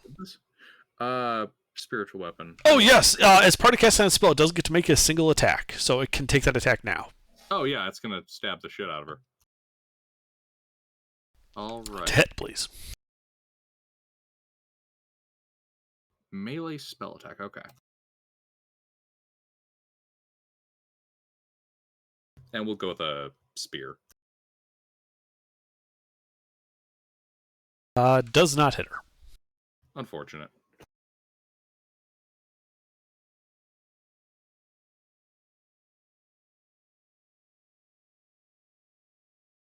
That'll be my turn, though. All right, her turn. Well, you've come into range of it, so now she's going to cast a spell at you. Okay.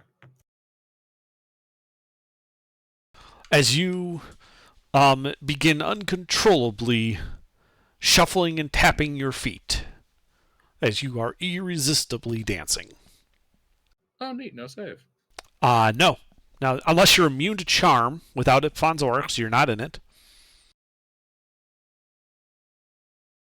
Nope. Only advantage on the save against it.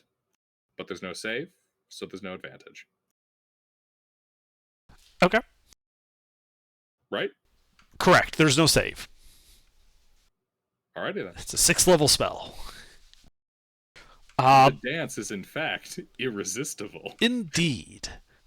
Teresa, death save.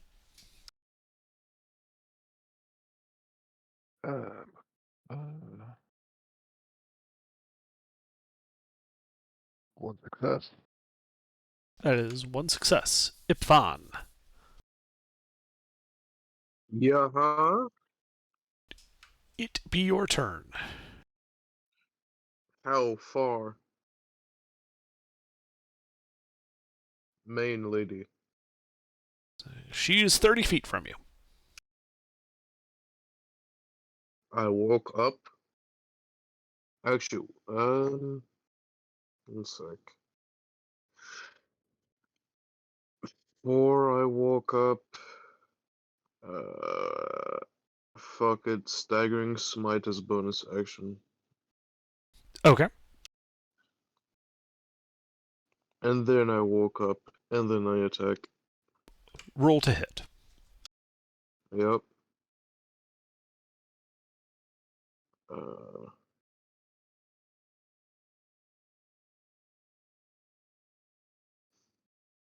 It's just RR 2d20 plus modifier. No. It would be 2 No? space d20. 2 what? There's a space between the 2 and the d20. Ah, right. Okay. Thanks. Just checking once again. Okay. One hit. Just putting a 4th level smite on that. Okay. You do get the extra d8. Mm-hmm. Okay, this is gonna take a moment.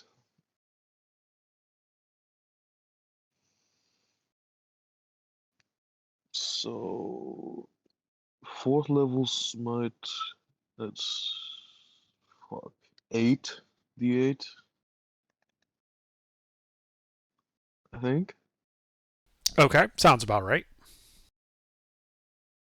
8 d8 plus regular weapon damage, which is just a d8 plus strength.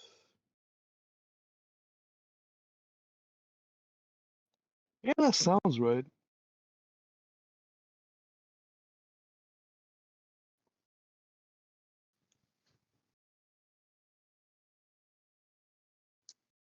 All right. All The normal liquid weapon damage. damage doesn't appear to be particularly effective, but the rest of your Hey, sorry, smiting. Radiant. Say again? There's no. Oh, that's right. I normal forgot. weapon My damage. bad. Yes. So your sword cuts normally. As you deal enough damage to destroy her, she turns to ash.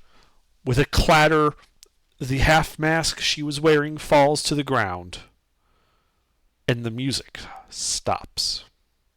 Lucina, you stop dancing. Anything else, Ipfan? Can I pick up the mask? Yes. Cool. And now he is the musician.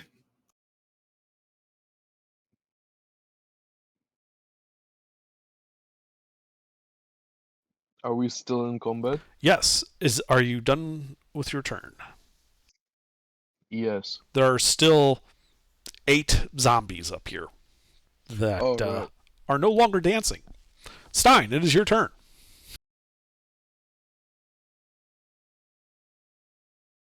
How many zombies left? 8.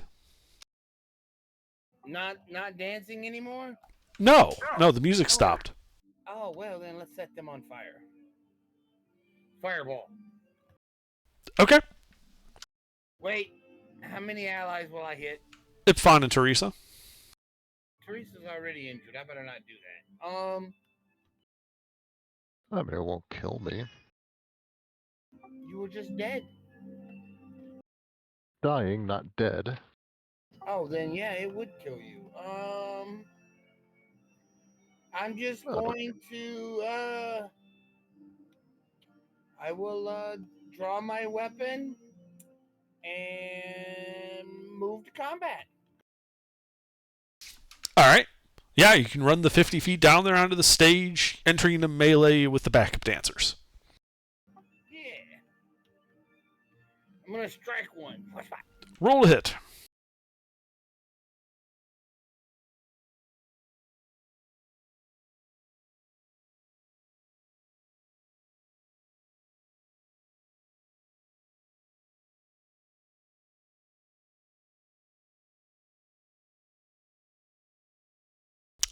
Two hits.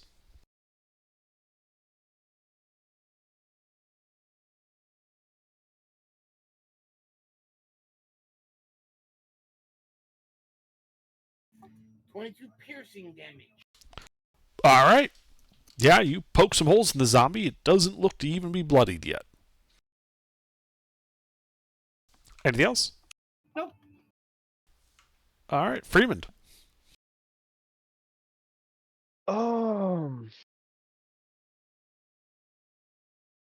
Well, I'll fire a.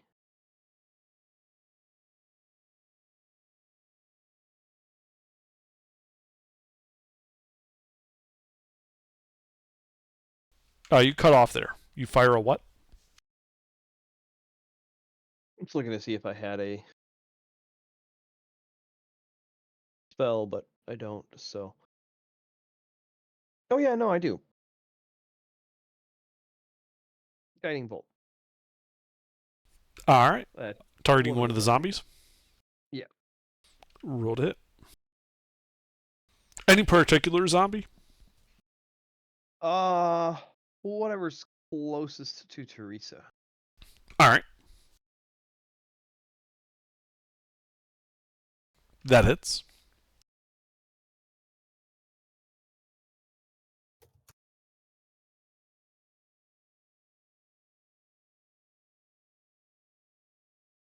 $15 points of radiant damage, and they are glowing. Indeed, that one is glowing. Anything else? Nope, that's it. All right.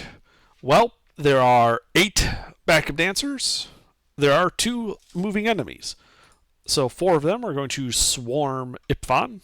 The other 4 shall swarm Stein. Ipvan. What's your armor class? Mhm. Even if I shield, it's 27. Okay, well, the critical hit gets through regardless. Are you shielding to block the 24 then? Yes. Okay, so just the crit.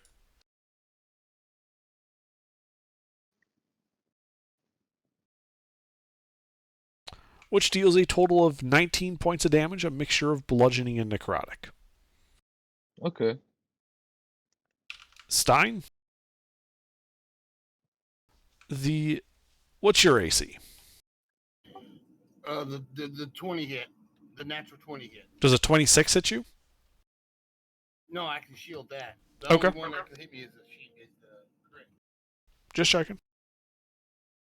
Then you take 24 points of damage, a mixture of bludgeoning and necrotic. Lucina. Well, it would be rather crass to not finish this with the music.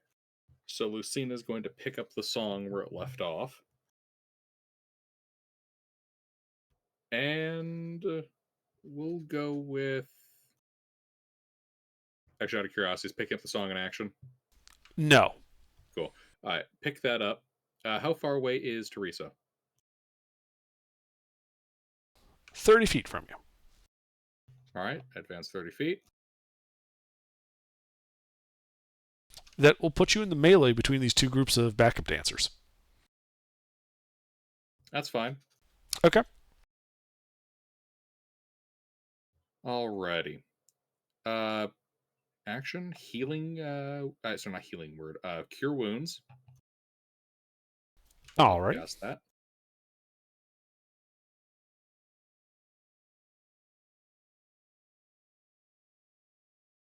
Teresa gets 14 hit points. And a level of exhaustion. And I shall conduct my spiritual weapon spear over to stab the most fucked up looking one. They're all about the same. How about the glowing one? That would give you Yeah, advantage. sure. I'll do that one. Okay, well you would have advantage on it. You can crit fish. No crit, but you do hit. All right. Been a little while since I gotten to use a spell. Take a look at its damage scaling again. Per spell level, I marked off a 4th, so that's 2, 3, 48 plus. All right.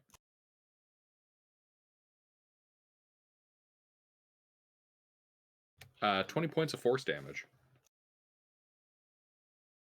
All right. That one's looking bloodied.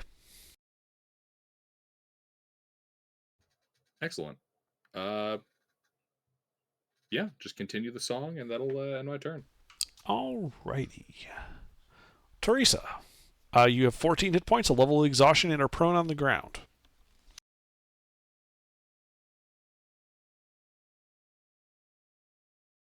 Teresa, are you back? It would help if I unmuted my mic. I'm going to stand up and take the dodge action. Okay. Ipfon, you are surrounded by 4 backup dancers. Mm-hmm. Trying to see what I can do. I have some area of effect stuff, but not a lot. If I used magic circle, how many would that get? Magic circle? What? Uh-huh. You guys don't know this one? It's a casting time of a minute. Oh, that's true. I didn't see that.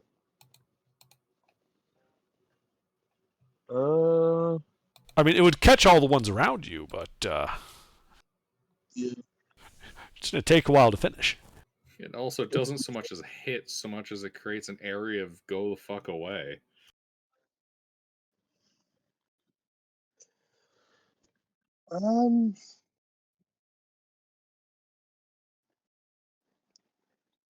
Fuck it. I'll just attack them. Whatever. All right, roll to hit them.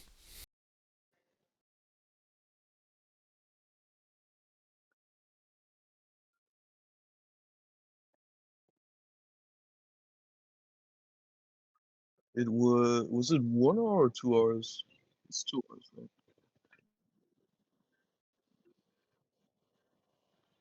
Whatever. Those both hit. And those go for 2 different ones?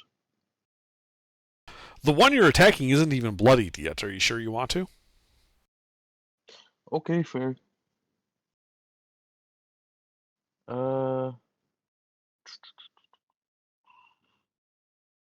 2 third levels. 1 third level would be 7, 14 d8. 14 d8 plus 2 d8 plus 14, I think.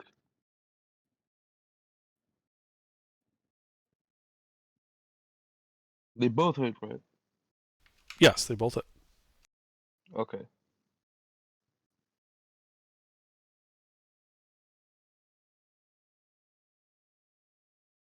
I'll just roll it all as like both, it's just one.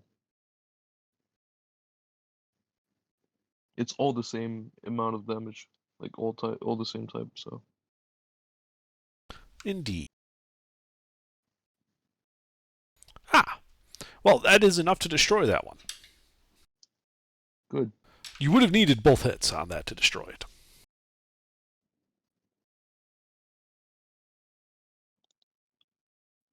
And then bonus action. Harness Divine Power. I'll get a 3rd level spell slot back. Okay. Anything else? Move up to. You still have 3 surrounding you. 3. Oh. Then All I right. guess I'm good. All right, Stein.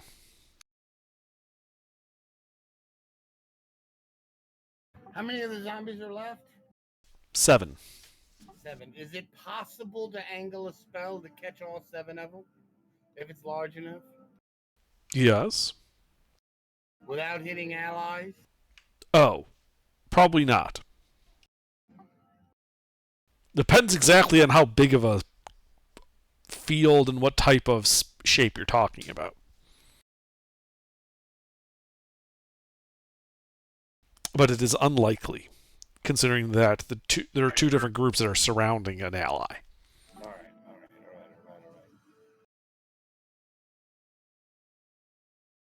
You know what? If I fire a 60-foot radius area of effect spell, would it hit all the enemies? It would hit, it would hit everyone on the stage. Okay. That's gonna be most of us, right? Pretty much, yeah. In fact, I think Freeman is about the only person that would be outside of that. How's everybody doing? Do not friendly fire. We can do this without friendly fire. I'm just gonna kill everything and then bring all y'all back. I mean, heal all y'all up. I mean, fine. I am going to, as a bonus action, I'm gonna cast Shadow Blade, and then I'm gonna hit the next fucking thing next to me. Okay, you can do that. Roll to hit. I assume we're going for the bloodied one. Yeah.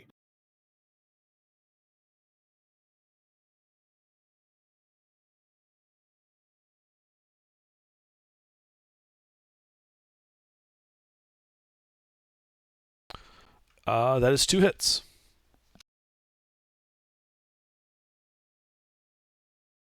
All right.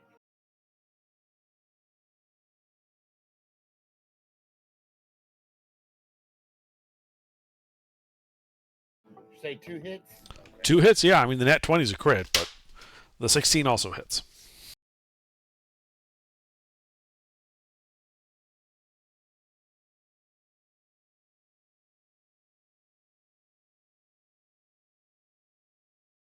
Four, 44 points of psychic damage. Well, that one's looking to be near death.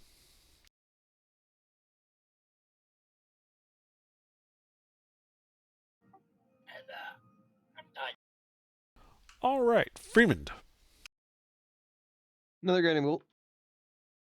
Targeting the one near death? No, a different one. All right, roll to hit. Do you want one by Ipfon or one by Stein?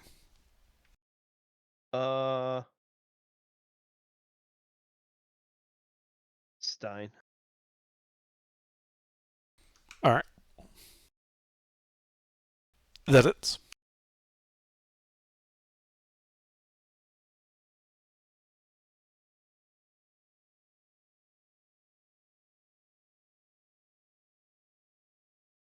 Radiant and glowing. Yep. So that one's more damaged and glowing.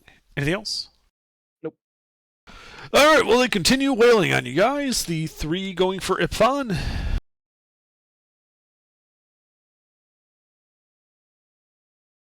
Ipfon, does a 26 hit you? Shield. All right. So they all miss. Then Stein. Does a 24 hit Stein? Shield. All right. So they miss all their attacks. Lucina. Alrighty. Well, continue with the music. Bonus action, spiritual weapon stabs one. The most injured one possible. Yeah, there's one that's near death. Is it glowing? No. There is a glowing one if you'd rather go for that. Oh, yes. Then you have advantage.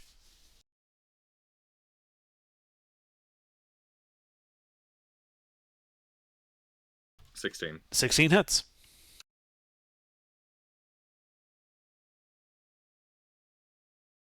21 points of force. That one is now bloodied. Alrighty. So that's the bonus action. Question. Mm-hmm. Is it possible to get these guys in a line? Some of them. How many? Do you care if you hit allies? Yes. You could get 4 of them in the line without hitting allies. How many are left? 7. You know what? I delete 4 of them. Chain lightning. Okay. So there's 1 near death, 1 that's bloodied, and the other 5 are just injured. Which ones are you picking? Bloodied, near death, injured. Okay. I'm pretty sure they all failed. 39 points of lightning damage, ignoring resistance and all that stuff. And then, how many of these guys are I'm able to get within 10 feet of me?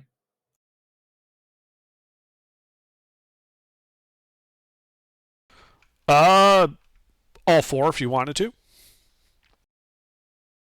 Is there a cluster of them other than the ones I hit with chain lightning that I could have in 10 feet of me? Yes. Okay, I'd like to be near those guys. So the chain lightning dudes take 39 points of lightning, and then all those other schmucks take 6 points of lightning. Not related to the save, I can just deal it to people. Indeed. Well, the bloodied one and the near death one are destroyed. And you have more severely injured the ones otherwise. Awesome. There are now 5 enemies remaining. And everybody got electrocuted. Except for 1. 1 guy didn't. You just couldn't get him with everybody else. I direct the song to have particular maliciousness at that one in particular. It doesn't seem to care about your music. Just doesn't have the same oomph behind it that the woman did. Indeed, and that's fine. It simply sucks when the soundtrack dies in the middle of a fight. Well, I mean, you guys kind of focused her down. Anything else? Nope. All right, Teresa. There's one that is. Actually, are they in melee with me? Like 5 feet? There are 4 of them in melee with you. All right. They're just not facing you. I'll start smacking them from most fucked up to least. They all look about the same. Would you rather go for one by Ipfon, or the ones attacking Ipfon, or the ones attacking Stein? Stein. All right. Well, roll to hit. Those all hit. Should I roll these separately or just bulk roll? You should probably bulk roll. All right.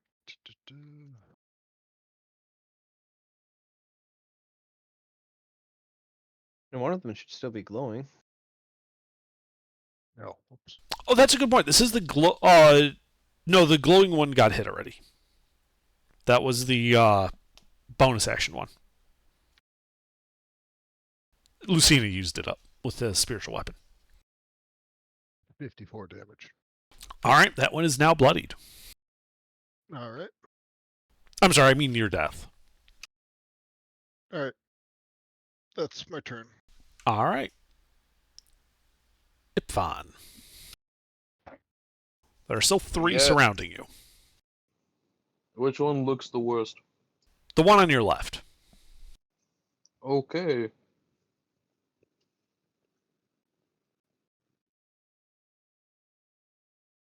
I'm attacking him. Roll to hit. 2 hits.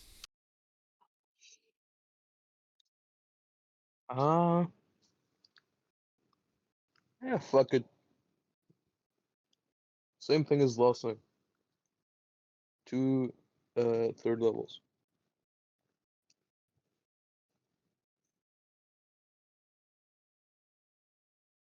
So it was what, 14 to 8?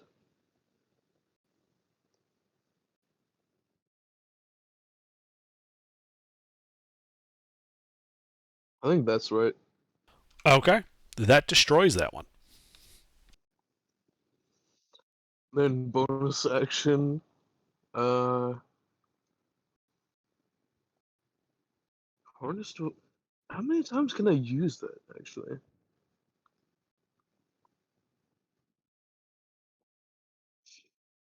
It says I have 3 uses of Harness Divine Power, but I only have a singular Channel Divinity.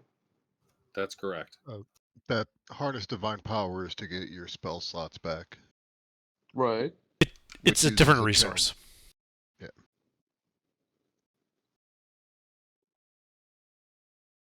Well, what's the point of? Oh, because I can get my Channel Divinity back after a short rest too. I thought it was only one long rest. Okay, that makes sense. That's it then. Alrighty. Stein.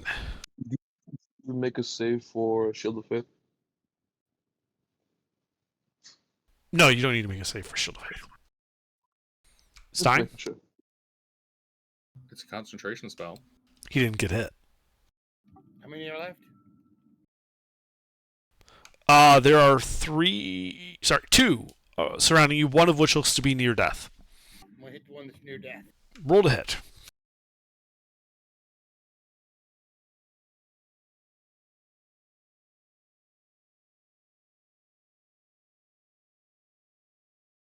Two hits.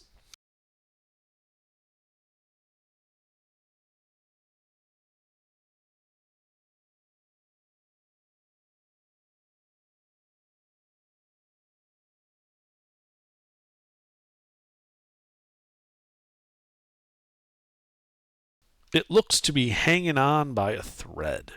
That's wrong. I think it's D8 instead of D6. Like fireballs. It is. The sword is D8. So. Well, then roll the correct damage.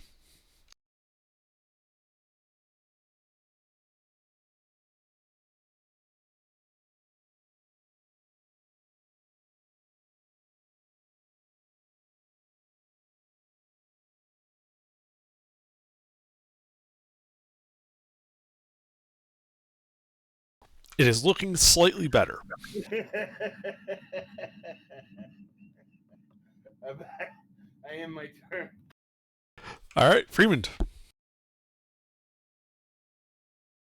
Oh, what's the healthiest looking one? Probably one of the ones near Ipfon. Right, another guiding bolt. Roll to hit.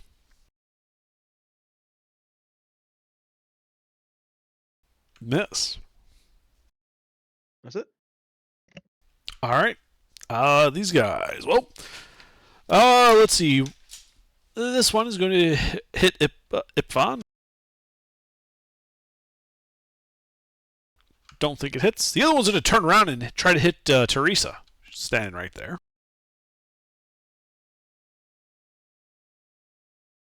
Does a 17 hit Teresa? Miss. Okay. Let's see. There are then 2 by Stein. Stein, does a 24 hit you? Negative. I can shield and that will not hit me. All right. Well, then in that case, Lucina, it is your turn. All right. Bonus action. Stab the next most injured. Okay. I mean, there's that near death one right by Stein. Yep. Stab that one. Roll to hit.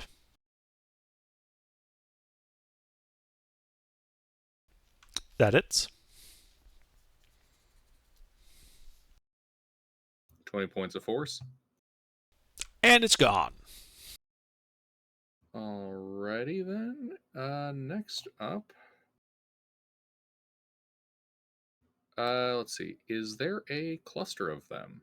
No. There's only 3 enemies left. Locations? 2 of them are surrounding Ipfon. One's kind of between Ipfon and Teresa. While one of them is by Stein and you. All right. I will head over to the pair that I can reach. Well, there's one in melee with you right now, is what I'm saying. Yep. Okay. Well, if you're just going to move, it's going to take its attack of opportunity. It can do so. Does a 21 hit you? Yep. I allow that to hit. Is this one in melee with me? This one is not. Damn. 15 points of damage, mixture of bludgeoning and necrotic. That hurts. Reaction and dex save. Nope.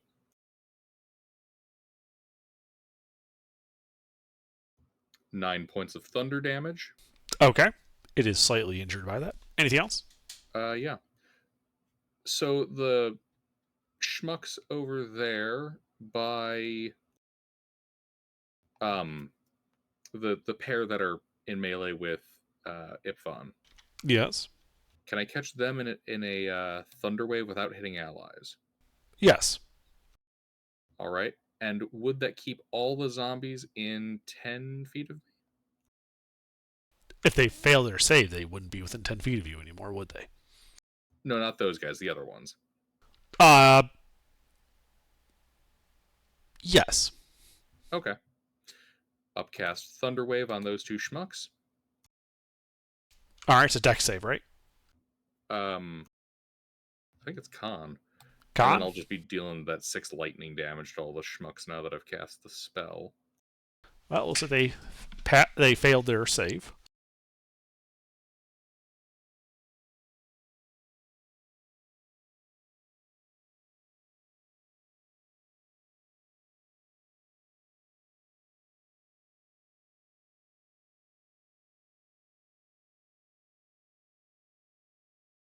Indeed.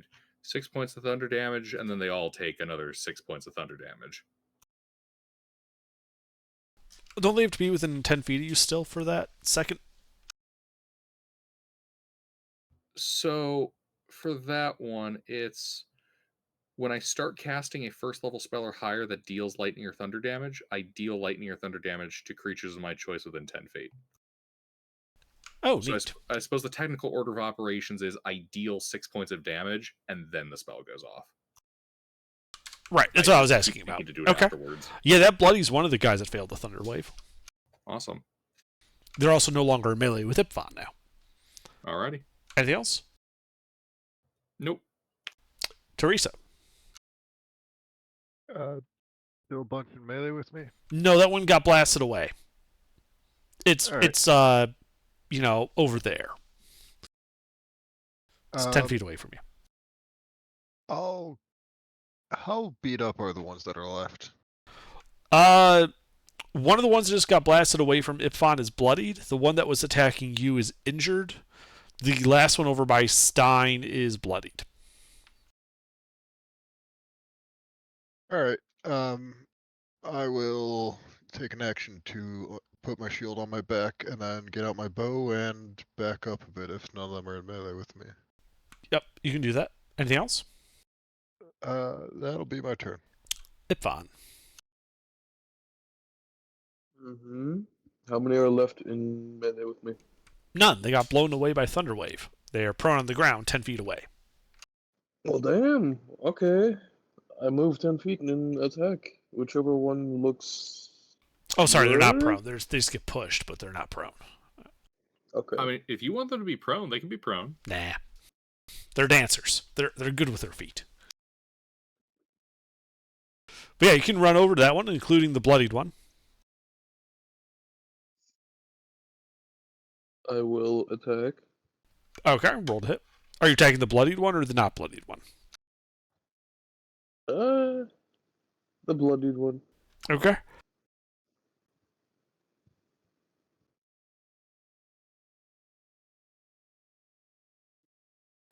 Two hits. 16 hits? Yes. Huh. It's a zombie. Fair. I'm the only one who's missed so far, and I rolled a 14. I missed with Spirit Guardian.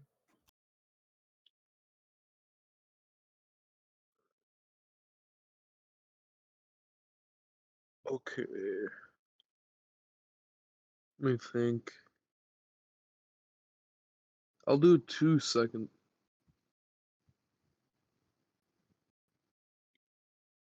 Two second level smites. So, okay.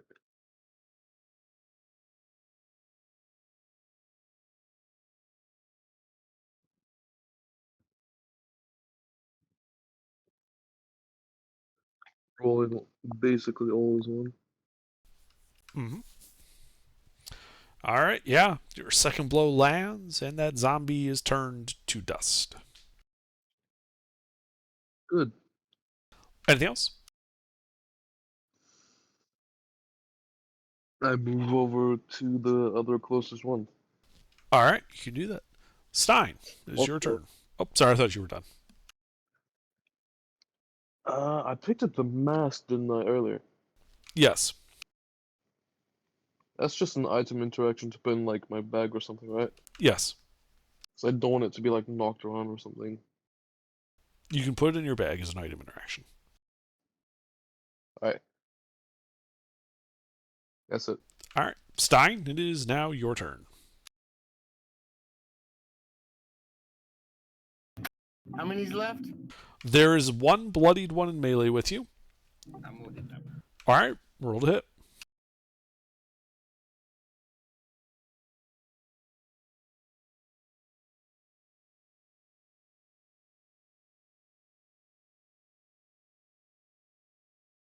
Yep, that hits.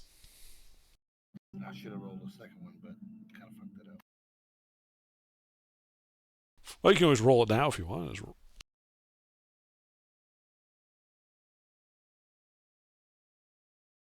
That also hits.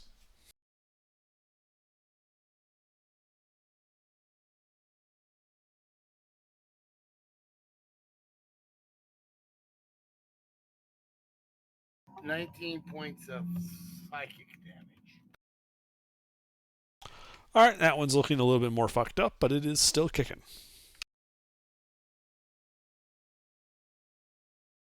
Anything else? No, I'm done. Freeman. I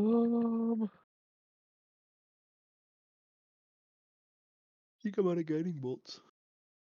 I have to go back to arrows.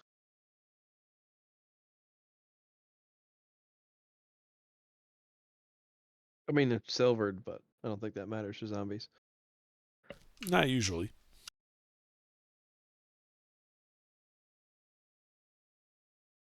Well, at least they get the sneak attack. So are you, you didn't say, are you attacking the bloodied one or the not bloodied one? Not bloodied. Nobody Alright. can finish them off. I'm just weakening them up.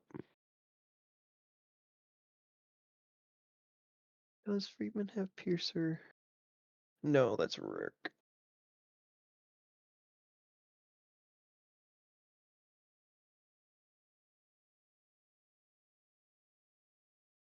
$61 points of piercing damage.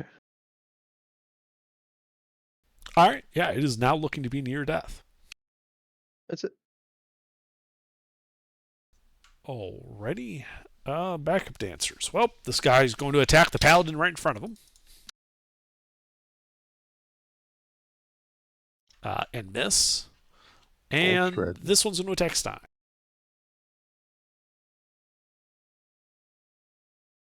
And it crits Stein.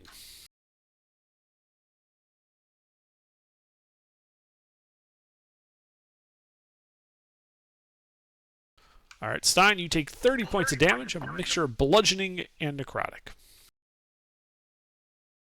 Is your sword thing a concentration spell? Yes.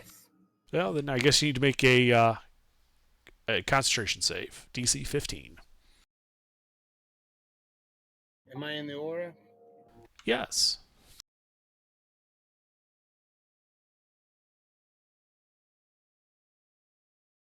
It's +5, right? Yeah. You're fine. All right, that's it for them. Lucina. How many are within 10 feet? Just the bloodied one by Stein. All right. Are there any pairs that are together? No, there's only a pair. All right. There is the near death one by Ipfon and the bloodied one by Stein. All right. I'll start by going for the bloody one near Stein. Okay. Shocking grasp. Root it. Yep, that hits. Yeah, it's actually been a while since I've used this. 9 points of lightning, and spiritual weapon goes for the other one. All right, roll to hit. Actually, fuck it. Spiritual weapon goes for this one. Either way, roll to hit. That hits. So that should be a 4d8. Well, then let's give 3d8 more to roll.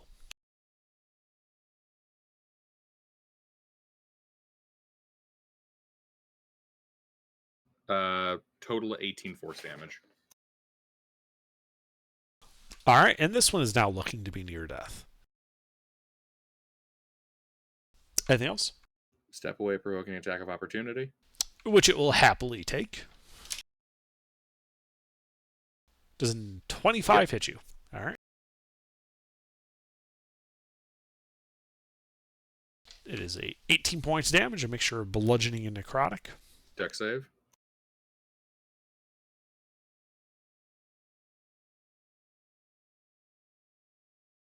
$12 points of thunder damage. That's all. It is still standing. Damn.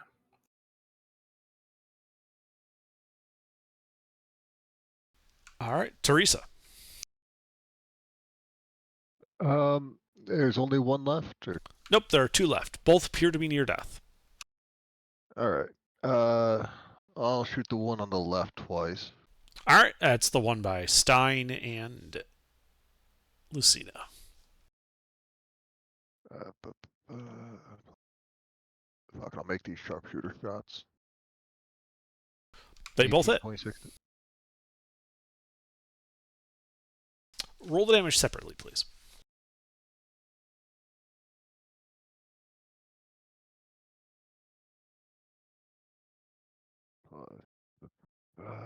What is the number? 22 and 17. All right, it is destroyed. All right, and then third attack. Not that one, not that one. Let's try this one, Enfeebling Arrow.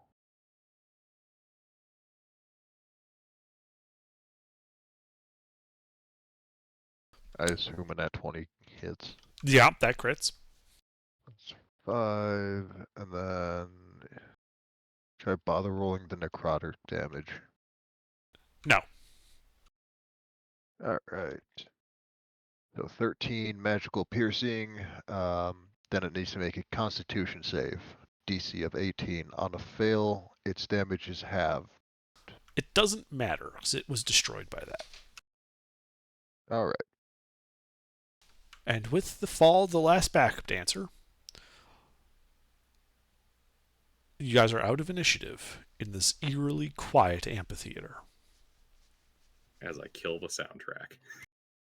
As I think that is where we will leave it for this evening.